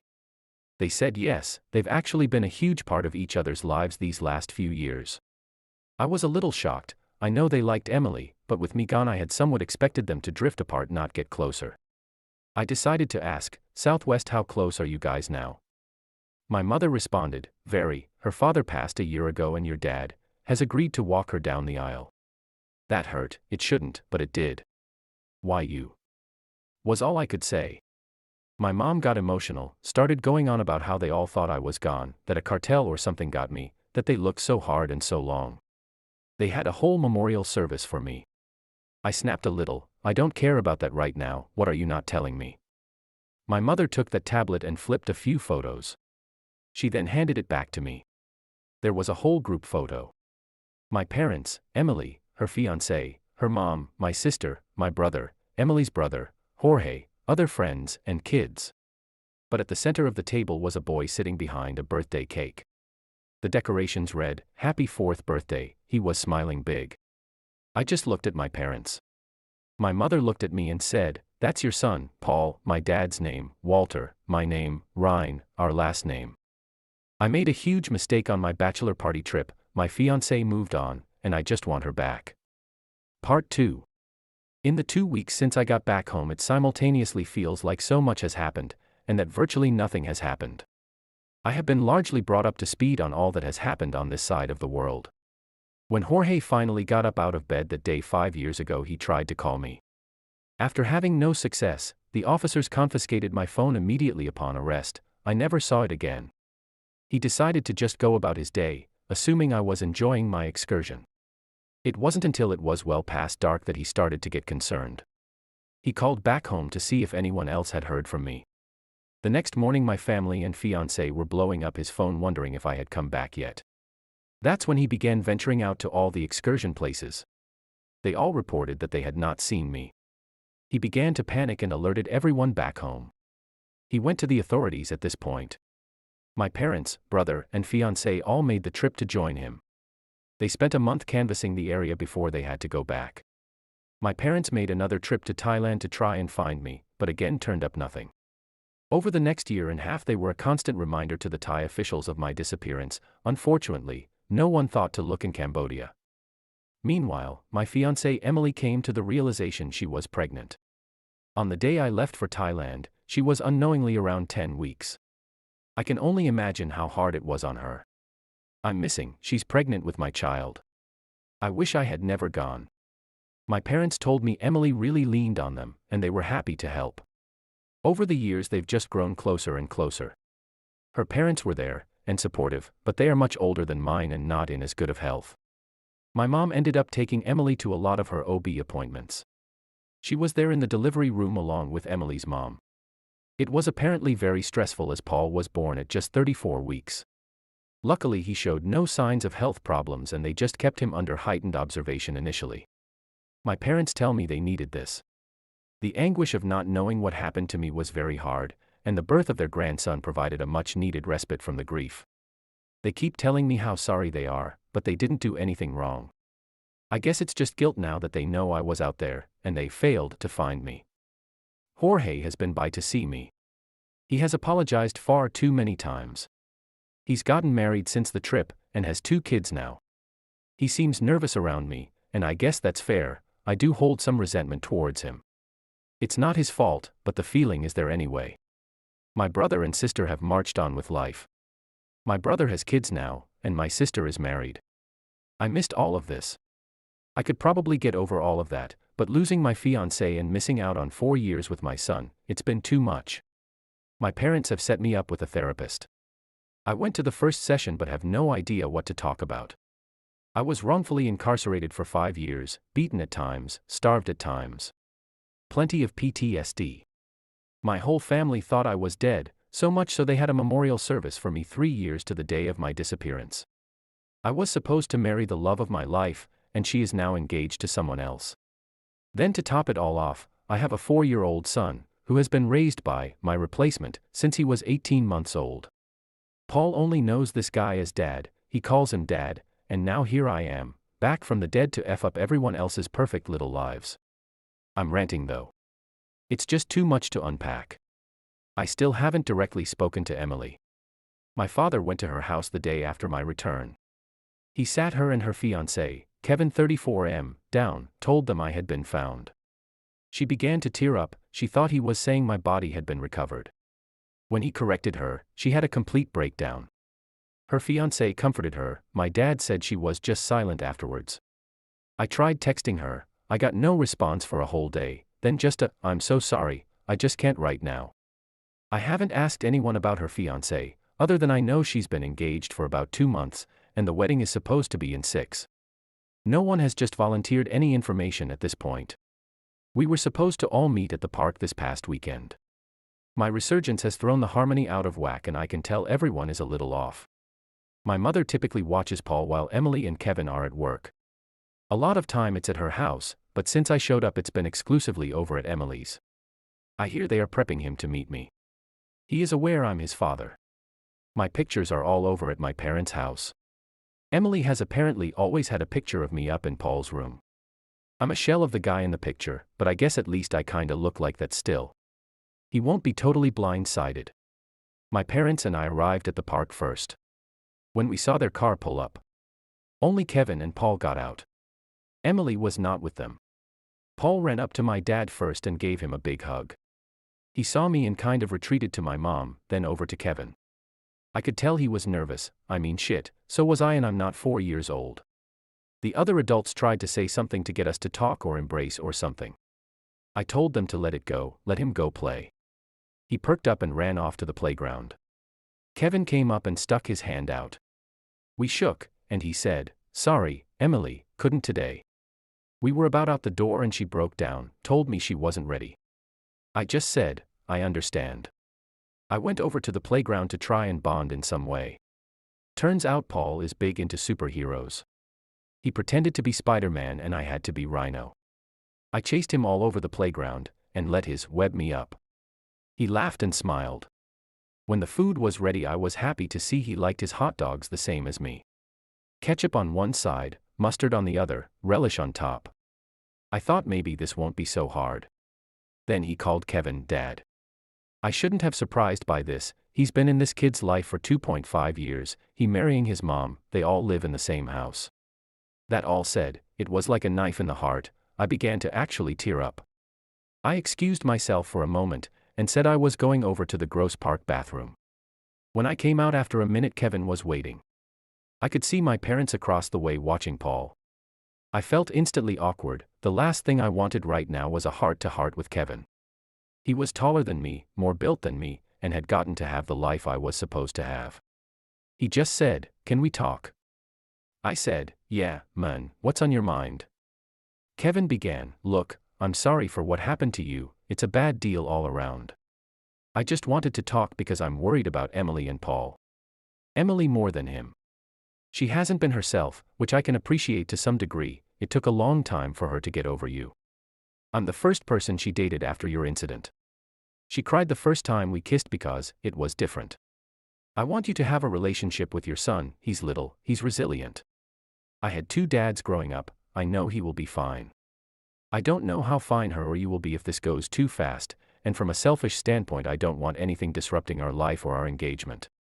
I love her, and want what's best. I'd like you two to take it slow and process everything before you meet. I made an appointment for her to see a counselor. I'd appreciate it if you could respect that and not push her or reach out to her. Let her figure things out on her own first. I was pissed listening to him, pretentious ass, but he had some points. I don't want to rip open all these old wounds. I ended up just saying, "Yeah man, I can do that." And walked off to join my parents and Paul. Kevin went into the gross bathroom. When he came back over, he said him and Paul were going to head out. Paul gave everyone hugs, including me. I was surprised, but pleasantly. Then he called me Rhino, and ran off to Kevin. As they left, I heard him say, "Dad, can we get a cookie cake on the way home?" Ugh, he's Dad, I'm Rhino, and this just FING sucks. I made a huge mistake on my bachelor party trip, my fiancée moved on, and I just want her back. Part 3. We finally met. We started by texting a bit, but it felt so impersonal the conversation stayed at a surface level. The deepest we really got was talking about Paul and me briefly divulging what Cambodian prison was like. Over the 3 weeks between our first text exchange and our meetup, we only texted maybe 5 times, and each time it started to get into heavy subjects, one of us would end the conversation. During that time though, I did spend more time with Paul. My mother began watching him at her house again, and that gave us time to bond. I even had some one-on-one time with him when we went to get ice cream together one day. It's amazing how resilient kids are, he just goes with the flow of everything. He still calls me Rhino, but maybe I'll get the Dad title soon. One day this past week, when Kevin came by to pick up Paul, he asked to talk again. This time he had a job offer for me, which had me getting pissed. Then he elaborated that it wasn't really an offer but more of a lead. His brother owns a construction company and is looking for an estimator. Kevin told his brother I was once an architect, and his brother said he'd give me an interview if I was interested. He left his brother's card with me. I really want to hate Kevin, but he does actually seem to be a genuinely nice person, which also pees me off. His self-deprecating sense of humor grows on you fast, and this is just in 5 to 10 minute interactions with him. But at the same time, F that guy. I talked to Emily via text this past Friday. We agreed to meet the next day for lunch. I suggested this Italian place that had been our place, but she got a little upset about this and I thought she was going to cancel. Instead we pivoted to Applebee's. Seeing her in person I can't even describe. She was just as beautiful as ever. The hello hug caused a shiver through my spine. I didn't want to let go, and may have lingered for just a second, but also didn't want to make it weird. We exchanged pleasantries and small talk through the ordering, and at that point the conversation took the first serious turn since my return, and it stayed that way for the next hour as we talked. She told me how hard it was to deal with my death. She was pregnant and grieving, and a lot of days didn't want to carry on. It hurt so bad to listen to what she was going through. She told me she felt so alone anytime she was in our apartment that she spent most nights staying at her parents' or mine. She kept hoping that every time the phone rang it would be someone with news about me, and then began to hope it wasn't, because as time went on it became more likely that it would be a call that they found my body. She told me about how great my parents, and to a lesser degree my siblings, had been to her. My SIL and her even had slightly overlapping pregnancies, so it was fun to have someone to talk to about it. It was after Paul's first birthday that my parents of all people talked to her about getting back out there. She admitted she was really only spending time with her parents, or my SIL and by extension my brother. She said she even fell off hanging out with her best friend. Emily told me it was fear. She never wanted to be away from Paul. If I could disappear in an instant, then that means anyone could. She wouldn't be able to live without him. After this intervention, she realized she was living like a widow and not a 25-year-old woman. She began hanging out with her friends again, let others watch Paul occasionally so she could go out. It was 2 months into her attempts at living life that she ran into Kevin. They were in a Starbucks. She was fumbling trying to get her phone out while holding Paul. When suddenly this tall handsome effer, my words, comes up and scans his phone, buying her coffee and muffin. They strike up a conversation while waiting. When her order gets called, he grabs it and hands it to her along with a business card with his cell number on it. Kevin owns a screen printing shop. Tells her, no pressure, but I'd like to get to know you better. Then they part ways. She called him the next day. For months later she introduced Paul to him. A year later they moved in with him and a few months ago they got engaged. This is where I said my piece. I told her I still loved her, that it's impossibly hard to see her with someone else. The idea of getting back to her was one of the few things that kept me going when I was locked away. She began to cry, and I reached out and took her hand. I asked if she was sure, or if there was any way we could try again. In hindsight I feel like this was a D move, but at the time I needed to know. She shook her head. Looked up at me and said, I love you. I never stopped, but I love Kevin too, and I'm marrying him. It's not fair. I know it's not fair. You didn't do anything wrong, but I had to move on. I spent years thinking you had died. When you came back I was so happy, but also so guilty. I cut her off there. You have nothing to feel guilty about. I f'd up and cost myself everything. I always knew you'd likely moved on, and I don't fault you for that. I was gone. There was no reason for you to believe I was coming back, but I did dream that I'd find my way back and you'd be there when I returned. I realized that was unrealistic. I'm sorry for putting you in this position now. She said, it's okay. I knew this was coming eventually. We just kind of stopped talking at that point. Sat there just drinking our drinks. After a few minutes that seemed like eternity, she said, how do you want to move forward when it comes to Paul? I told her, I love him already and want to be in his life. She replied, I'm so happy for that. I always told him about you. I didn't want him to think he was abandoned. I said, he is the one bright spot in this whole situation. From there she told me that Kevin had planned to adopt him once they were married but wouldn't now that I have returned. I am listed on the birth certificate as the father, although I think I'll meet with a lawyer just to make sure everything is in place from a legal standpoint. We made some plans to meet together later in the week with Paul. Let him have fun with all of his parents at the same time. She also encouraged me to do more one-on-ones with him. At the end we hugged one more time and parted ways. When I got back to my parents' house and in my room, I broke down. The finality of it all was just too much. After I recovered I decided I was not going to wallow in my grief anymore. I needed to swallow some pride, and get on track to do something with myself. The next day I called Kevin's brother and did an interview that day. He hired me. This is the first step towards moving on. I made a huge mistake during my bachelor party trip. My fiancée moved on, and I just want her back. Part 4. Holy shit, you are not gonna believe what I'm about to tell you. These last 6 months have been nothing short of absolutely fing crazy, but in a good way. After my first initial face-to-face with Emily, I decided I needed to move on with my life, and I ended up getting hired to be an estimator for Kevin's brother Kyle's 36M construction company. It was going well, and at about the 2-month mark Kyle, knowing I was an architect, started asking me to design some of his custom builds and would compare them to the usual architect he was using. He was liking mine better, and while I still work as an estimator still, I am now solely designing the custom homes for Kyle, and he gave me a huge raise. This allowed me to get my own apartment, and I'm thankful to say I am no longer living in my parents' house. Emily and Kevin's wedding plans progressed with only one major change. My father was no longer walking her down the aisle, as everyone felt it was inappropriate given my return. Her much older brother was going to take that role now. Emily was an oops baby, so her brother is 16 years older than her. After our initial lunch, I saw Emily a lot more often. We were making it a point to do something all together with Paul at least once a week. Kevin was there as well, but they kept the couple behavior to a minimum. It was fun. I especially enjoyed getting to talk to Emily and just be around her. After a month of this back-to-school season hit. I guess in the screen printing industry this is the busy season. Which I guess makes sense with fall sports, staff shirts, clubs, Greek life. Kevin has contracts with all the school districts and is used heavily by the local colleges in the area. He became swamped at this time. Which led to Emily, Paul, and I spending a lot more time, just the three of us. Over the months of this we became a lot closer. Hello side hugs became lingering full front hugs.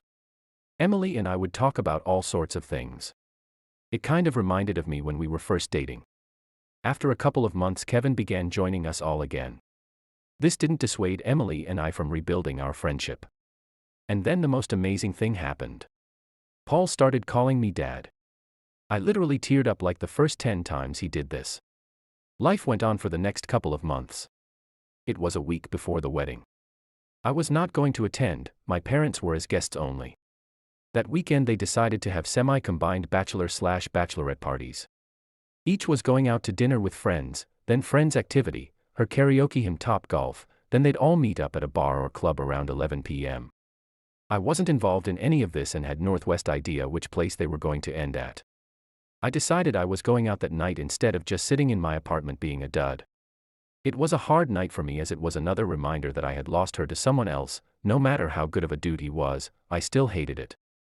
It was around 10:30 that night, I had a good buzz, and was planning on getting an Uber home when Emily and her bachelorette crew walked in. I kind of hid in the crowd at first, not wanting to butt into her night, but she spotted me. Emily came over and we began to talk. It was a little bit flirty. A song she loved came on and she began to dance, then dance on me. I joined in and we were laughing and having fun.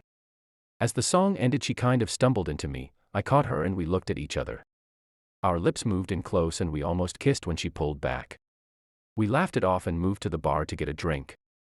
It was probably a good thing we didn't kiss because about 2 minutes later Kevin came walking up.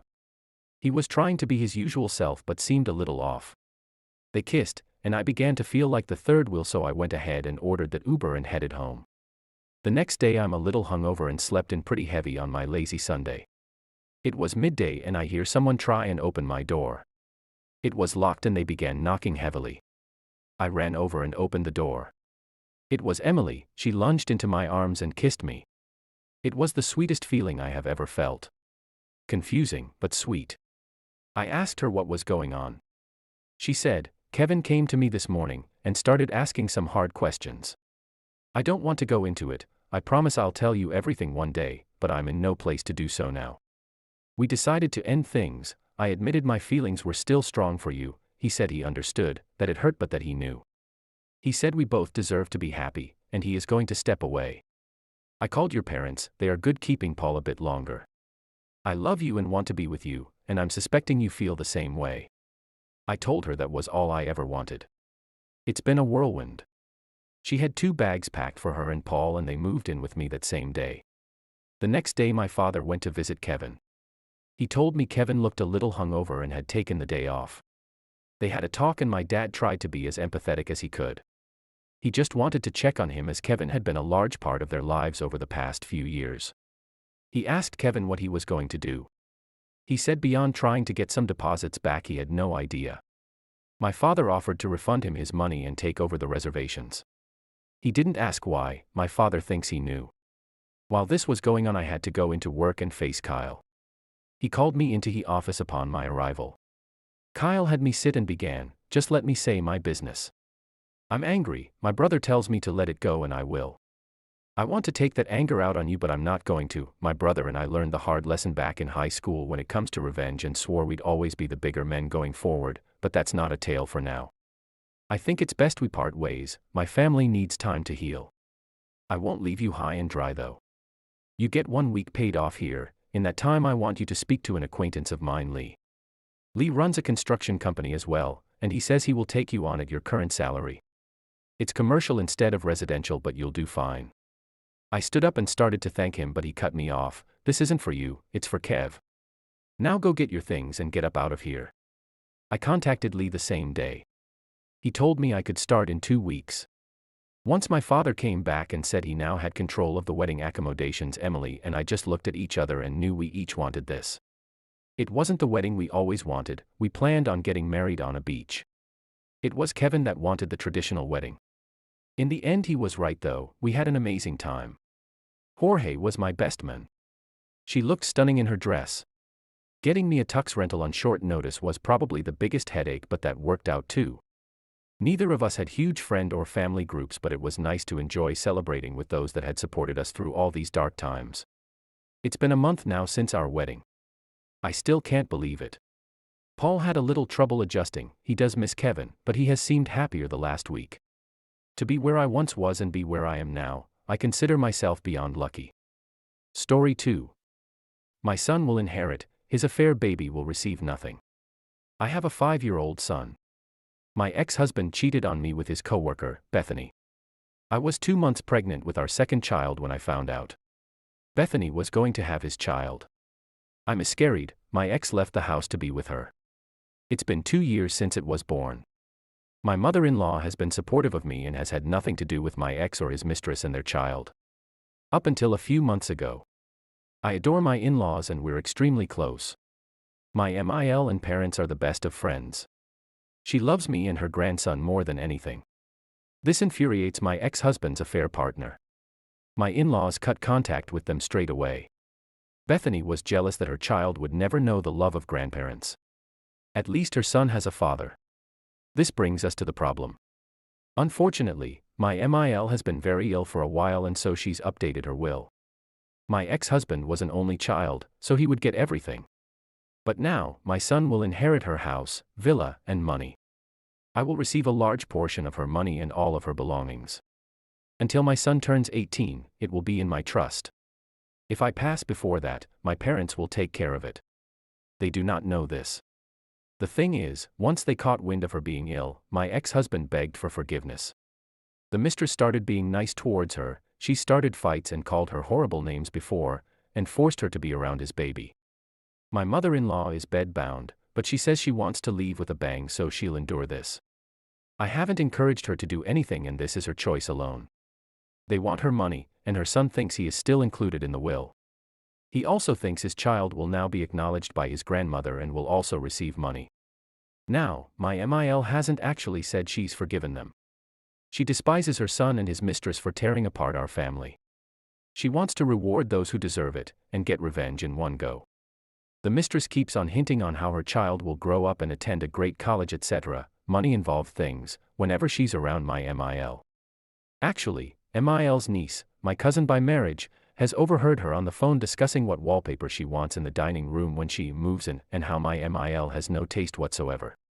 She also mentioned how she'll finally be able to take down pictures of my son when my ex owns the house. Too bad for her, it will belong to my son. No changes will be made until my son becomes 18. It's his grandmother's home and he should be allowed to cherish it in the way she's decorated it. I'm not really allowed to tell anyone, and though this revenge will be satisfying, I'll have to lose my mother-in-law. It's kind of a win-lose situation and I dread the day when she'll take her last breath. She means a lot to me, I love her. Story 3. Serious, what dark family secret were you let in on once you were old enough? Why the neighbors moved, trigger warning for violent crime. I was pretty young when this happened so the details won't be perfect, but the story is otherwise true. I grew up in a coastal town and we had some neighbors whom I really liked. My parents were friends with them, their kids were roughly my age. Wonderful. We played together all the time. One day they very suddenly moved. I was a bit confused as there had been no clue that they were going. I remember some police cars and the moving vans weeks later, but that was it. My mother told me that the kids' grandmother had become very ill, the cops came to tell the family, and they left emergently to care for her and never came back. I was only about 5. Seemed legit. Many years later, as an adult, and long since moved away from that area, my parents and I were reminiscing over our old home. I mentioned that I wondered whatever happened to them. That's when my mom told me the truth. The parents had gone out that night on a date and left the kids with a 14-year-old babysitter. When they returned home, they found the sitter murdered. Someone had broken into the home and essayed then killed the sitter.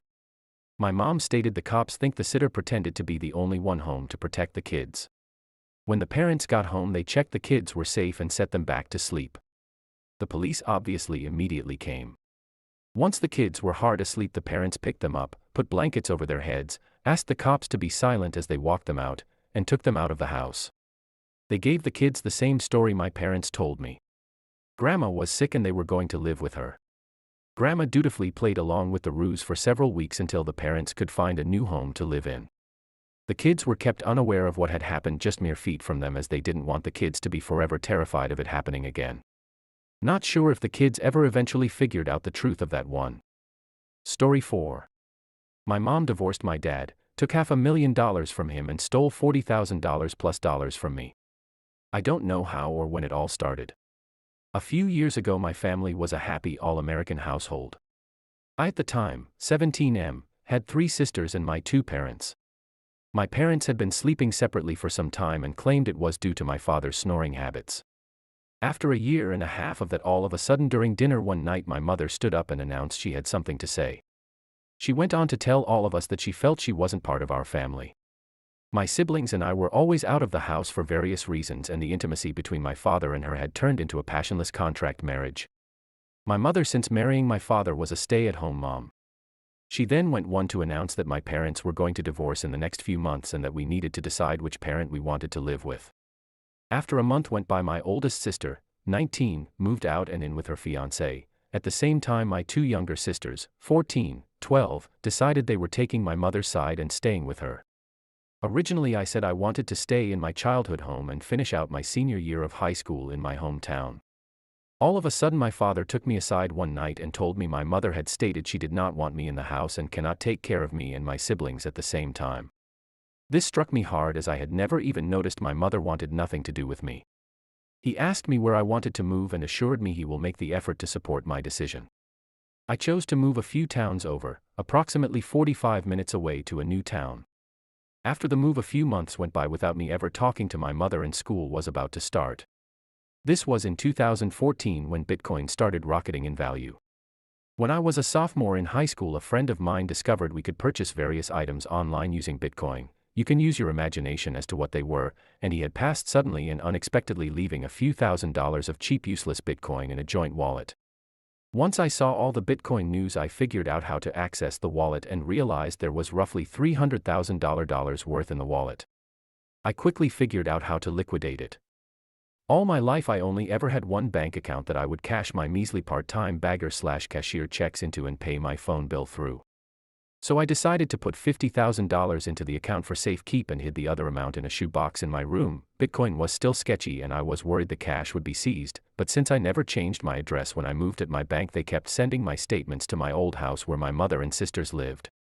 Almost half a year passed and I'm about to begin my second semester of 12th grade when reality set in. I was going to need to pay for college and a place to live upon graduation, as my father had informed me the month after I graduate I need to move out.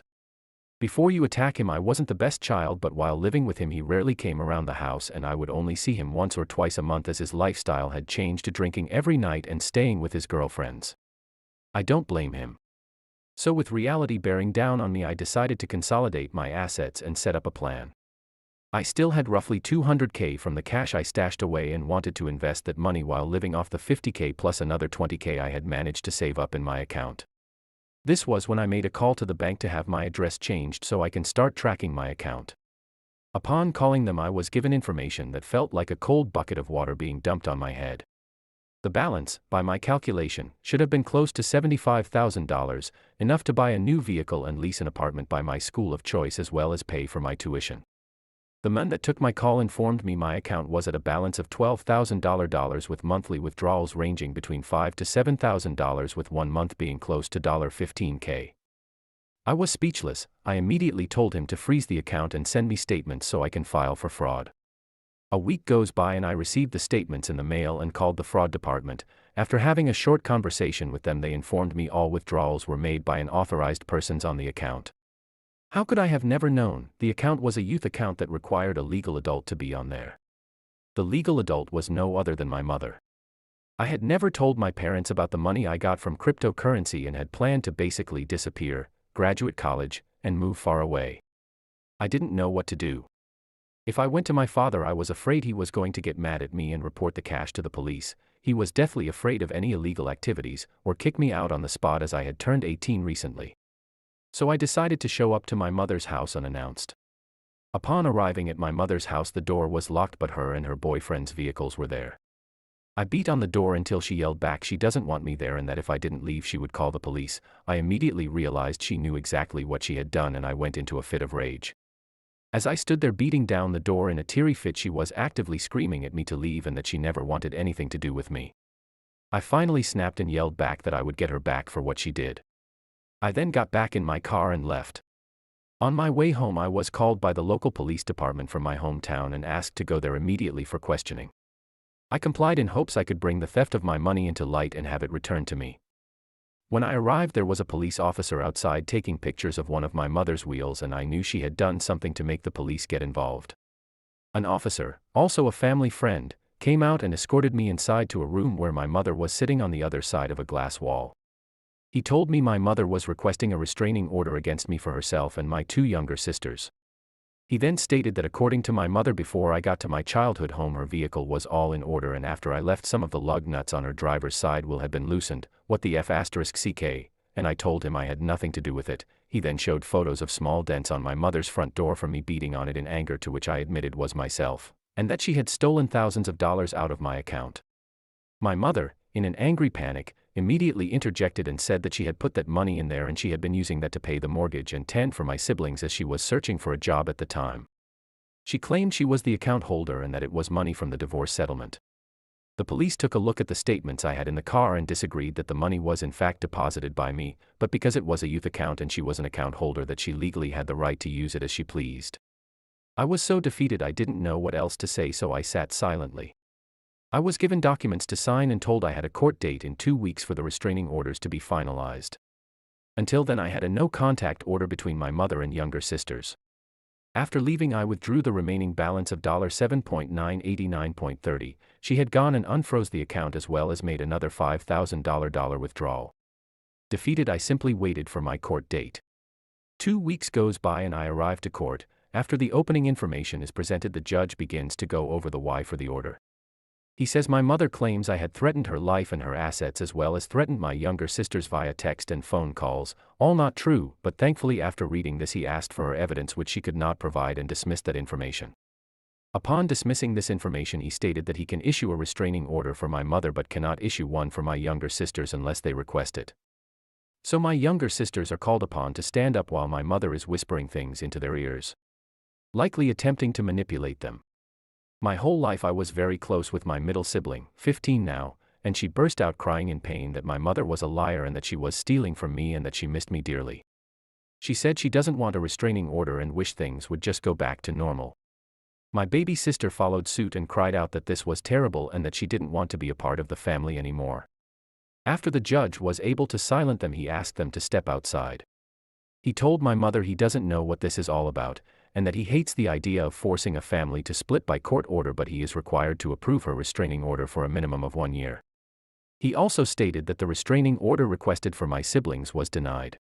As we're leaving the courtroom, the last thing my mother said to me for the next 3 years was, "This is all your fault. I needed that money to care for your sisters and keep the house. When you grow up one day you'll understand I did what was best for all of you."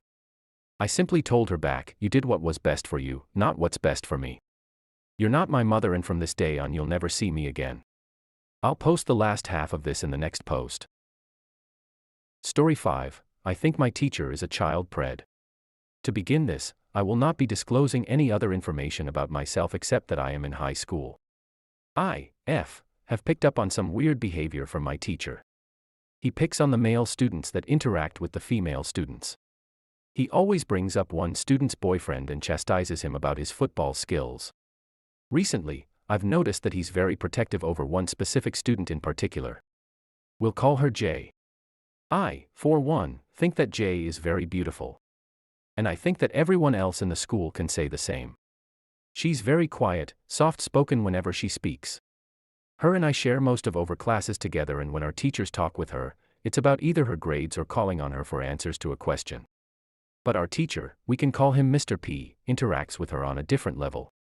He touches her hair, as I've pointed out before, picks on her boyfriend, always bringing him up when he's not relevant to the conversation we're having. Once, he had came in the class to him or something Jay had forgotten, and Mr. P was hellbent on getting him to leave. He talks and asks about the activities Jay and her boyfriend do outside of school, like that is any of his business. In front of the class, might I add. I've noticed that whenever Mr. P spoke to Jay, her face and body language changes. Her shoulders cave in whenever he walks past her. Her face contorts into a disgusted one when he calls her name. Recently, me and my acquaintance had put the pieces together. Jay had gotten her hair done and Mr. P took notice to that, making it a topic for 5 to 10 minutes. He had recently braided her hair, which made her uncomfortable. She kept telling him to stop and he continued to laugh about it. Once I told him to stop, he snapped at me. When he introduced himself to the class, he told us that he took an opportunity at our school for the benefits. Now that's bullshit, because everyone knows that our school has no benefits. In actuality, he was fired for an inappropriate relationship with the students. Why didn't the school run a background check when he applied? That I do not know. Now some people after reading all of this may say, maybe he's trying to be friendly with her.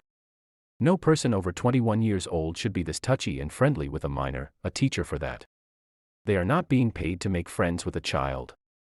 TLDR, my teacher is touchy with a student. Edit, my teacher has gotten more aggressive with me ever since I've pointed out his weird behavior. To the point where him and I go back and forth and he threatens to write me up, which doesn't scare me whatsoever. Story 6. After 60 years, he went back to his childhood home for his hidden baseball card collection. My mom's friend's brother, Jimmy, 74, regretted not keeping his baseball cards from his youth. The thing is, they weren't thrown away or sold. He knew where they were, or at least he thought he did. Jimmy always loved baseball, and when he was young, he was an avid baseball card collector. Sitting in his bedroom above the garage, he'd often admire his cards. He even had a secret hiding spot for them. A place his nosy siblings would never find. In the back of his closet, there was a loose floorboard that, if manipulated just right, could be pulled up. This was where he kept his prized collection. Years later, while he was away at college, his parents sold their home. Jimmy never retrieved his collection, though. He'd long since given up collecting. In fact, he'd forgotten about his cards altogether. After college, he moved out of state. Decades passed without him thinking about his old collection. A few years ago, however, he read about how valuable certain old baseball cards had become. Cards he thought he might have had. He doubted they could still be in his hiding place. Some research revealed his childhood home had been purchased and sold several times since he lived there. Certainly one of these families had discovered them, he thought. Recently, Jimmy was back in his hometown, visiting a friend.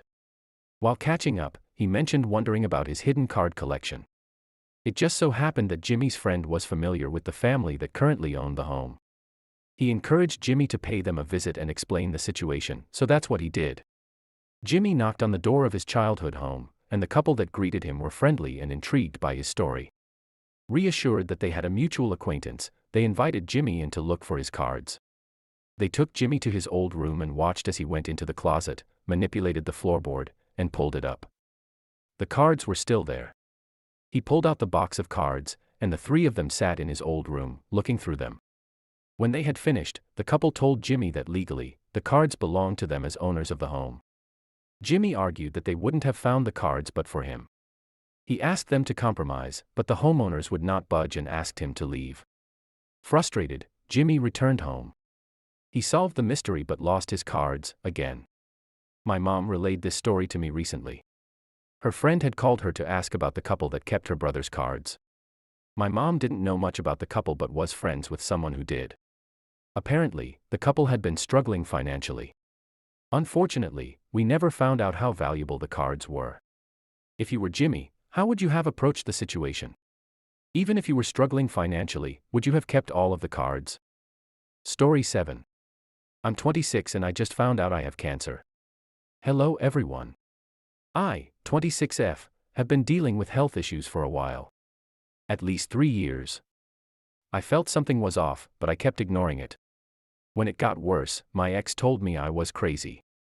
For a long time, I ignored all of the symptoms. Because they were minor and I just chalked it up to being an insomniac, sleep deprived, and emotional. Finally, I got in an accident that forced my hand. I was not at fault, but I forgot my name, and still am in a lot of pain. That day, I was taken to the hospital to get a CT scan and x-rays of my neck, back, and head. Luckily, I had no fractures or torn ligaments, but there is some muscular trauma that still causes me pain. When I was being discharged, I was told that I had a small nodule on my adrenal gland, but it looked harmless, and it shouldn't cause any symptoms. Months went by and I wasn't getting any better. The small city that I lived in did not have adequate healthcare and I could not get treated, so I quit my job, and I moved home to a much larger metropolitan area, with healthcare options galore. I questioned whether that was the right decision for a while. I started going to Point, and finally saw an endocrinologist. Point has helped a lot, but I am still not 100%. My endocrinologist is amazing. She has diagnosed me with POS, insulin resistance, leptin resistance, and vitamin mineral deficiencies. She has been a godsend. Here I was thinking I was crazy for 3 years. She noted the nodule on my thyroid and took a sonogram. She said that nothing looked out of place and it didn't look suspicious, but ordered a biopsy anyway. After the biopsy, I made a follow-up appointment for months away BC of her busy schedule. I didn't think twice about it. I got a call a week later asking if I could come in early the next week. I immediately got a pit in my stomach. When I saw her a few days later, she told me that I have thyroid cancer. Since I had a feeling, I asked questions with a straight face. She told me I was taking it remarkably well. After the appointment, I got in my car and broke down. It has been a few weeks since I found out. I am honestly still waiting for it to fully hit me. I've only told my family and a couple of close friends. I know more people would want to know, but I am writing about this here because I don't want pity. I can't stand it that my friends and family look at me like that when I tell them, or try to talk about it with them. The word cancer in and of itself is terrifying, but watching people react to you telling them you have it is worse. I'm 26, I am young, I don't want to go through chemotherapy, I don't want to speak about it out loud because I will break down again, I don't want to see my family or friends' faces drop like that, and I know it's kind of pointless to say, but I don't want cancer. I feel hollow. I'm sad, I feel alone, I'm scared, and I don't know what to do. Update: I want to thank everyone for the reassurance and kindness. I was just trying to vent and did not expect this post to get so much attention. I would like to clear up a few things. I am not sure what type of cancer it is. I have consultations set up with a few different surgeons because I will need a partial thyroidectomy. I do not know anyone who has had thyroid cancer, so I feel like I am flying blind. Thank you so much for those of you who commented your encouraging words. I will try to update in the future throughout this process. I likely will have questions for those who have been through this before. Story 8. I found out how my parents died and regret it. My parents passed away when I was young and I wish I never asked how they died. I was always told growing up that my parents died peacefully when I was young, but it was always very vague and the subject was quickly changed. I started wondering more about my parents the older I got, but decided to ask my aunt, essentially my second mother, on my 18th birthday. I tried to ask a few times before but was shot down and it just doesn't seem right. My aunt's face immediately changed when I brought it up. I pushed back this time, demanding she tell me what happened since I was 18 and am an adult enough to hear it. She hesitated but eventually told me the truth. One fall when I was about 4 months old, there had been more tornadoes that year than usual. It had all been in the outer parts of town and away from most people's homes until one night in October. A level 5 tornado swept through the center of the town at 2 a.m. that night that caused so much damage that it was covered on multiple news stations across the area. My aunt explained how she tried very hard to keep me from knowing about the storm because my parents and I were the main story. When the tornado touched down, it ended up blowing through our house. My father was found in a tree the next morning with multiple branches piercing through his body. It was a horrifying sight because of how he hung high in the tree without a way to cover him until hours later when the fire department were able to assist getting him down. My mother and I were missing for 2 days before police told my family they think they should stop looking because we were most likely dead because of the extent of the damage done to our home and my father's state. My aunt wasn't happy with that answer, and her and the rest of the family continued to try and pick through the wreckage searching for us. It wasn't until almost 2 days later my uncle discovered something. My uncle was searching through the deepest section of our house wreckage. He swore he heard cries for help. After getting help from others in my family, they are able to move a large section of a wall and discovered my mother's lifeless body. Their ears sank until they heard my cry for help. They pulled more of the wreckage aside until they found me, breastfeeding onto my mother's lifeless body. Story 9. I regret raising my siblings. My mom went to federal prison when I was 17. She had been in and out of county jail for my entire childhood. Never drugs or prostitution. It was always retail theft, bad checks, etc. She had 6 children to 5 different men. 3 boys, then 2 girls, and then 1 boy. I'm the oldest child, and she had me when she was almost 19. My youngest brother is 15 years younger than me. She committed mortgage bank fraud and did almost 8 years in the feds. My grandma helped us but died when I was 20 years old, and she was also convicted of conspiracy for not cooperating against my mother and did 9 months in a federal prison. She died 9 months later after her release. No other family to speak of that would help. I was able to gain full guardianship of my 2 brothers closest to me in age and one of my sisters. I maintained that guardianship for each of them until they were 18. My sister, however, was able to live with my mother for most of her teens because my mother was released by that time. My brothers, however, were over 18 or almost over 18 when she came home. For anonymity's sake, we'll call my brothers A and B and my sister C. My brother A is alive and well. He is employed, married to a nurse, owns a home and has 2 children. Brother A sounds great, but there's a reason for my regret. Brother B is deceased. He was killed when he was 19 in 2016 by gunfire in a setup. He was killed by someone he called a friend who'd lured him there to sell him some weed. He had a girlfriend who was 5 months pregnant. She had the baby, my nephew. Brother A got Brother B's baby's mom pregnant a year and a half later, which gave me another nephew. Obviously, this did not go over well. Brother A was never in a relationship with her, nor did he intend to date her. Brother A didn't play a part in his child's life for the first year because of his wife, then girlfriend, and her disdain for the baby. Brother A was on drugs bad and very much lost in life. I was able to get him into rehab, and since he's gotten out of rehab, he's slowly cut off his family because his wife forces him to. Brother A even tried to have our nephew from our deceased brother and his son separated unless 2 adults were present. Brother A's wife and my wife do not get along. Mainly because his wife is from a privileged background and we are not. There's a culture clash and a judgmental feeling in the air during every interaction. This is not just with my wife. Brother A's wife has this issue with our entire family. Our family still tried to love and accept her. However, she isn't interested. Brother A and his wife have a daughter. My family isn't allowed to know her. He can't stop us knowing his son because his son's mother, remember she has a kid to our deceased brother too, is like a sister to my family. Which only makes the situation worse. Brother A was well aware of all of this and acted as if she was a sister to him as well, but clearly he wanted more. Brother A has made up disgusting things about our deceased brother's 6-year-old son and had his lawyer put it in writing in an attempt to separate his son and nephew. Sister C is 18. She has a speech problem and is on the spectrum. However, she refuses to admit this as an adult. She does not work.